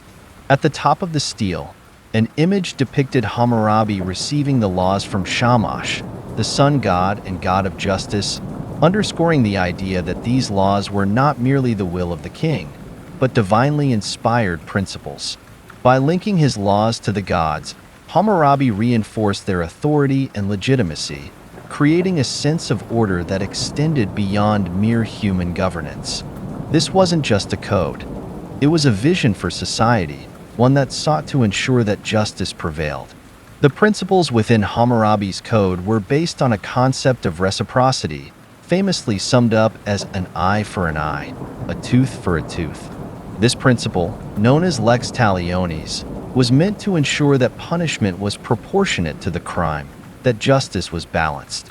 If a builder constructed a house that collapsed and killed the owner, the builder would be put to death. If a man destroyed another's crops, he would be required to replace them.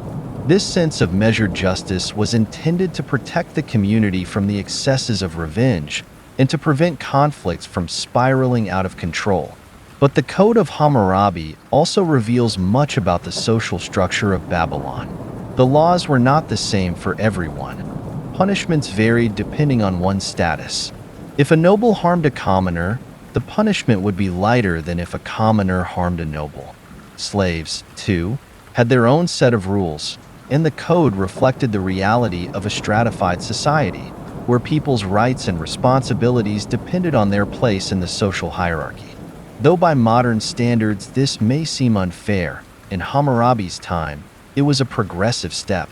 By codifying these differences, he ensured that all members of society had some form of protection, even if not equal. Imagine being a citizen in Babylon under Hammurabi's rule, living in a world where you could appeal to a written code of laws, where disputes could be resolved by established principles rather than the whims of a powerful official. If your neighbor trespassed on your land, or if a traitor cheated you, you knew there would be consequences. You had recourse, a means of seeking justice. This was a powerful shift from earlier times when disputes were often settled through violence or revenge. Under Hammurabi's code, justice became a matter of process, of applying rules that were clear and public. For the people of Babylon, Hammurabi's code was more than just a legal document. It was a foundation for civilization itself.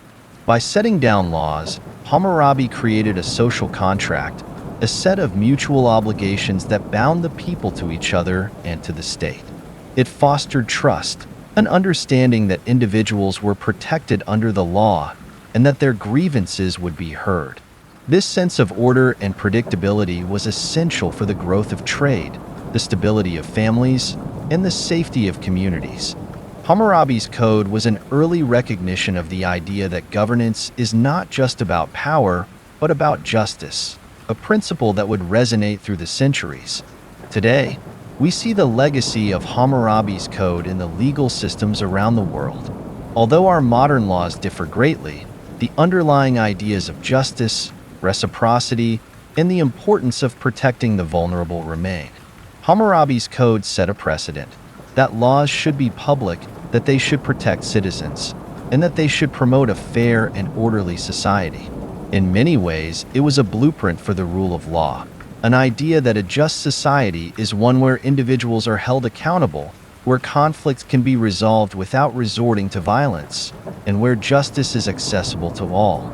Yet Hammurabi's code also offers a cautionary note about the challenges of justice in a divided society. By creating different standards for nobles, commoners, and slaves, the code reflected the inequalities of its time. In this, we find a reminder that while laws can create order, they also reflect the biases and values of the society that enacts them. Justice, as Hammurabi's code shows, is rarely perfect, and legal systems must always strive to balance fairness with the realities of their time. As we leave the stele of Hammurabi, standing in the heart of ancient Babylon, we are left with a profound sense of how law can shape society. Hammurabi's vision of justice wasn't perfect, but it was an attempt to bring order to a complex world, to create a society where people could live in relative harmony. His code is a testament to the power of law as a civilizing force, as a means of protecting individuals, resolving disputes, and fostering a sense of shared responsibility. In our own time, we are often reminded of the importance of justice and the rule of law, especially in a world where inequalities persist and where divisions can threaten the fabric of society. Hammurabi's code stands as an early example of how laws can both unite and divide, of the ways in which justice must be continually re-examined to meet the needs of the people it serves. As we reflect on this ancient code, we are reminded that the quest for justice is as old as civilization itself, and that the pursuit of fairness, order, and accountability is a task that continues in every society. Hammurabi's legacy lives on, a reminder that civilization is built not just on power or wealth, but on principles that protect the common good. His code is a symbol of the belief that societies thrive when they uphold justice, when they protect the vulnerable, and when they foster a sense of shared purpose. And as we look back on Babylon, with its bustling markets, towering temples, and the steady hum of life under Hammurabi's rule, we are reminded of the timeless importance of law in building a society that is safe, just, and united. Imagine a vast empire stretching from the fertile valleys of Mesopotamia to the mountain ranges of Central Asia, from the deserts of Egypt to the forests of Anatolia. This is Persia, a land bound not by a single culture or language, but by a common understanding. An empire built on the principle that diversity can be a source of strength. In a time when conquest often meant subjugation, the Persian Empire stood out as a model of tolerance, a place where different cultures, religions, and traditions could coexist under a single rule. At its height, the Persian Empire was a testament to the power of inclusivity, a society where people of many backgrounds were united by a shared respect for their differences. The Persian Empire began with Cyrus the Great, a ruler whose vision extended beyond simple conquest. When Cyrus conquered Babylon in 539 BCE, he didn't impose Persian beliefs on its people. Instead, he allowed the Babylonians to continue worshiping their own gods and practicing their own traditions. He even issued a proclamation, now known as the Cyrus Cylinder, declaring that he would respect the customs and beliefs of all his subjects. This approach to rule was revolutionary. In a world where power often meant domination, Cyrus introduced a new kind of leadership, one based on respect, tolerance, and an understanding that a diverse empire could be stronger than one bound by force. Imagine living in the Persian Empire, knowing that your beliefs, your customs, and your language would be respected. If you were an Egyptian, you could still worship Osiris and Isis. If you were a Jew, recently freed from Babylonian captivity, you could return to Jerusalem and rebuild your temple. The Persians didn't ask their subjects to abandon their identities. They allowed each people to bring their own culture into the fabric of the empire. This tolerance created a sense of loyalty among the empire's diverse populations, a loyalty rooted not in fear but in mutual respect. Cyrus's successors, including Darius and Xerxes, continued this approach. They understood that an empire as vast as Persia's required more than just military might. It needed a foundation of unity that could transcend cultural differences. The Persian kings respected local leaders, allowed regional autonomy, and even used the languages of their conquered territories in official documents. In Egypt, Persian rulers were depicted as traditional pharaohs. In Babylon, they honored the city's gods. This was an empire that embraced its diversity, weaving together many peoples into a single, cohesive whole. To govern such a vast and diverse empire, the Persians developed an administrative system that was as innovative as it was effective. They divided the empire into provinces, or satrapies, each overseen by a governor known as a satrap. These satraps were responsible for collecting taxes, maintaining order, and overseeing local affairs. But they weren't left entirely to their own devices. The Persian kings appointed inspectors, often called the king's eyes, who traveled the empire to ensure that the satraps were loyal and just. This system allowed Persia to maintain control while still granting a degree of autonomy to its provinces, creating a balance between central authority and local governance. Imagine, for a moment, the experience of a traveler journeying along the royal road, a network of roads stretching over 1,500 miles across the empire. Along the way, you'd pass through cities where different languages filled the air, where temples to various gods stood side by side, and where marketplaces bustled with goods from across the known world. You'd see people of many backgrounds, Persians, Egyptians, Greeks, Babylonians, all united by a common purpose. The royal road was more than just a means of travel. It was a symbol of the empire's unity, a reminder that the Persian Empire was a place where diversity was celebrated, not suppressed. The Persian approach to governance and tolerance wasn't just a matter of principle, it was also a pragmatic strategy. By respecting the cultures of their subjects, the Persians fostered loyalty and minimized rebellion. Conquered peoples didn't see the Persians as oppressors, but as rulers who valued their traditions. This inclusivity made the Persian Empire remarkably stable, allowing it to endure for centuries despite its vast size and diversity. Persia's tolerance extended to religion, language, and social customs, creating a society where people could maintain their identities within the larger framework of the empire. But Persia's model of tolerance wasn't without its challenges. When Xerxes attempted to conquer Greece, the Greeks saw the Persians not as liberators, but as a foreign threat. Greek cities, fiercely proud of their independence, resisted the Persian advance, and the wars between Persia and Greece would become legendary. To the Greeks, Persia represented a different way of life, a land of kings and empires in contrast to their own ideals of democracy and freedom. The Persian Wars marked a turning point, showing that even the most tolerant empires could face resistance when they encroached on others' autonomy. For the Persians, these wars were a reminder that tolerance has its limits, that even the most inclusive empires must sometimes confront opposition. Yet, despite these conflicts, Persia remained committed to its principles of diversity and respect. When Persia eventually fell to Alexander the Great, it wasn't because of internal dissent or widespread rebellion. It was a result of external conquest. Even as Alexander marched across the empire, he adopted many aspects of Persian governance, incorporating its practices into his own administration. In this way, Persia's legacy endured, influencing empires long after its own decline. Today, the Persian Empire offers us a powerful example of the strength that can come from inclusivity.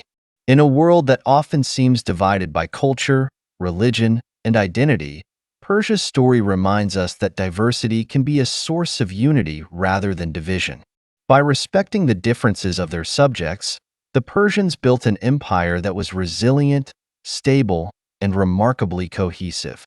Their approach to governance shows us that true strength lies not in forcing conformity, but in creating a space where people of all backgrounds can coexist. As we leave the ancient cities of Persia, we carry with us the lesson that tolerance is not just an ideal, but a practical strategy for building a just and lasting society. The Persians understood that to rule a diverse people, one must embrace that diversity, creating a sense of belonging that transcends borders and identities. Their empire was a mosaic, a tapestry of cultures woven together by mutual respect, a reminder that unity is not about sameness, but about honoring the differences that make each society unique. In the end, Persia's legacy is one of tolerance and diversity, a model for societies that seek to build bridges rather than walls. Its story reminds us that inclusivity is not a weakness, but a strength, a way of creating resilience and unity that can withstand the tests of time. As we reflect on Persia's achievements, we are reminded that the most enduring empires are those that embrace the world in all its diversity, creating a space where all people can thrive, free to be themselves yet united by a shared sense of purpose. Imagine a road stretching across the empire, winding through mountains and valleys, crossing rivers and deserts, linking cities separated by hundreds of miles.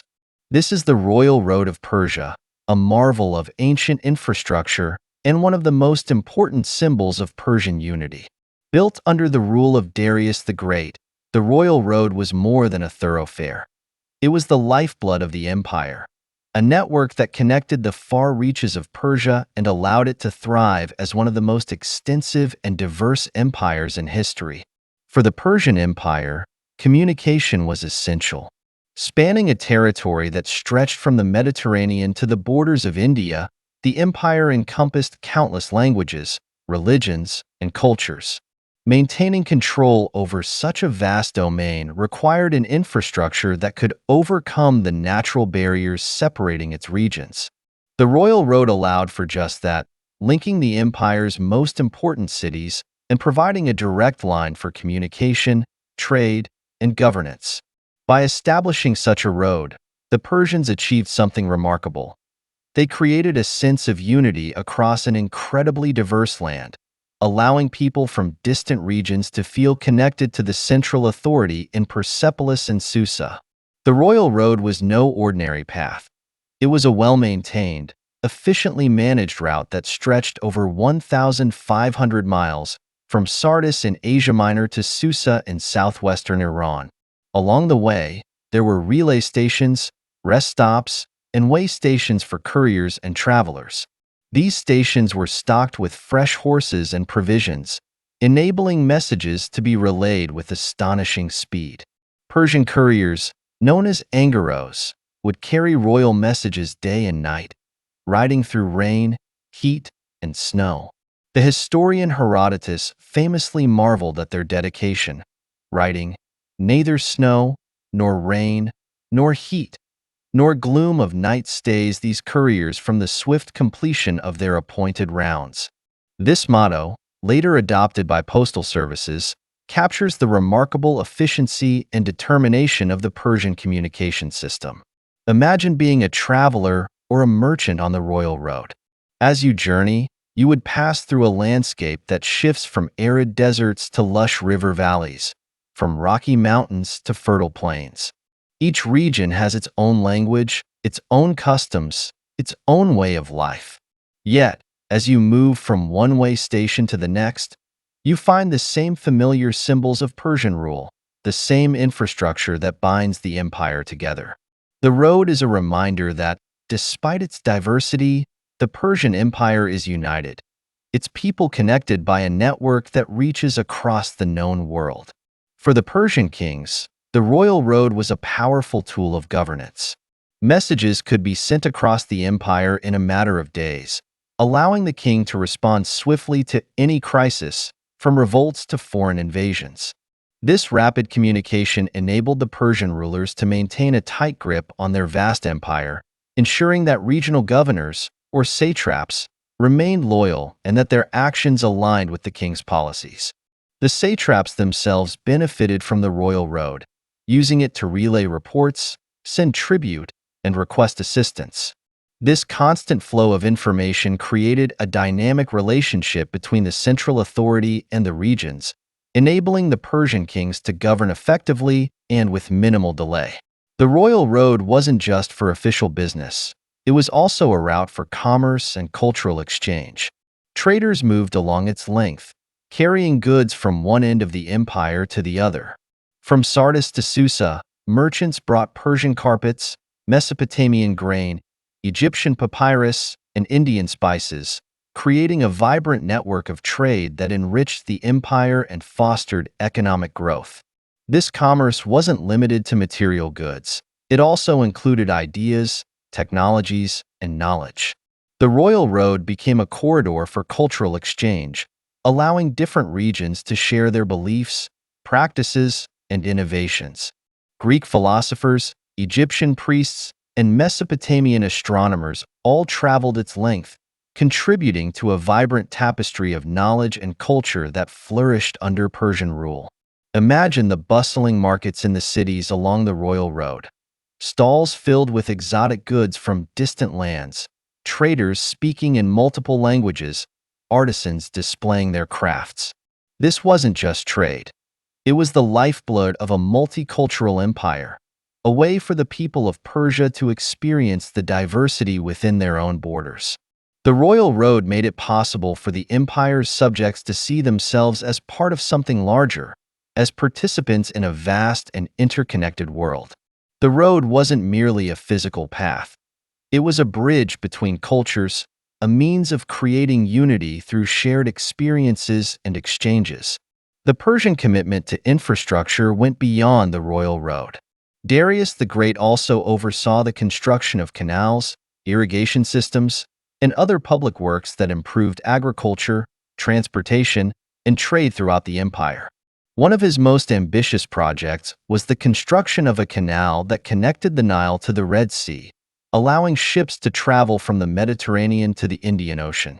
This canal opened up new trade routes, linking Persia to markets in Arabia, East Africa, and South Asia. By investing in such infrastructure, the Persian rulers not only strengthened their empire's economy but also fostered a sense of unity, showing their subjects that they were willing to invest in the welfare of all regions, not just the heartland. For Persia, the royal road and other infrastructure projects were symbols of a vision, one that saw diversity as an asset, not a hindrance.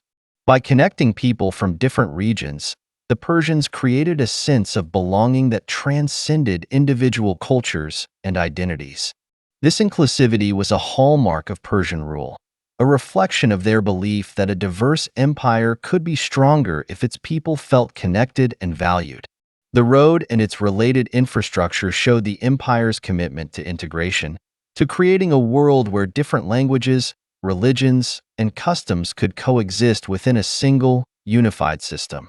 The story of the Royal Road serves as a reminder of the power of communication and infrastructure to unite people across vast distances. In our modern world, where we often take roads, highways, and digital networks for granted, Persia's achievements highlight the transformative power of connectivity. The Royal Road allowed Persia to function as a cohesive whole, creating a space where people could travel, trade, and communicate freely. It reminds us that the foundations of a strong society are often found in the invisible networks that bind us together, in the roads, systems, and institutions that create a sense of shared purpose. Today, as we consider the importance of connectivity and infrastructure in our own lives, we can look to Persia's example.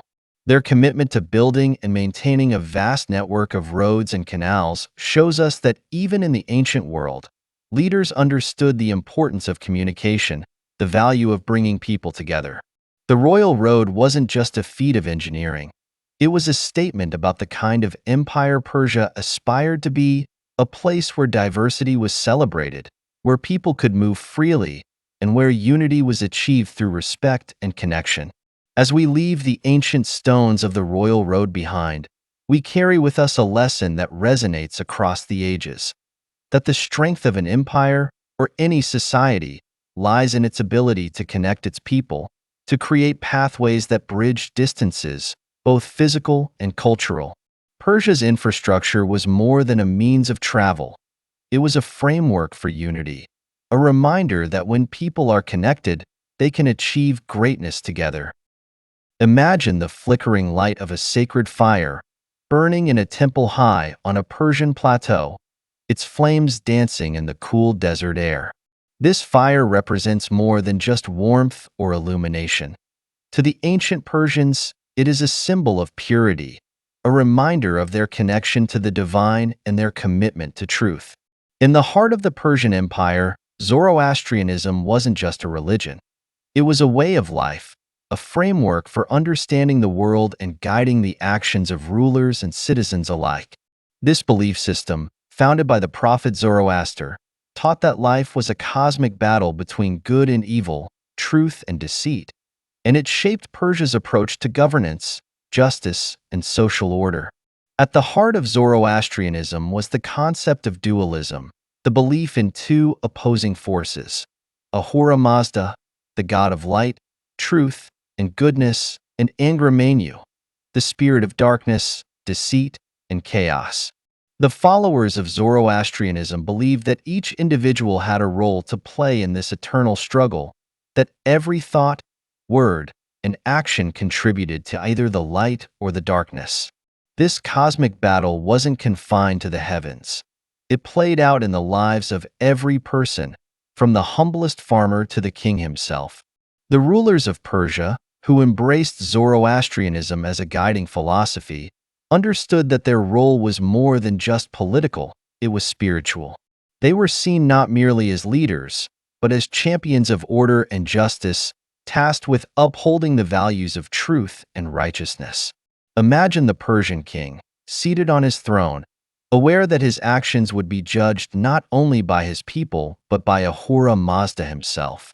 This sense of divine responsibility weighed heavily on Persian rulers, who saw themselves as guardians of truth.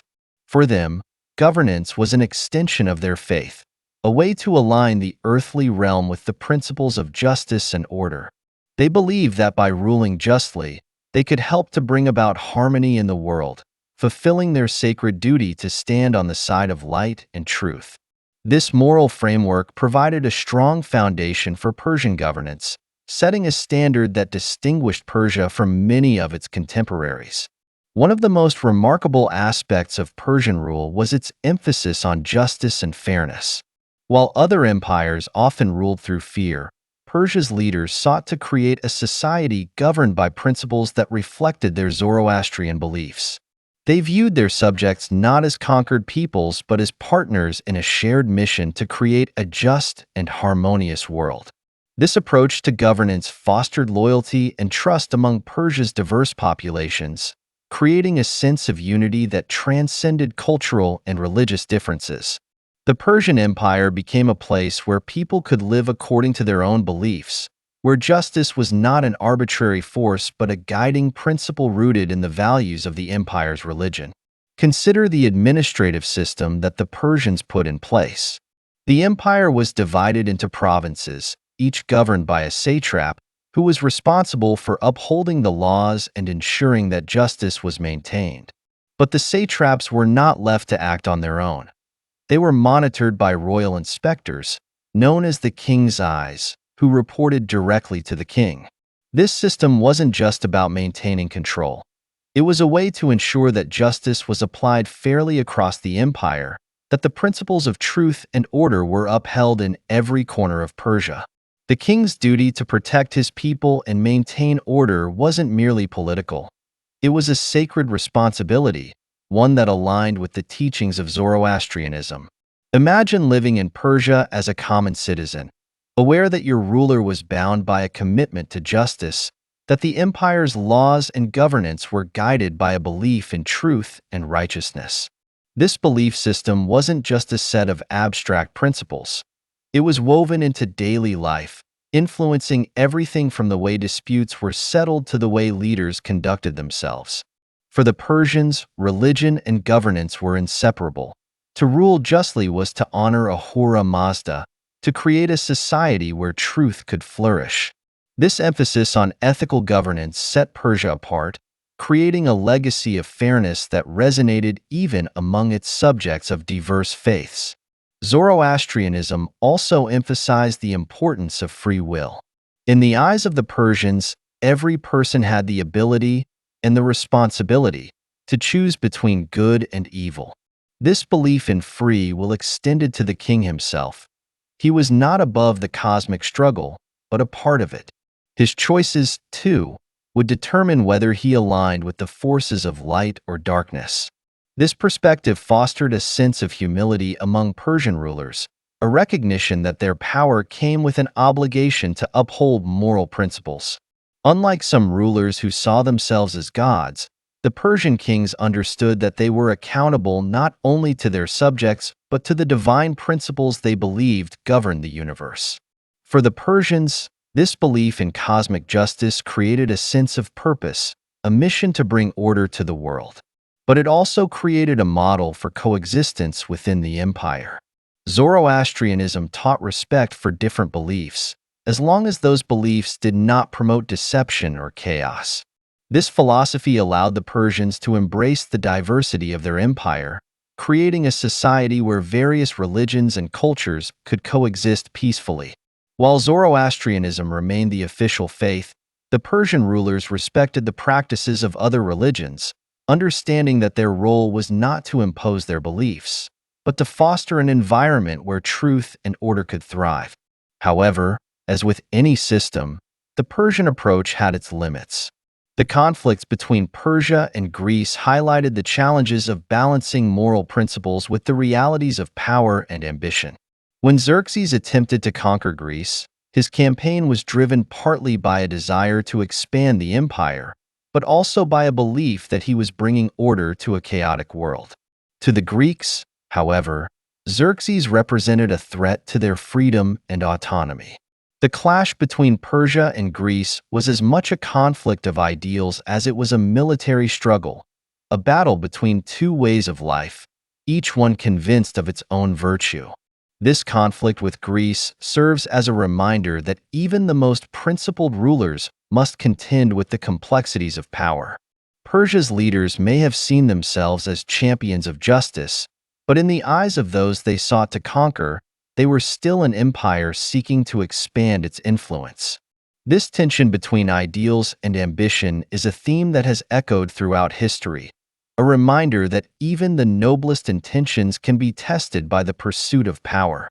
For Persia, the Greek Wars marked a turning point, a moment when the limits of their ideals were exposed. Yet, despite these challenges, the legacy of Persia's approach to governance endures. The Persian model of ethical rule, guided by principles of justice, tolerance, and respect, set a precedent for empires that followed. The emphasis on truth, the commitment to order, and the belief in the value of diversity created a society that was remarkably stable, a place where people of many backgrounds could live in harmony. Persia's rulers understood that true power lay not in domination, but in fostering a sense of shared purpose, in building a society where people felt a sense of belonging. Today, Persia's story reminds us of the power of moral leadership. In a world where divisions often seem insurmountable, the Persian Empire offers a vision of a society where faith, justice, and governance can coexist. It shows us that the strongest empires are those built not on fear, but on respect, and that the most lasting legacies are those grounded in principles that transcend the demands of power. As we reflect on Persia's achievements, we are reminded that leadership is not just about control. It's about creating a world where people can live with dignity, purpose, and a sense of connection to something greater than themselves. As we leave the sacred fire behind, its flames still flickering in the desert air, we carry with us a lesson from Persia, a lesson in the importance of justice, the value of truth, and the enduring power of ethical governance. Persia's rulers understood that their role was not only to lead, but to serve, to create a society that honored the values of their faith and the dignity of their people. Their legacy endures as a reminder that, even in the vast expanse of an empire, there is room for principles, for compassion, and for a vision of the world that is both powerful and just. Picture the vast expanse of the Persian Empire, stretching from the shores of the Aegean Sea to the valleys of India, an empire that seemed boundless, woven together by roads, laws, and a vision of unity. Persia's rulers had built a state that was both grand and inclusive, a land of tolerance and cultural exchange. But with this greatness came ambition, and as Persia continued to expand, it looked westward toward the Greek city-states, small, independent, but fiercely proud of their freedom and autonomy. What began as a diplomatic conflict soon escalated into one of history's most legendary struggles, a clash between East and West that would ultimately expose the vulnerabilities of Persia's vast empire. The conflict with Greece began with Darius the Great, who saw the Greek city-states as both a threat and an opportunity.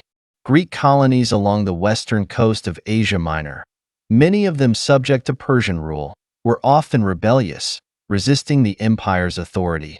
Darius, determined to bring these unruly territories under control, launched a campaign to establish Persian dominance over the Greek mainland.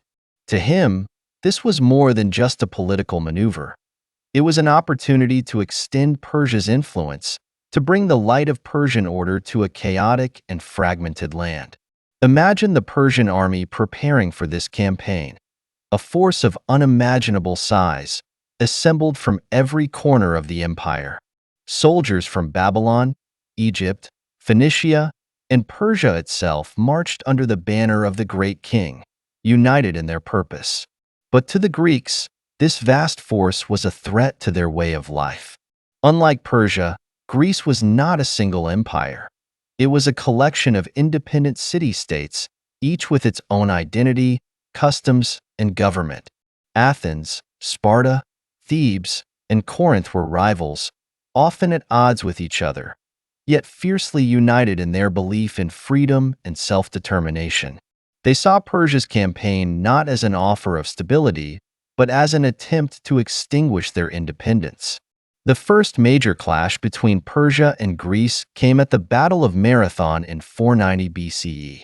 The Persian army, expecting an easy victory over the small Athenian force, was met with a surprising resistance. Against the odds, the Athenians fought with unmatched ferocity, defending their land with a determination born of their commitment to freedom.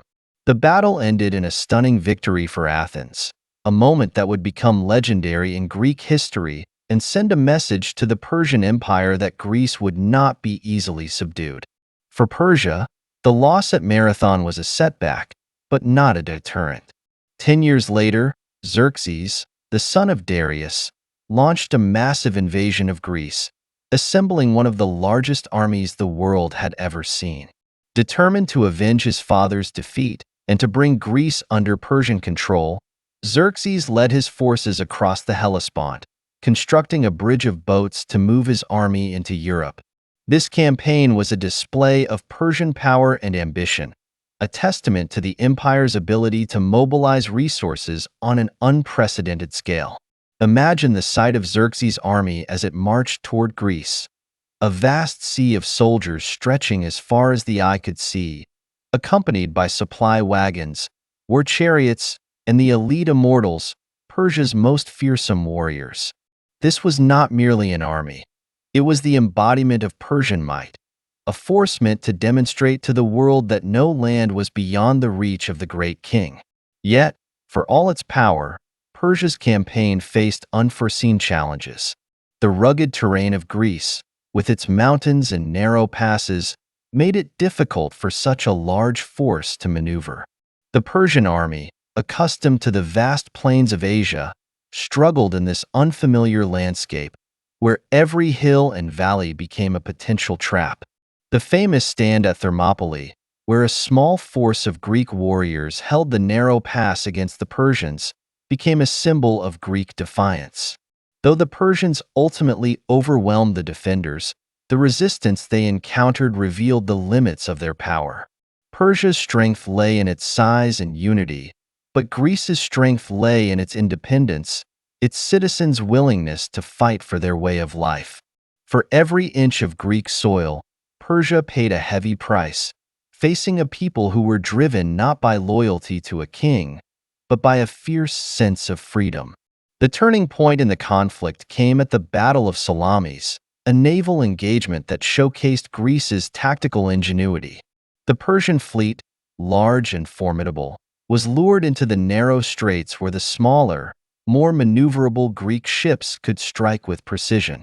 In a decisive blow, the Greeks destroyed much of the Persian navy, leaving Xerxes with no choice but to retreat.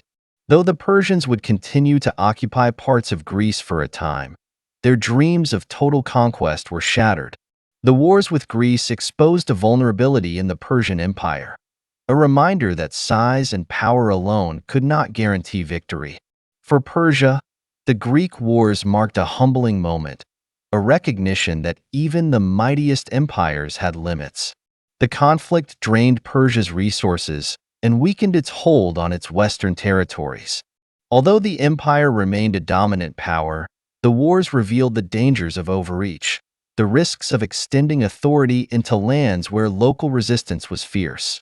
Persia's ambition, so central to its success, had also become a source of weakness, a force that stretched its resources thin and left it vulnerable to internal dissent and external threats.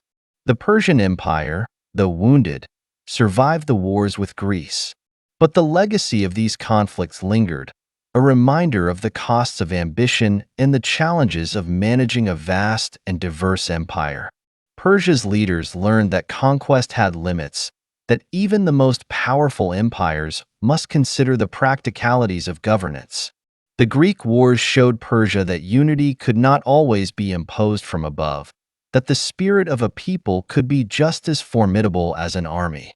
Today, Persia's conflict with Greece offers a timeless lesson about the dangers of overextension.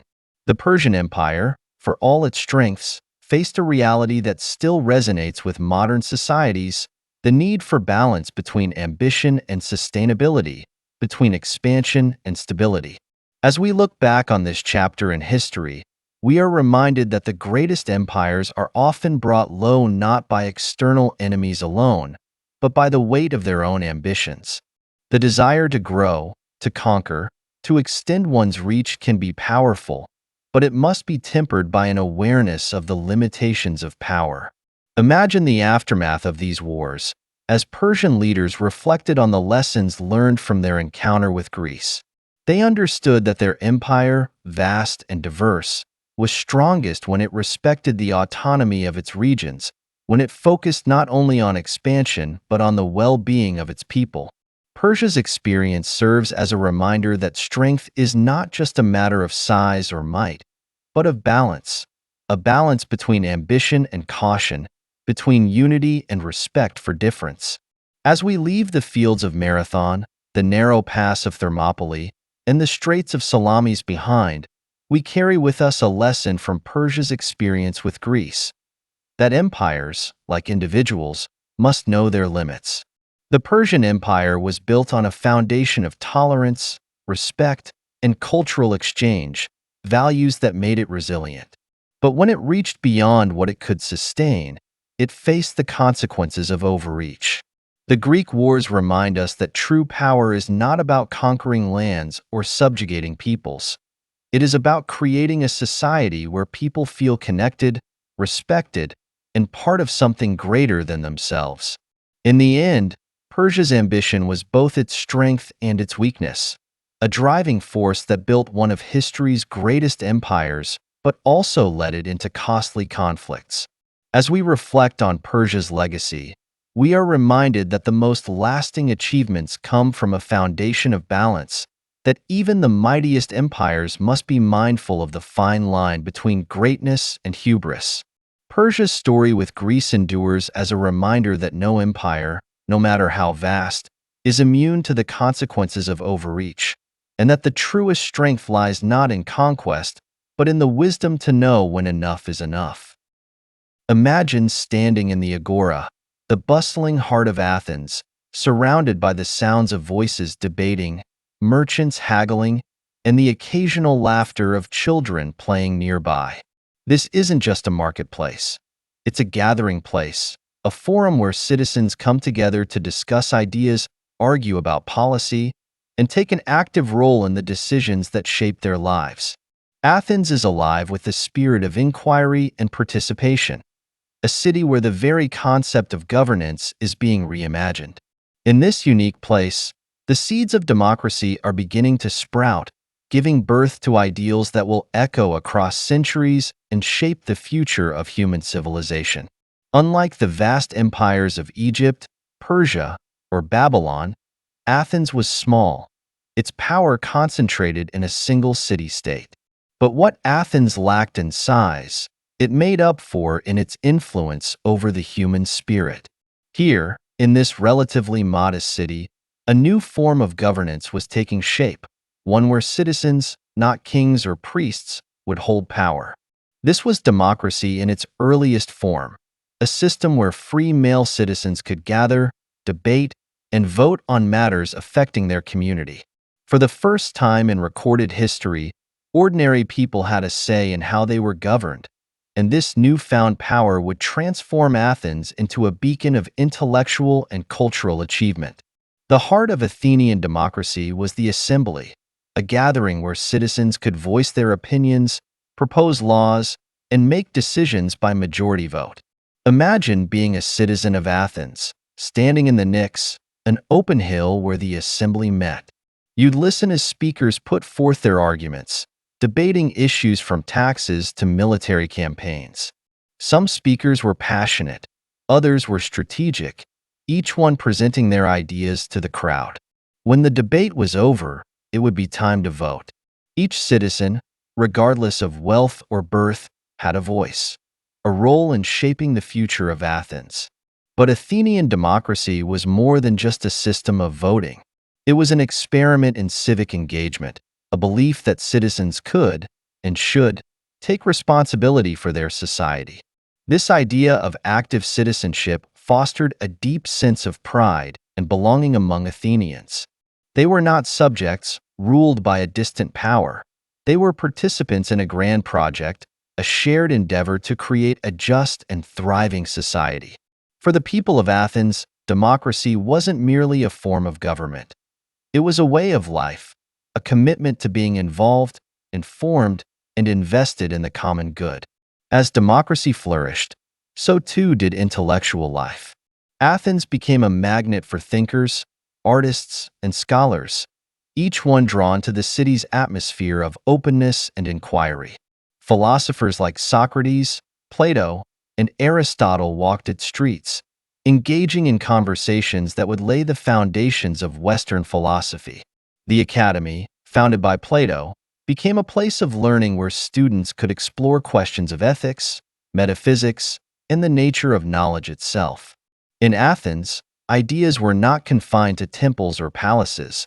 They were alive, exchanged in public spaces, questioned and refined in a society that valued free thought and critical thinking. Imagine sitting in the shade of an olive tree, listening as Socrates engages in one of his famous dialogues. With his probing questions, he challenges assumptions, pushes his listeners to think more deeply, to question their beliefs and seek truth. This wasn't merely an exercise in rhetoric. It was an invitation to live a life of introspection and intellectual rigor. Socrates, with his commitment to asking difficult questions, embodied the spirit of Athens, a place where knowledge was not taken for granted but pursued with passion and humility. Athenian society also embraced the arts, becoming a center of creativity that produced works of theater, sculpture, and architecture that are still celebrated today. The city's theaters were filled with citizens eager to watch dramas by playwrights like Sophocles, Euripides, and Aristophanes, whose plays explored complex themes of fate, justice, love, and power. These performances weren't just entertainment, they were reflections on the human experience, a way for Athenians to examine their values and confront the challenges of their society. Through these stories, they could explore the complexities of life, question their own beliefs, and cultivate empathy. The Parthenon, Athens' most iconic structure, stood as a symbol of the city's pride and ideals. Built to honor Athena, the goddess of wisdom and the city's patron, the Parthenon was more than just a temple. It was a testament to human creativity and craftsmanship. Its columns soared into the sky, balanced with perfect symmetry, embodying the Greek ideal of harmony and proportion. For Athenians, the Parthenon represented not just their devotion to the gods but their belief in the power of reason, beauty, and human potential. Yet, Athenian democracy had its limitations. Only free male citizens could participate in the assembly, which excluded women, slaves, and foreigners from the political process. These exclusions remind us that while Athens was revolutionary, it was still bound by the social norms of its time. Democracy in Athens was an extraordinary experiment, but it was also imperfect, a reminder that even the most progressive societies have their blind spots. Today, as we reflect on Athens' legacy, we recognize the importance of inclusivity, of ensuring that all voices are heard in the democratic process, a lesson that continues to shape our own understanding of governance. Athenian democracy was also tested by the pressures of power and ambition. The Peloponnesian War, a prolonged conflict between Athens and Sparta, revealed the fragility of the city's ideals. As the war dragged on, the strain of military campaigns and the thirst for dominance led Athens down a path of hubris and moral compromise. Decisions made in the pursuit of power ultimately weakened the city, eroding the very principles of justice and humility that had once defined it. Athens' defeat at the hands of Sparta marked the end of its golden age, a sobering reminder that even the most enlightened societies are vulnerable to the corrupting influence of ambition. The story of Athens is one of both triumph and caution. Its achievements in democracy, philosophy, and art have left an indelible mark on human history, inspiring generations to value knowledge, freedom, and civic participation. But its decline serves as a warning, a reminder that power can lead even the most progressive societies astray, that the pursuit of greatness must be balanced by a commitment to integrity and humility. Today, as we look back on Athens, we find a legacy that is both inspiring and challenging. Athens teaches us that democracy is more than just a set of laws or institutions. It is a way of engaging with the world, a commitment to curiosity, dialogue, and responsibility. The Athenian model of active citizenship reminds us that democracy is sustained not by leaders alone, but by the participation of ordinary people who are willing to question, to debate, and to seek the truth.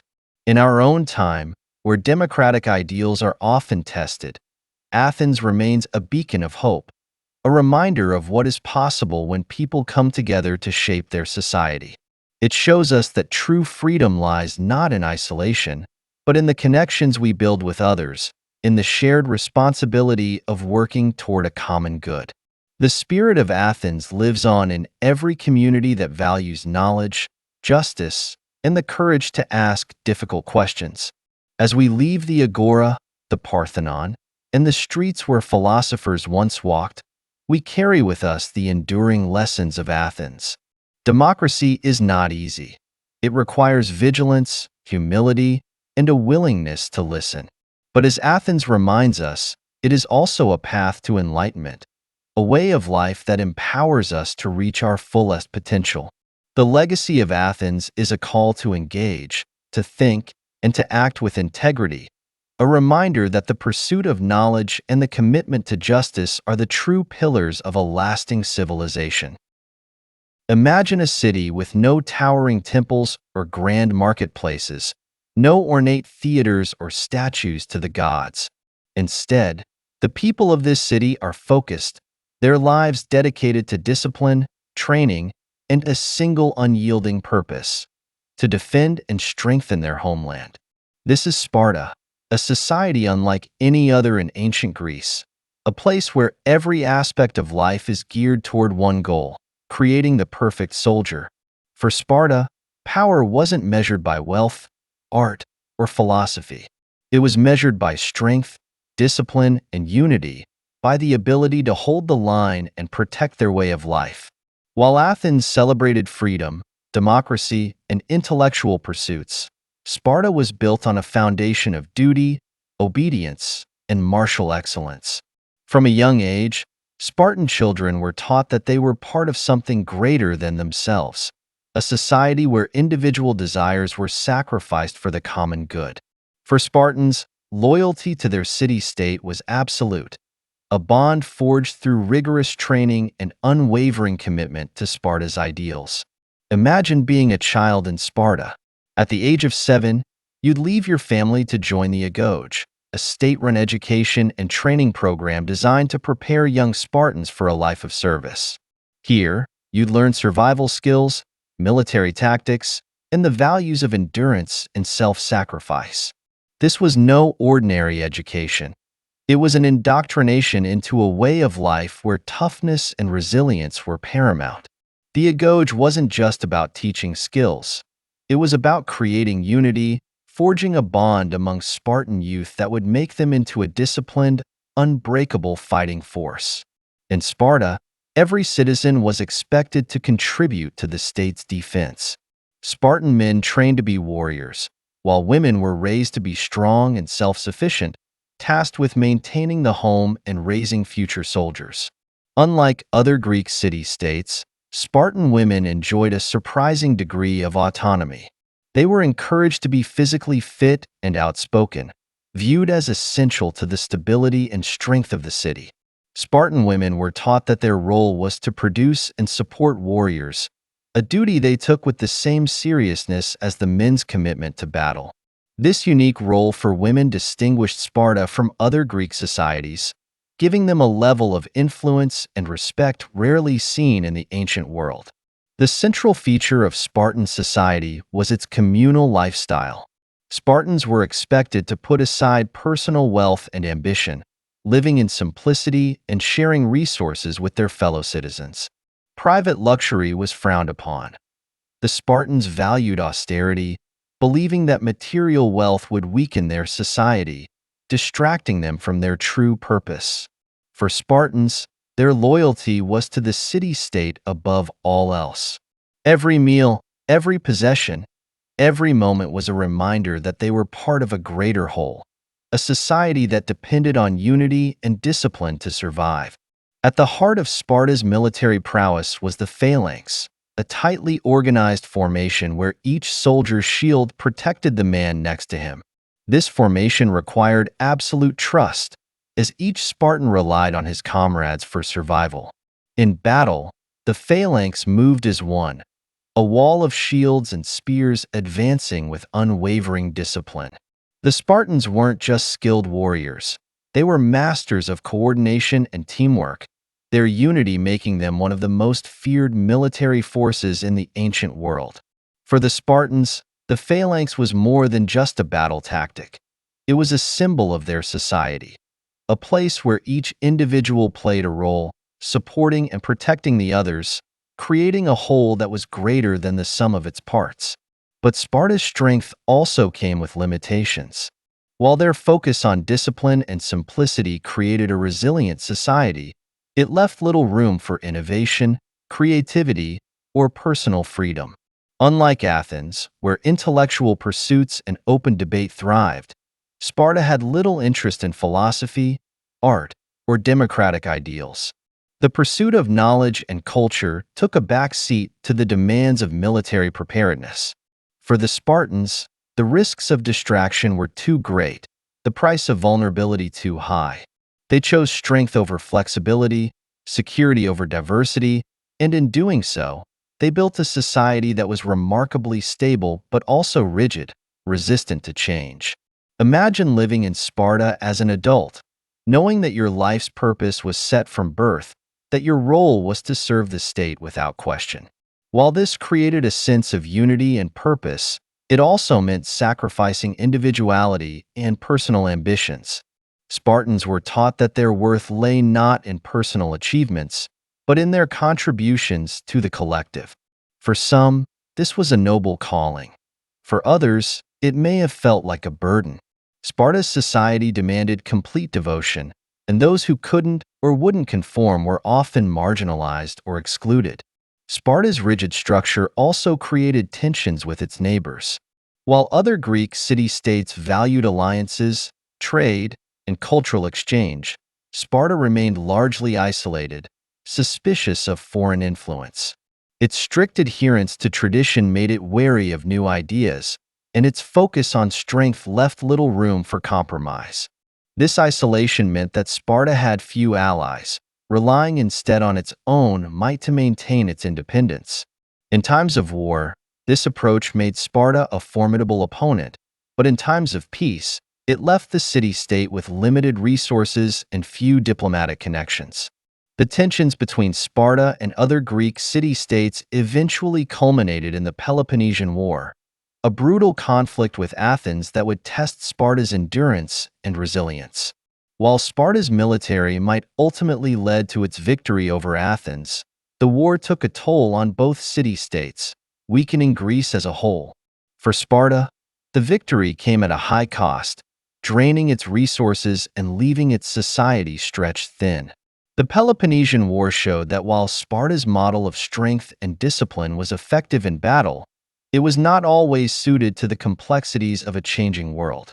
Over time, Sparta's rigid social structure began to show signs of strain. The city's focus on military prowess had left it vulnerable to economic and demographic decline.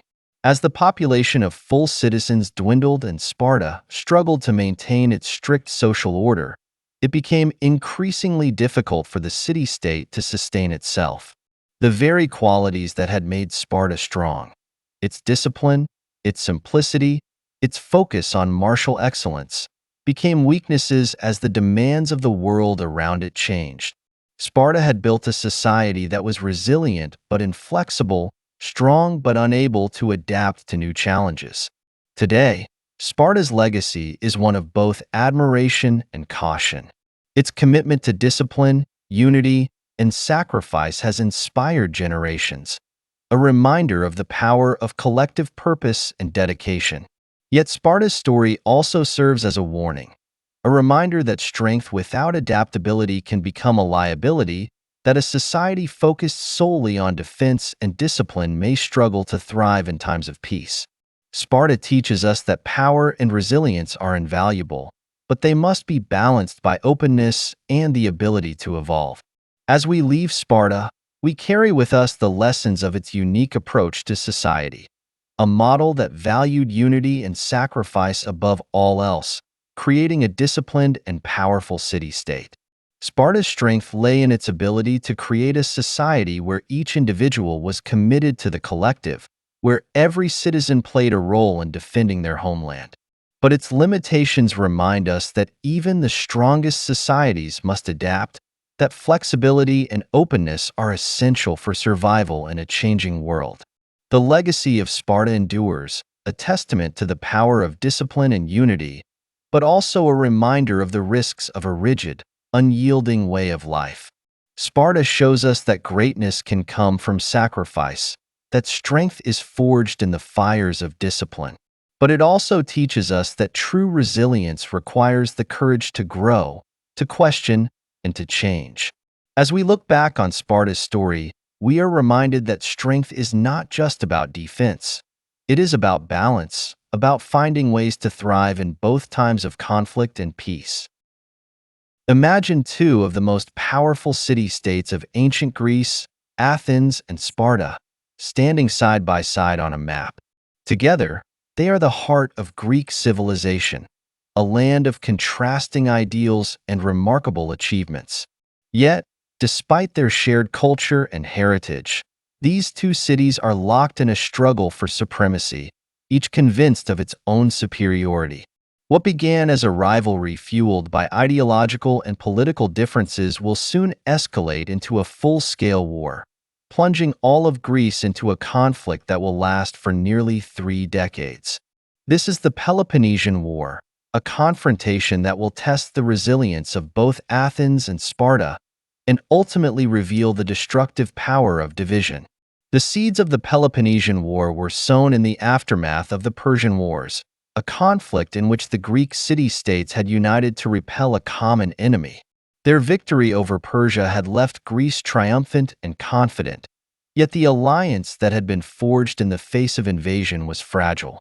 Athens, riding high on its military and naval success, had become the dominant power in the Aegean, using its fleet to establish a network of allies known as the Delian League.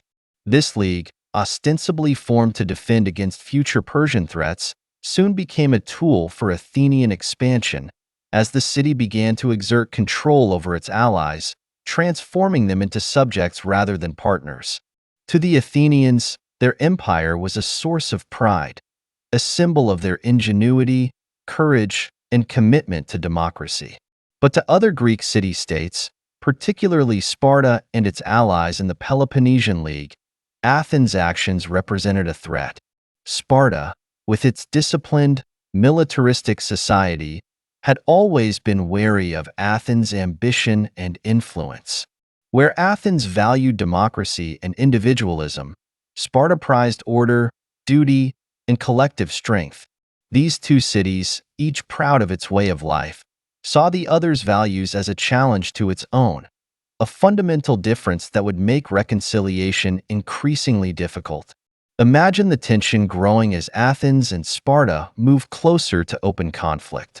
Diplomatic efforts falter, and mutual distrust intensifies. The smaller city-states, caught between these two giants, watch with anxiety, knowing that their fates may be decided by forces beyond their control. Some of them align with Athens, attracted by its wealth and culture. Others side with Sparta, drawn by its strength and stability. The Greek world is dividing, with each city-state forced to choose a side, a decision that will bind them to a war they have no power to stop. In 431 BCE, the conflict begins. The Peloponnesian War is not a single battle but a series of brutal campaigns, shifting alliances, and unexpected reversals. Athens, with its powerful navy, dominates the seas, using its fleet to control trade routes and strike at Sparta's allies. Sparta, with its legendary hoplites, launches raids into Athenian territory, hoping to weaken Athens by cutting it off from its resources. For years, the two sides clash in an exhausting cycle of sieges, skirmishes, and naval engagements, each hoping to break the other's will. For the citizens of Athens, the war brings hardship and suffering. Early in the conflict, a devastating plague sweeps through the overcrowded city, killing thousands, including Pericles, the visionary leader who had steered Athens through its golden age. The loss of Pericles is a severe blow, leaving Athens without the steady guidance of a leader who had always valued wisdom over recklessness. In the absence of his moderation, Athens becomes increasingly aggressive, driven by a desire to prove its superiority over Sparta. This shift in leadership brings with it a new level of ambition, one that will ultimately lead Athens down a dangerous path. One of the most disastrous decisions comes in 415 BCE, when Athens launches an ambitious campaign against Sicily, aiming to expand its influence across the Mediterranean. The expedition is a colossal failure. The Athenian fleet is defeated, its soldiers captured or killed, and the city's resources are drained in an ill-fated attempt to assert its dominance. The Sicilian expedition marks a turning point, a moment when Athens' ambitions overreach its capabilities, leaving it vulnerable to the growing pressure from Sparta and its allies. For Athens, the defeat is more than just a military setback. It is a humbling reminder of the costs of unchecked ambition, a testament to the dangers of pursuing glory at any price. Meanwhile, Sparta finds its own path to victory through an unlikely alliance with Persia, the very empire Greece had fought against in the previous generation. In exchange for Persian support, Sparta agrees to abandon its efforts to liberate the Greek cities of Asia Minor, effectively sacrificing them to Persian control. With Persian gold, Sparta builds a navy capable of challenging Athens on the sea, turning the tide of the war. This alliance with Persia, though pragmatic, exposes the limitations of Sparta's values, revealing a willingness to compromise in pursuit of power, a betrayal of the ideals that Sparta claimed to uphold. The final years of the war are marked by bitterness and desperation. Athens, once the pride of Greece, is brought to its knees, its walls breached, its fleet destroyed, and its people demoralized. In 404 BCE, after nearly 30 years of conflict, Athens surrenders, ending the Peloponnesian War. Sparta is victorious, but the victory comes at a high cost. The war has weakened not only Athens but all of Greece, draining its resources, dividing its people, and leaving it vulnerable to future threats. The Peloponnesian War, which began as a struggle for dominance, has ended in mutual ruin, a conflict that has devastated the very civilization it was meant to preserve. The Peloponnesian War teaches us a powerful lesson about the costs of rivalry and the dangers of division. Athens and Sparta, each driven by pride and ambition, sacrificed unity for the sake of power. They saw each other as enemies, unable to reconcile their differences, and in doing so, they weakened the foundations of Greek civilization. This internal conflict created a fracture that would never fully heal, leaving Greece vulnerable to conquest by external forces, a fate that would eventually come to pass with the rise of Macedon and Alexander the Great. Today, the story of the Peloponnesian War offers a cautionary tale about the dangers of prioritizing power over collaboration. Athens and Sparta shared a common culture, language, and heritage. Yet they allowed their differences to escalate into a destructive conflict that left both cities diminished. In a world where societies are often divided by ideology, religion, or identity, the Peloponnesian War reminds us of the importance of finding common ground, of seeking unity rather than division. Imagine the devastation left in the wake of the war. The broken walls, the empty coffers, the families mourning the loss of loved ones. For the Greeks, the war was a tragic chapter in their history, a reminder of the costs of internal strife. The achievements of Athens and Sparta, their art, philosophy, and military prowess, had been overshadowed by their inability to coexist. The Peloponnesian War was a lesson in humility, a reminder that even the most powerful societies are vulnerable to the consequences of rivalry and pride. As we leave the battlefields and ruined walls behind, we carry with us the lessons of the Peloponnesian War. It is a story that calls for unity in the face of division, a reminder that true strength lies not in conquest, but in cooperation. Athens and Sparta, for all their differences, were both part of the Greek world, a shared heritage that should have united them. Yet their inability to reconcile led to their downfall, a cautionary tale that echoes through history, warning us of the dangers of letting pride and ambition overshadow the common good. In the end, the Peloponnesian War reminds us that power, when pursued without restraint, can lead to ruin. It challenges us to consider the values we prioritize, the alliances we forge, and the paths we choose. The legacy of Athens and Sparta is one of both greatness and tragedy, a testament to the heights that human civilization can reach and the depths to which it can fall when unity gives way to rivalry. As we reflect on their story, we are reminded that the most enduring achievements are those built on a foundation of collaboration, respect, and the courage to seek peace. Imagine yourself standing in the heart of ancient Rome, surrounded by bustling streets, grand temples, and towering statues of legendary heroes. Unlike the kingdoms and empires of the past, Rome is not ruled by a single king or godlike figure. Instead, it is governed by the people, a republic where power is shared, checked, and balanced. This is Rome's great innovation, a system of governance where no one person holds absolute authority, where each branch of government serves as a counterweight to the others. In Rome, the belief is that true strength lies not in the hands of a single ruler, but in a structure that promotes accountability, justice, and the common good. The Roman Republic was born out of a rejection of monarchy. In 509 BCE, the Romans overthrew their last king, Lucius Tarquinius Superbus, a ruler whose oppressive reign had left the people wary of concentrated power. Determined never to let such tyranny return, Rome's leaders established a new system of government, one that would prevent any individual from wielding unchecked authority. This was the birth of the Republic, a government built on the idea that power should be distributed and controlled, that leaders should be accountable to the people they serve. At the heart of the Roman Republic was a complex system of checks and balances designed to ensure that power remained in the hands of the people. The government was divided into three main branches: the Senate, the assemblies, and the magistrates, each with its own distinct role and limitations. The Senate, composed of Rome's most experienced and respected citizens, acted as an advisory body, shaping foreign policy and financial matters. The assemblies, made up of Roman citizens, held the power to pass laws, elect officials, and make major decisions.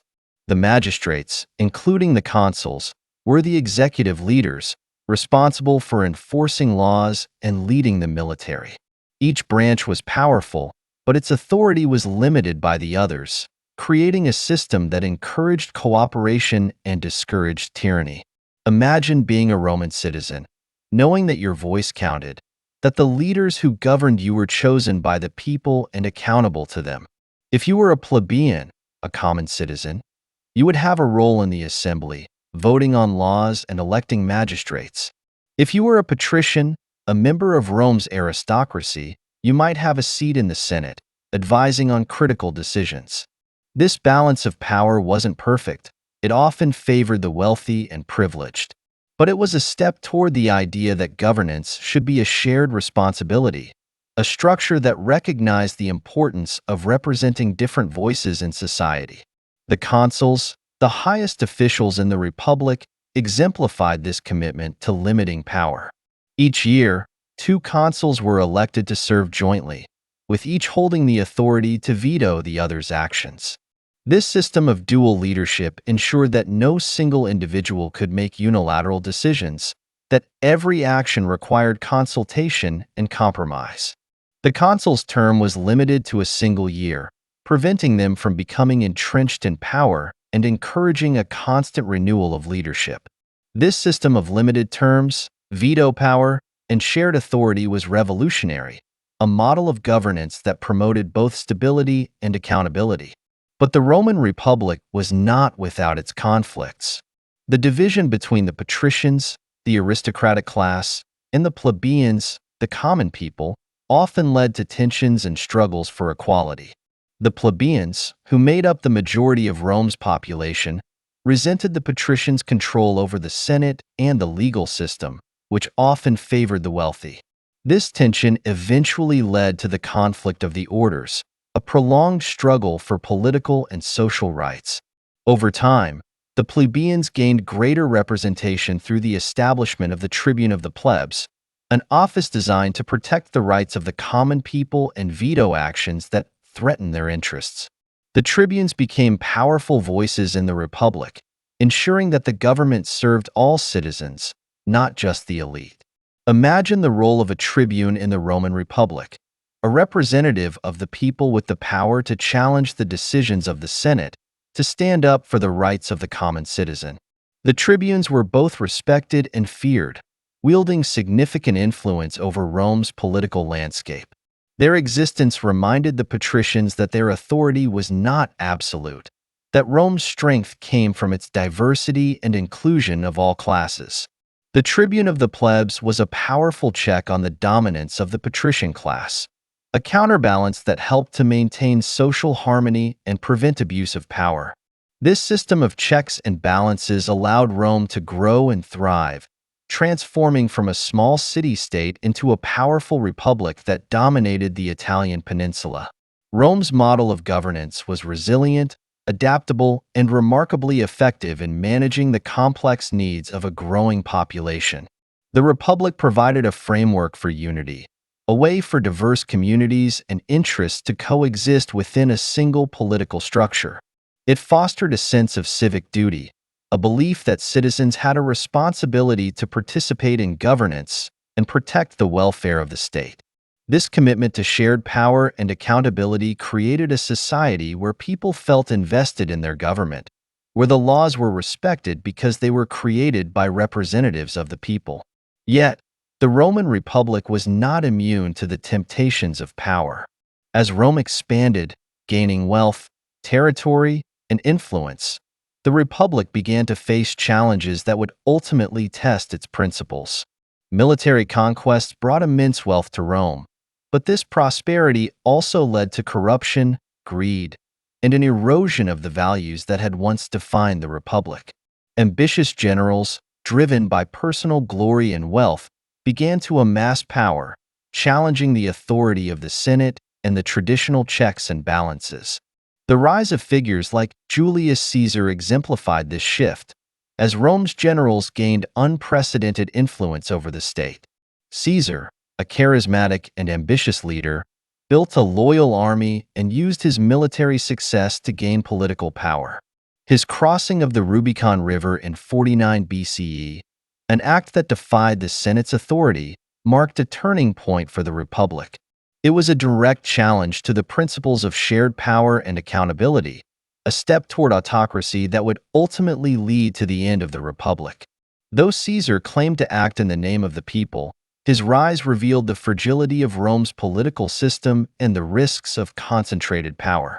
The fall of the Roman Republic serves as a powerful reminder of the importance of checks and balances. Rome's commitment to limiting power had made it resilient, but as individuals sought to bypass these limitations for personal gain, the foundations of the Republic began to crumble. The lessons of Rome's decline remind us that even the most carefully constructed systems are vulnerable when ambition goes unchecked, when the balance of power is disrupted by those who place personal interests above the common good. Today, the legacy of the Roman Republic endures as an inspiration for democratic societies around the world. Its model of checks and balances, the idea that power should be divided and accountable, continues to shape modern governance. Rome's Republic reminds us that true strength lies in shared responsibility, that a resilient society requires leaders who are bound by duty, not by the pursuit of unchecked power. The Republic structure may have eventually given way to the empire, but its principles remain a testament to the value of a balanced and fair government. As we leave the Senate chambers, the assemblies, and the offices of the tribunes behind, we carry with us the lessons of the Roman Republic. Its commitment to accountability, its willingness to distribute power, and its dedication to civic participation offer us a timeless model of governance. The Republic's story reminds us that a society thrives not when power is concentrated, but when it is shared, when leaders serve the people rather than dominate them. In the end, the Roman Republic stands as a testament to the strength of checks and balances, to the wisdom of a system that seeks to limit power in order to preserve justice and unity. It teaches us that governance is not merely about control. It is about creating a structure that allows people to live freely, to participate in shaping their future, and to hold their leaders accountable. As we reflect on the legacy of Rome, we are reminded that the most enduring societies are those that value the rule of law, the common good, and the wisdom of balanced governance. Imagine a Rome transformed. Not the republic of elected officials, balanced branches, and civic assemblies, but an empire under the control of a single ruler, a figure of almost mythical authority.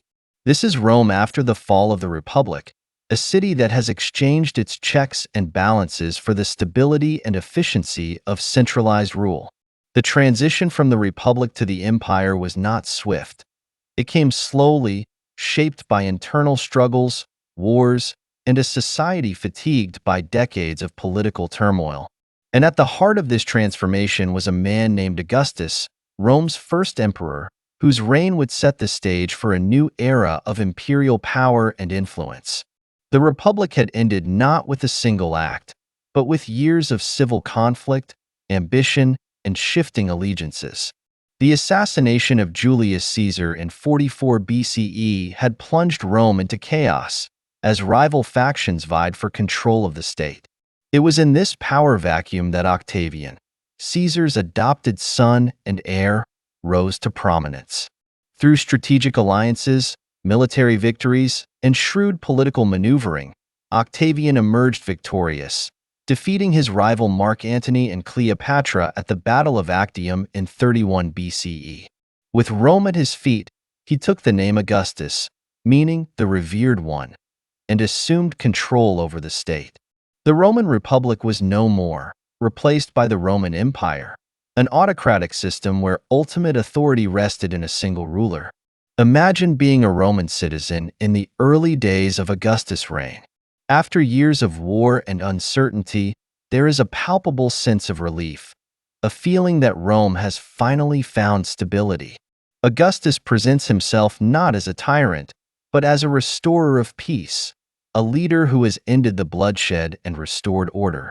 He cleverly maintains the illusion of republican values, keeping the Senate and traditional offices in place, but everyone knows that real power lies with him. Augustus is both a general and a statesman, a ruler who embodies the might and majesty of Rome. His rule is defined not by titles, but by authority, a position of strength that seems unassailable. Augustus understood that the success of his rule depended on more than just power. It required legitimacy. He established the Pax Romana, a period of relative peace that would last over 2 centuries, during which Rome reached new heights of prosperity, security, and influence. To the people, the Pax Romana was a sign that Augustus had restored Rome's greatness, that his rule was divinely sanctioned. The empire expanded its borders, securing territories across Europe, North Africa, and the Middle East. Rome became the center of a vast network of cities, roads, and trade routes, its culture and language spreading across the known world. For Rome, this period of peace and growth was a testament to the strength of centralized rule, a system that allowed the emperor to make swift decisions, deploy armies, and maintain order across a sprawling empire. Imagine traveling along one of Rome's roads, moving from one province to another, from the deserts of Egypt to the forests of Gaul. The roads are well maintained, lined with milestones bearing the emperor's name. The cities you pass through, each with its own local customs and traditions, all bear signs of Roman influence: baths, temples, amphitheaters, and forums. This is the genius of the Roman Empire. a system that allows diverse cultures to coexist under a single authority, each region bound to Rome but free to retain its own identity. The emperor, from his palace on the Palatine Hill, oversees it all, his reach extending across thousands of miles. Augustus also understood the power of public image. He portrayed himself as a humble servant of Rome, ruler who prioritized the welfare of his people. He commissioned monuments, public buildings, and temples, beautifying the city and creating jobs. Augustus' projects included the Grand Altar of Peace, a symbol of the Pax Romana, and the restoration of many of Rome's temples. Through art, architecture, and public works, Augustus cultivated an image of benevolence, a leader who had brought order to chaos and peace to a weary world. But centralized rule, while effective, was not without its risks. The power of the emperor was absolute, and as Rome's history would show, not every emperor would be as wise or restrained as Augustus. Augustus' successors would inherit not only his authority but also his control over the army, the Senate, and the provinces. In the hands of a capable ruler, this power could be used to maintain stability, but in the hands of a tyrant, it could lead to oppression and cruelty. The imperial system was strong, but it was also vulnerable, dependent on the character and competence of each individual emperor. Imagine the reigns of emperors like Caligula and Nero, figures whose excesses and abuses exposed the darker side of centralized power. Caligula, known for his erratic and often cruel behavior, became infamous for his capricious rule, a reign marked by extravagance and tyranny. Nero, whose rule would see the Great Fire of Rome, was accused of lavish indulgences and brutal reprisals against his perceived enemies. These rulers exploited the powers of the imperial office for personal gain, demonstrating how the concentration of authority in a single individual could lead to the suffering of many. The stability that Augustus had cultivated was threatened by the whims of men who saw the empire as their personal domain rather than a trust to be protected. Despite these challenges, the Roman Empire endured, evolving to accommodate the demands of centralized rule. The emperors who followed learned from the mistakes of their predecessors, creating institutions and bureaucracies that allowed for greater control and efficiency. Under emperors like Trajan, Hadrian, and Marcus Aurelius, Rome reached its zenith, becoming a model of governance, law, and military prowess. These emperors ruled not only with power but with a sense of duty, a commitment to the empire's welfare that helped to preserve its stability. The transition from republic to empire offers a profound lesson on the balance between authority and responsibility. Rome's centralized rule brought peace and prosperity, but it also concentrated power in a way that could be both beneficial and dangerous. The Pax Romana showed the potential of a strong, centralized government to create stability, but it also highlighted the risks of relying on a single figure to maintain order. Rome's experience reminds us that while centralized power can bring efficiency and security, it must be tempered by accountability and a commitment to the common good. Today, as we look back on the Roman Empire, we see a model that has influenced governments around the world, a reminder of the power and peril of centralized authority. Rome's empire thrived because it was able to adapt, to create a system that balanced local autonomy with central control.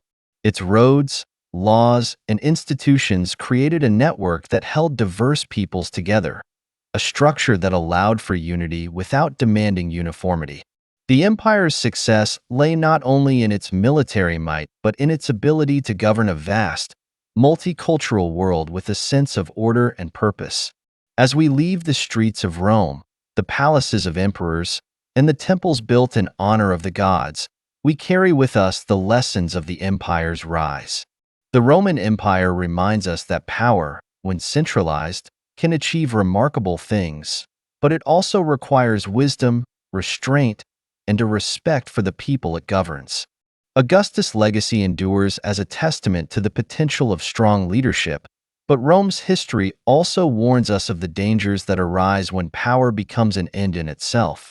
In the end, The Roman Empire stands as both an achievement and a caution. A society that reached incredible heights through centralized rule, yet one that ultimately depended on the character of its leaders. Rome teaches us that true strength lies not just in power, but in the wisdom to wield it responsibly, to create a system that serves the people rather than simply controlling them.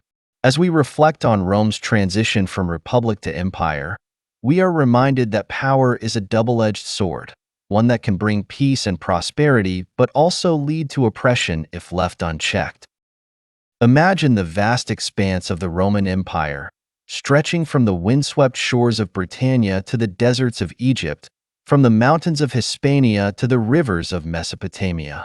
Connecting these far-flung provinces is an intricate network of roads, aqueducts, bridges, and public buildings, a feat of engineering that binds the empire together as one cohesive entity. This infrastructure is more than a means of transportation or water supply.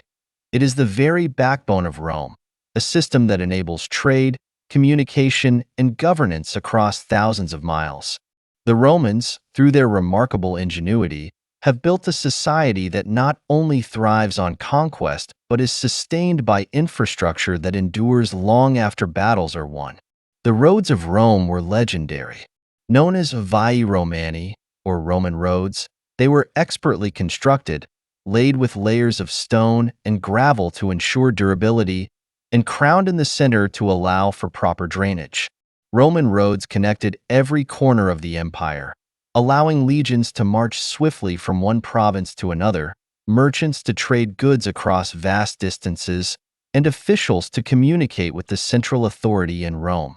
These roads were so well built that many of them remain in use today, a testament to the skill and foresight of Roman engineers.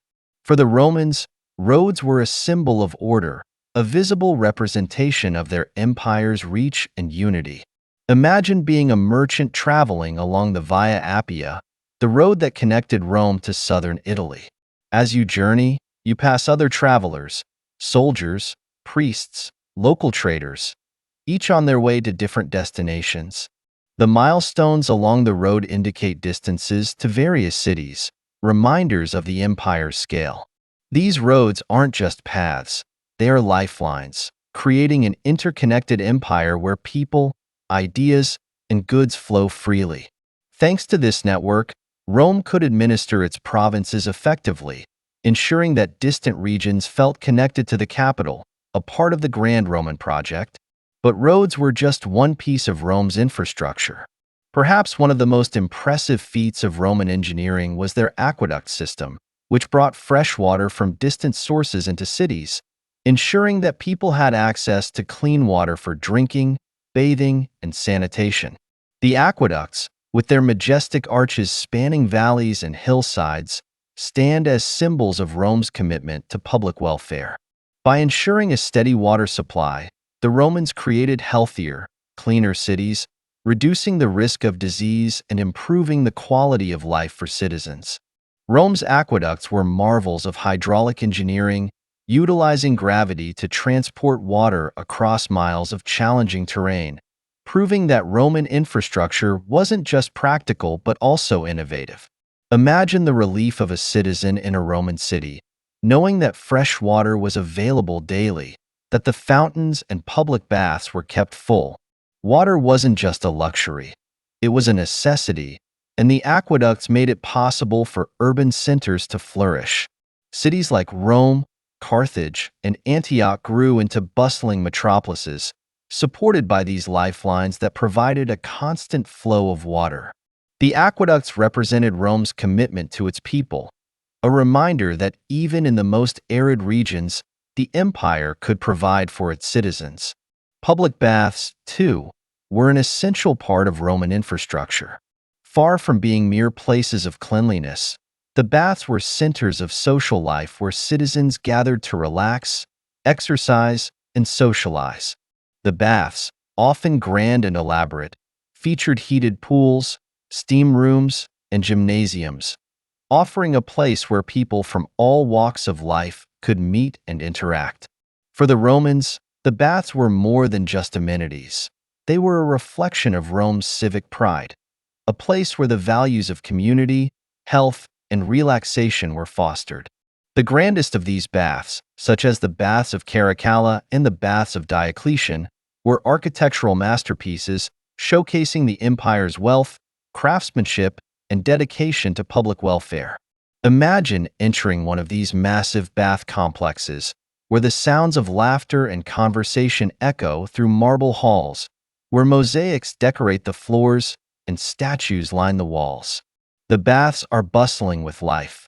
Merchants discussing business, philosophers debating ideas, and citizens of every rank enjoying a shared space. In the baths, social barriers seem to dissolve, replaced by a sense of community and equality. The baths, like the roads and aqueducts, are symbols of Rome's dedication to a shared public life, a society where people come together, united by a common identity as citizens of the empire. The Romans were also pioneers in building monumental public structures, forums, amphitheaters, and temples that served as both practical spaces and expressions of Roman power and culture. The Forum, the heart of any Roman city, was a place for public gatherings, markets, and civic administration. In Rome, the Forum was surrounded by grand basilicas, temples, and statues, creating a space that was both functional and symbolic.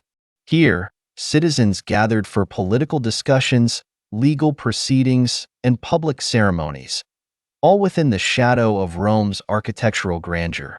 The Forum was a place where the values of the Republic had once flourished, and under the Empire, it became a reminder of Rome's continuity and tradition. Perhaps no structure is more iconic than the Colosseum, the massive amphitheater that stands as a symbol of Roman engineering prowess and cultural influence. The Colosseum was not just an arena for gladiatorial games. It was a place where Romans gathered to celebrate their empire's strength, a space that brought together people from all walks of life. The Colosseum, with its complex system of vaults, seating for thousands, and innovative design, was a testament to Rome's mastery of architecture and entertainment. For the people, it was a place of excitement and pride, a reminder that they were part of an empire that could build wonders. Yet, this infrastructure wasn't merely an expression of power. It was a way of creating cohesion across the empire. Roman infrastructure bound diverse provinces together, creating a sense of belonging that transcended local identities. In every city, from Gaul to Syria, the people could see the marks of Rome: the aqueducts, the roads, the forums, the baths.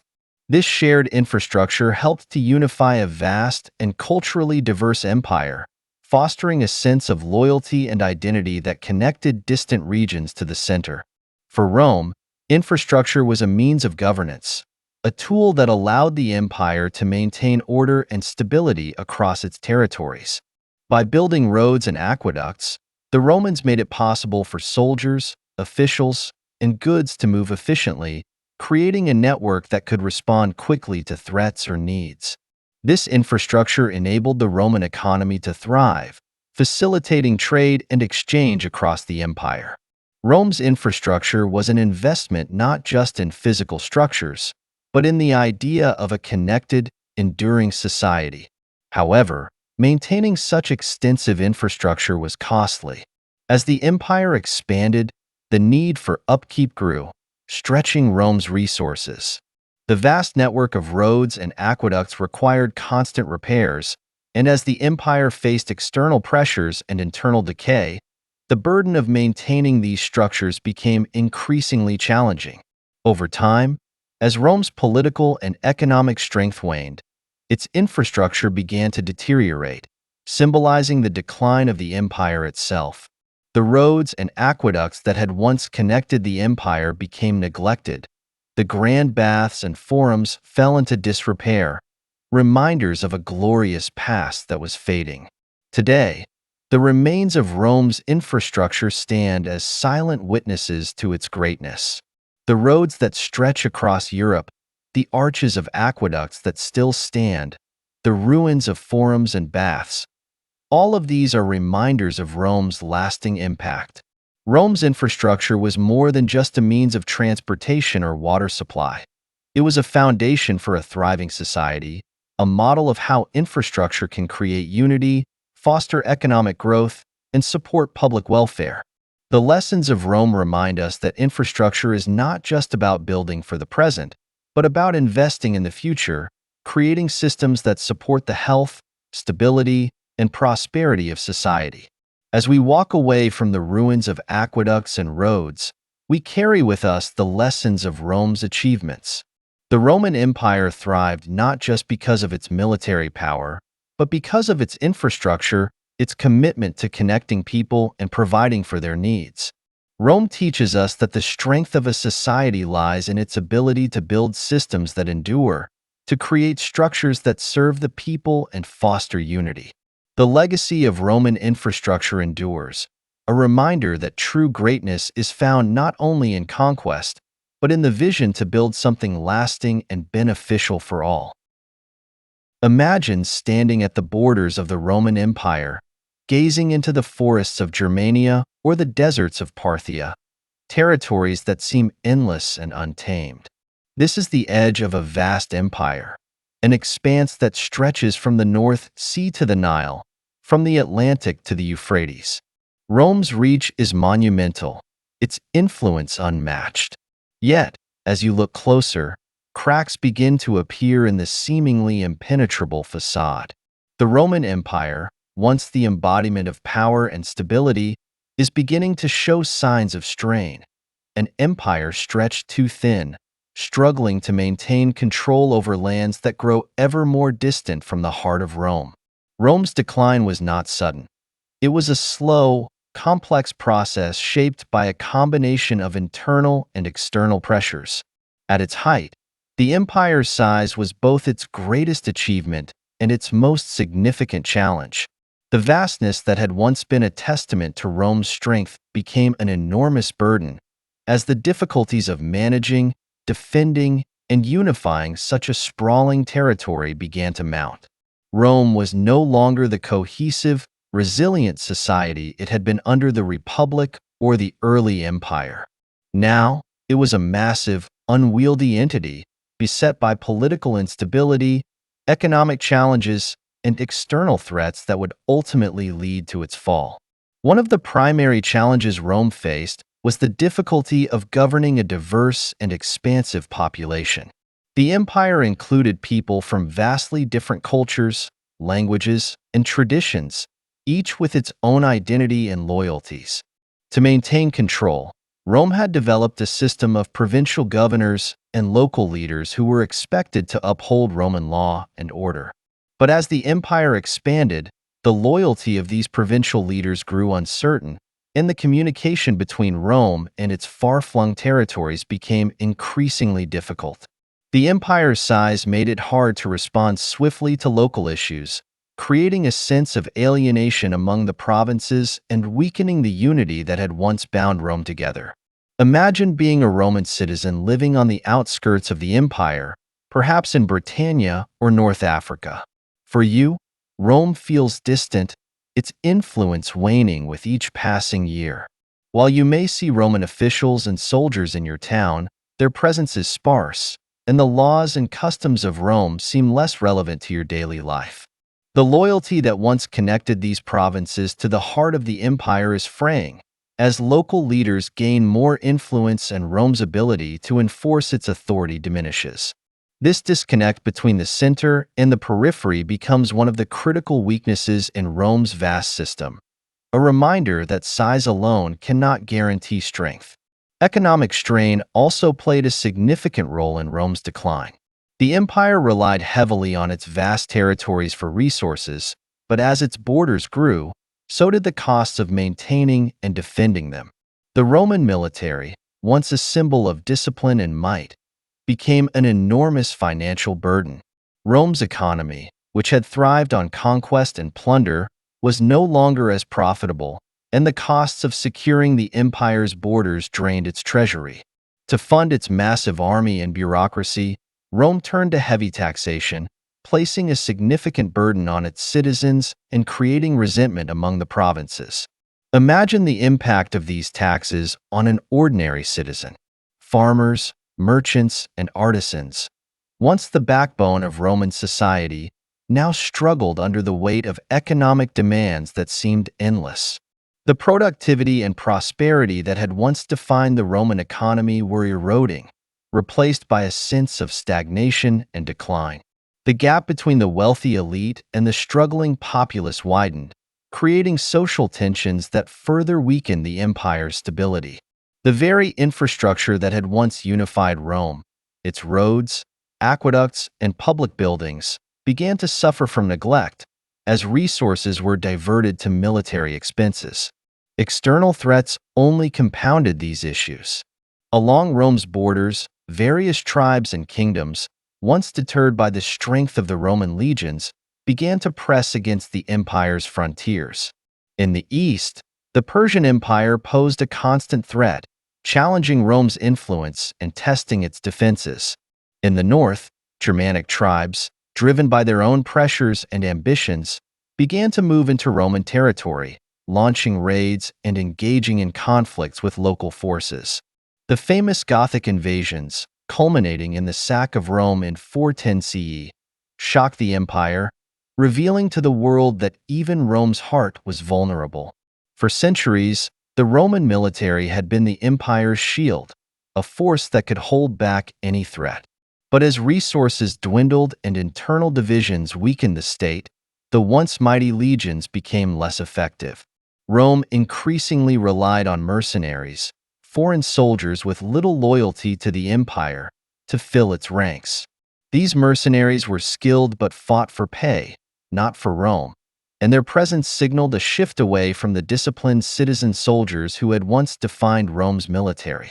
This reliance on hired fighters made the empire's defenses fragile, vulnerable to desertion and corruption, a reflection of the larger erosion of Rome's unity and purpose. Political instability further weakened Rome, as power struggles and corruption became endemic. Emperors rose and fell with alarming frequency, often overthrown by rivals or assassinated by their own guards.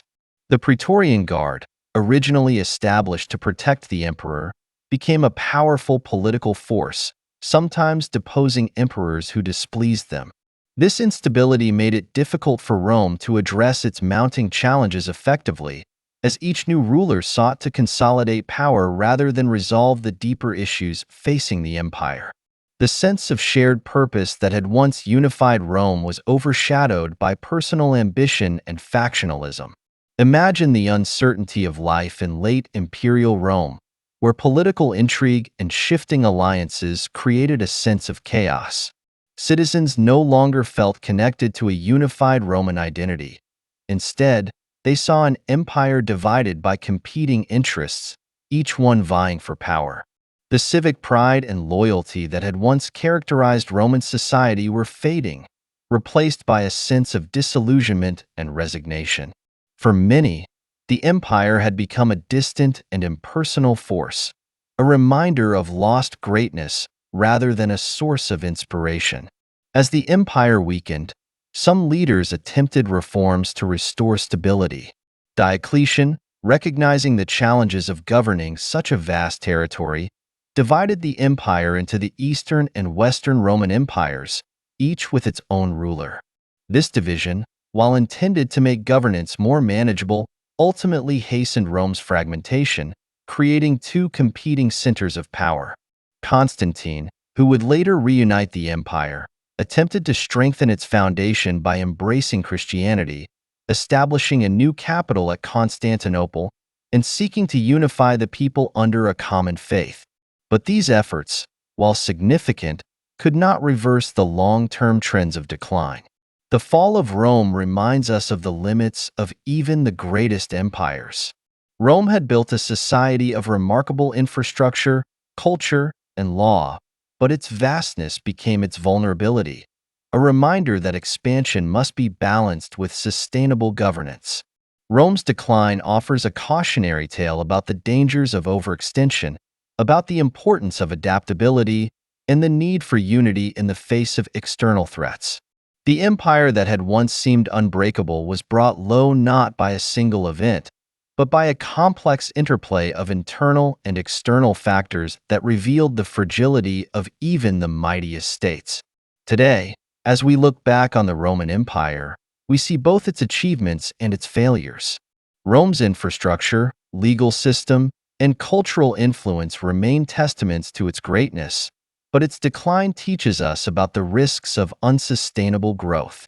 The story of Rome reminds us that true strength lies not only in power and expansion but in the ability to adapt, to manage resources wisely, and to build a society that can withstand the pressures of time and change. As we leave the ruins of the Forum and the broken columns of Rome's once grand structures, we carry with us the lessons of its decline. The fall of Rome is not just a story of collapse. It is a reminder that even the most powerful societies must remain vigilant, must balance ambition with humility, and must always remember that unity is essential for survival. The legacy of Rome endures as both an inspiration and a warning, a call to build societies that are not only great but resilient, societies that understand the value of sustainability, adaptability, and a shared sense of purpose. As we leave behind the ruins of temples, the echoes of ancient battles, and the silent stones of fallen empires, we find ourselves reflecting on the stories of these civilizations: Egypt, Mesopotamia, Persia, Greece, and Rome. Each one of these empires achieved remarkable things. Egypt built monuments that withstood millennia, Mesopotamia gave us writing and law, Persia unified diverse peoples, Greece birthed democracy and philosophy, and Rome created an empire that defined Western civilization. Yet, each of these empires ultimately fell, undone by a combination of internal weaknesses, external threats, and the relentless passage of time. The rise and fall of these ancient empires offer us lessons that resonate across the ages, lessons about the balance between strength and vulnerability, unity and division, ambition and sustainability. They show us that societies are not just defined by their achievements, but by their ability to adapt, to remain united, and to govern responsibly. In a world that faces its own challenges, from political division and economic inequality to environmental degradation and technological transformation, the wisdom of these ancient civilizations holds a timeless relevance. One of the most enduring lessons from these empires is the importance of resilience. Civilizations like Egypt and Mesopotamia endured for centuries because they built systems that could withstand the pressures of change. They adapted their practices, developed technologies like irrigation, and maintained social structures that allowed them to recover from setbacks. In our modern world, resilience is more important than ever, as we face challenges that require not only strength but flexibility, the ability to respond to crises and evolve without losing sight of our core values. Unity, too, is a recurring theme in the stories of these empires. Persia's emphasis on tolerance and respect for different cultures helped create an empire that was remarkably stable and inclusive, while Greece's failure to unite ultimately led to its downfall in the Peloponnesian War. Rome, which thrived on the strength of its unity, also shows us how division can undermine even the most powerful societies. Today, in a world of increasing polarization, the importance of unity, of finding common ground and respecting diversity, cannot be overstated. The experiences of these ancient empires remind us that societies are strongest when their people are united by shared values and common purpose. The concept of balance is another vital lesson. Egypt and Rome both achieved incredible things, but their ambitions sometimes led to overreach as they extended their power beyond what could be sustained.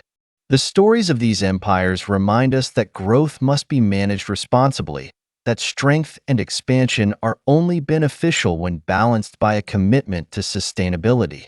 For modern societies facing resource depletion, climate change, and economic inequality, the lesson is clear.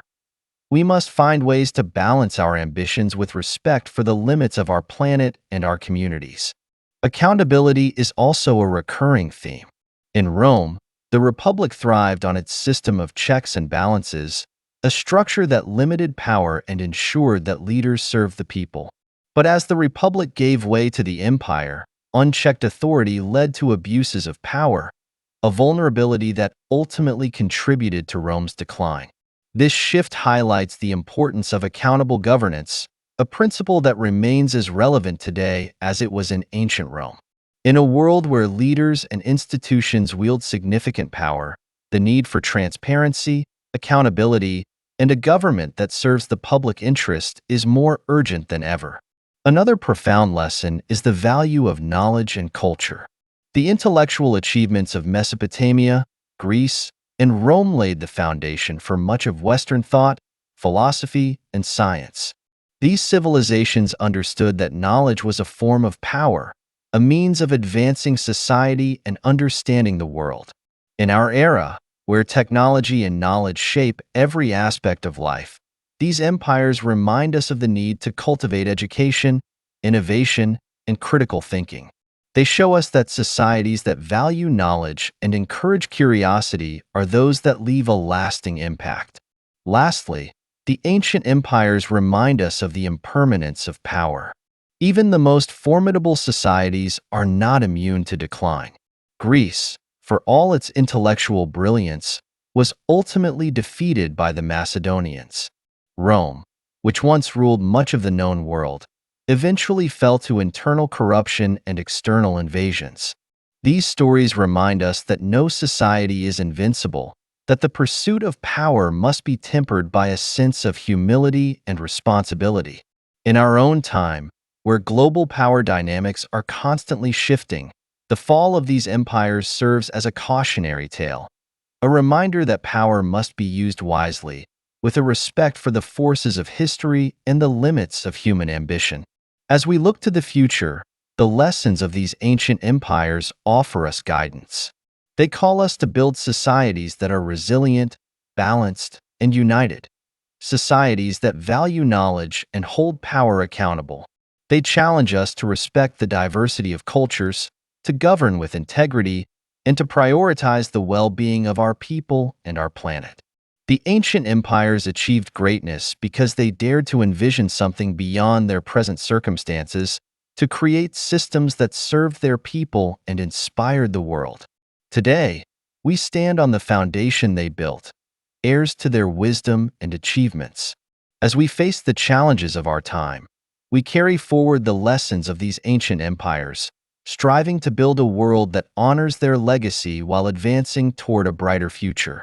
Their stories are a reminder that greatness is not just about power or wealth. It is about creating a society that endures, that adapts, and that leaves a legacy of wisdom, justice, and resilience for generations to come.